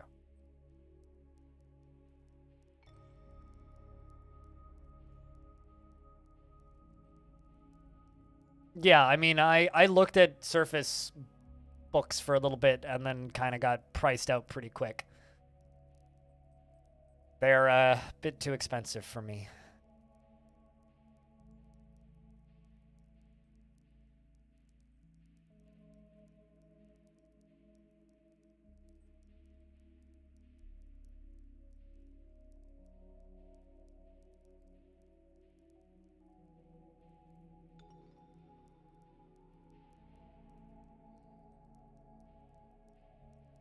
Can't use the work-issued iPad and iPhone these days because they are stuck on 12.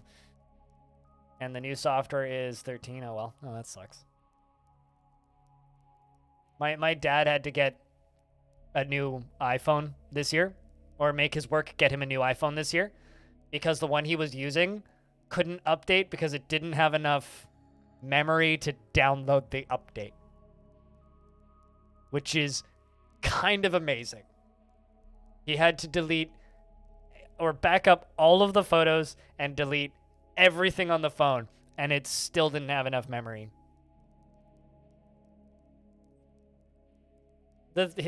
For reference, the iPhone he had 6 gigabytes of memory, and the install for iOS is like 5.8 gigs or something.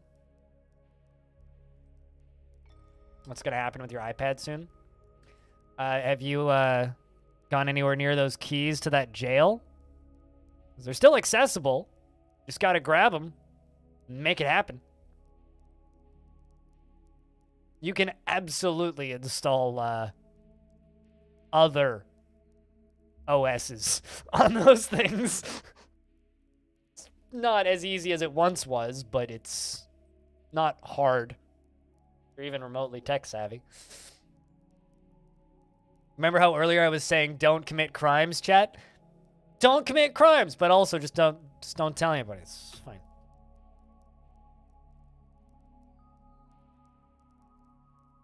I haven't done it with to be clear also, I haven't done it in a very long time, but there was a point in my life where I had a iPod Touch that had Android on it. So you can make it happen. You just got to do a lot of hot wiring. Up until recently, Intel CPUs came with spyware built in. Oh, absolutely. Yeah, absolutely. Speaking of spyware, have you guys heard about what's going on with Dark Souls recently?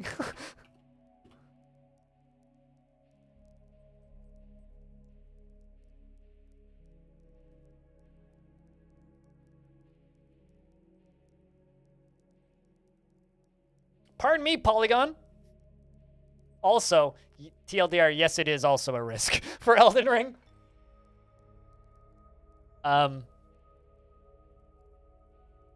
Yeah, you can literally send remote exploits onto other people's computers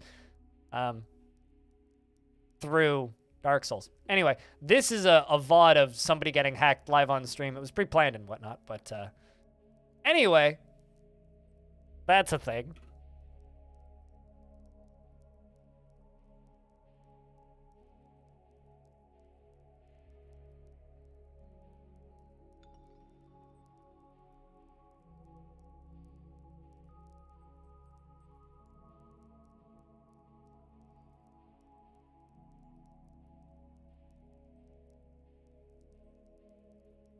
The exploit was found by the guy who made the anti-cheat mods that have been popular recently. It's kind of ironic, but also makes sense.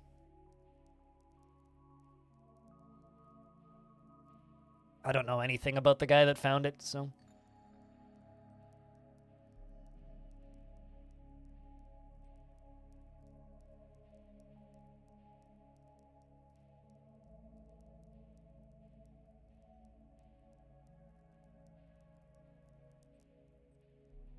I mean, of course, Namco would ignore everything. In before Elden Ring launches with the same exploit. That's the thing that I'm waiting for right now, is like, you know, From Software pretty great at designing video games. Still Japanese. Meaning they don't do great job on online thing. And they scrambled to shut down the service. Of course. Of course. Of course.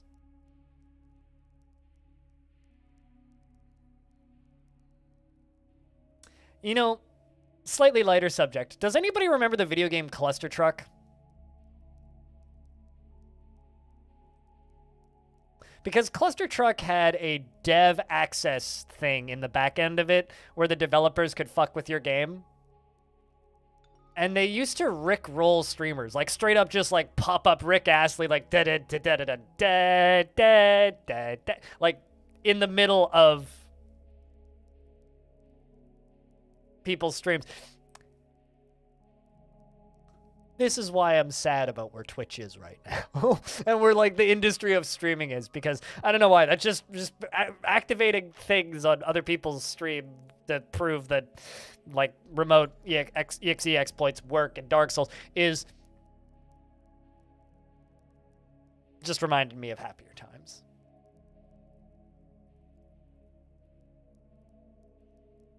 Until he got political and turned out to be a massive dickhead. As somebody who tends to be really political and also can sometimes be a massive dickhead,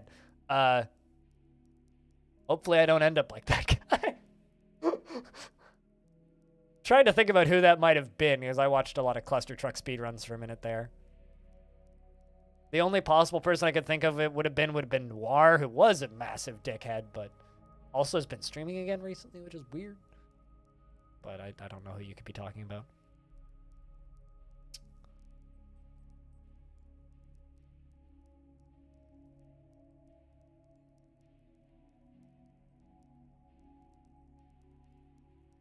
All right, chat. I'm going to quickly go grab lunch. I'm going to be gone for 5 to 10 minutes. Should be closer to the 5 minutes, though.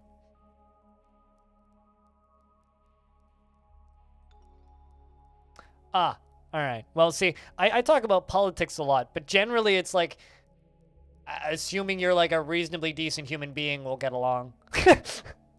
Like, even if we don't agree on things politically, it's like, as long as you're a generally decent human being, we'll be fine. 10 minutes starts timer. Oh, boy. What happens if I get back? Do I get a prize if I get back within the timer? Or no? Anyway, I'll be back in a couple minutes. If you're looking for a podcast to listen to, there's a link to the podcast. If you want to support the crap I do directly, there's a link to the Patreon. And if you want to see more VODs of stuff, there's a link to the YouTube channel. I will be back in 5. BRB!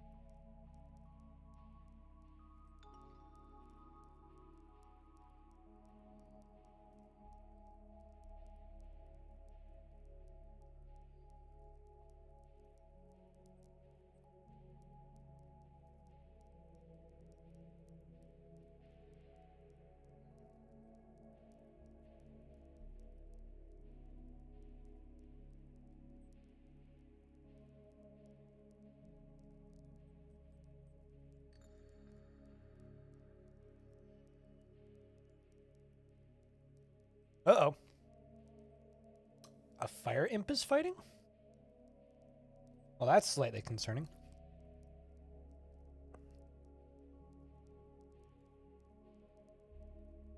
Gizzard warning? Well, that's not good. He's fighting with a Crundle.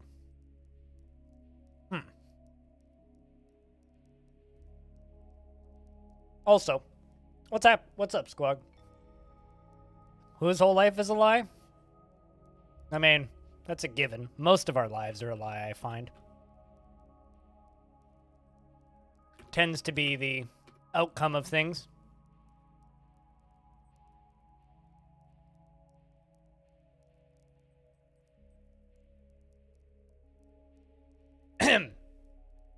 I return. Mid-swing?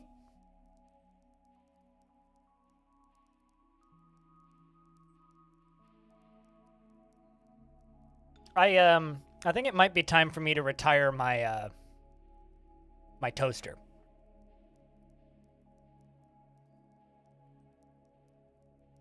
It seems to be having a hard time not burning toast. I made 2 pieces of toast and it burned both of them, and I just turned it down to minimum settings. So either it really needs to be cleaned, which is doubtful because I did that yesterday, or my toaster's starting to get a little too toasty for toast.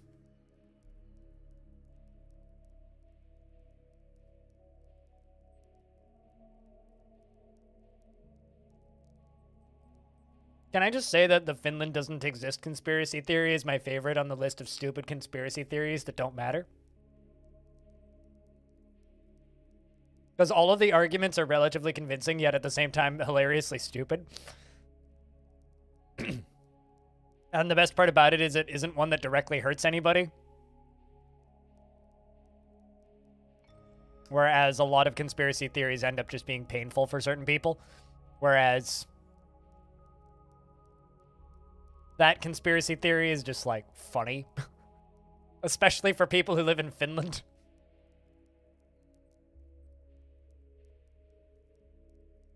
But the best part is some people genuinely believe it.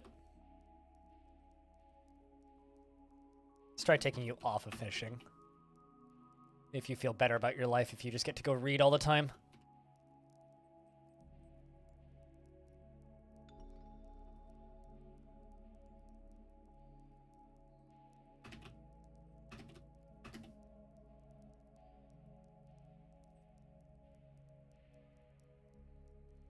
Well, this is clearing out the boulders. There is a noticeable dent in them now.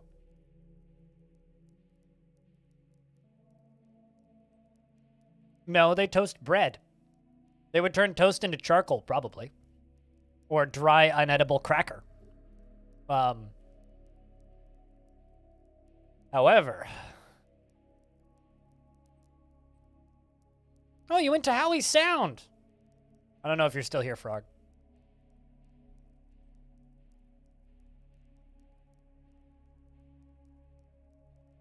Howie Sound makes my one of my favorite stouts. Top, like, 5 favorite stouts. Called Pothole Filler. They sell it in a very large bottle, and it's a imperial stout. But Pothole Filler is better than it has any right to be.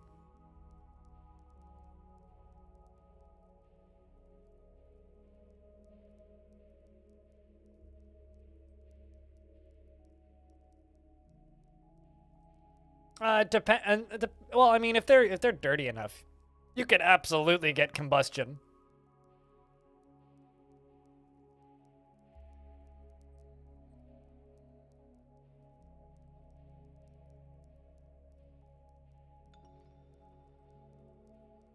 Clearly you've never looked inside of a toaster then. I don't think I've ever seen a toaster that doesn't get red hot.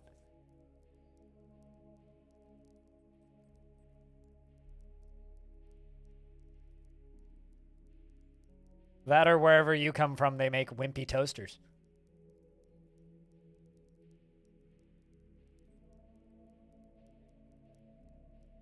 Must have given that child fish sticks because they feel very happy about their meal.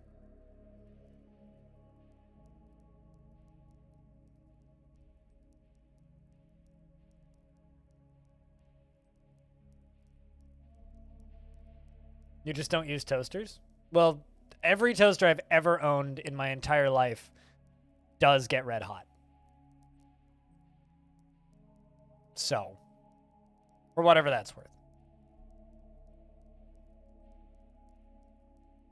See no reason to cook it again. It's called crisping it. You're not cooking it again, you're crisping it.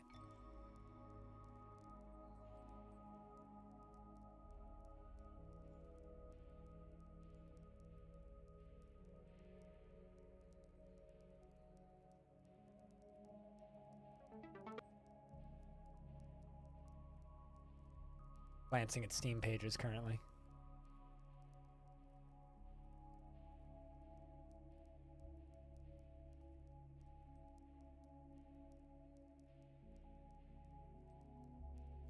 Well, hopefully not, because Love, Sex, and Magic is overrated. Or rather, Red Hot Chili Peppers in general are overrated.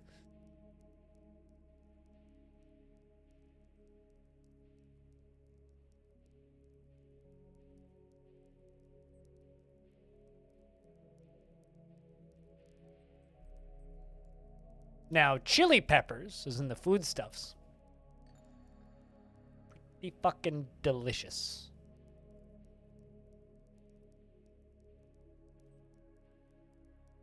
Pretty fucking delicious. You prefer Nickelback? Wait.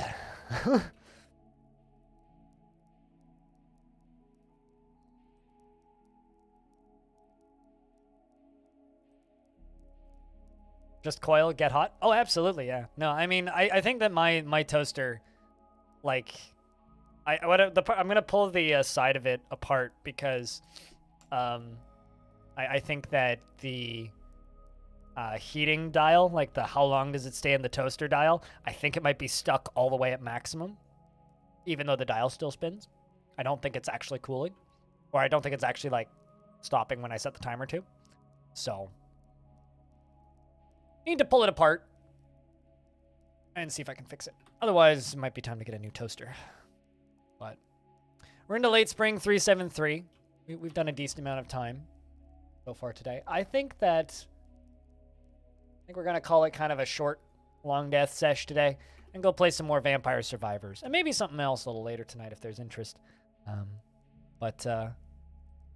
So for those of you who've maybe missed stream today, I'm going to be starting a new fort next week to kind of like mix it up a little bit, see what interest is like on new fort, because Longdeath's been a little slow recently traffic-wise from the audience in general. So might have to like start splitting days between a new fort and Longdeath and other things. We'll figure out a system, but I need to do some experimenting because Longdeath is a lot of the same, and I realize that.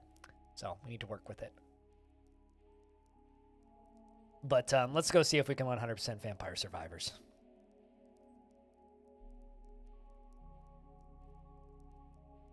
But if you are done with the stream for today, because we are switching games, like if you just want to watch more Dwarves, let's see if there's anybody playing Dwarves on right now.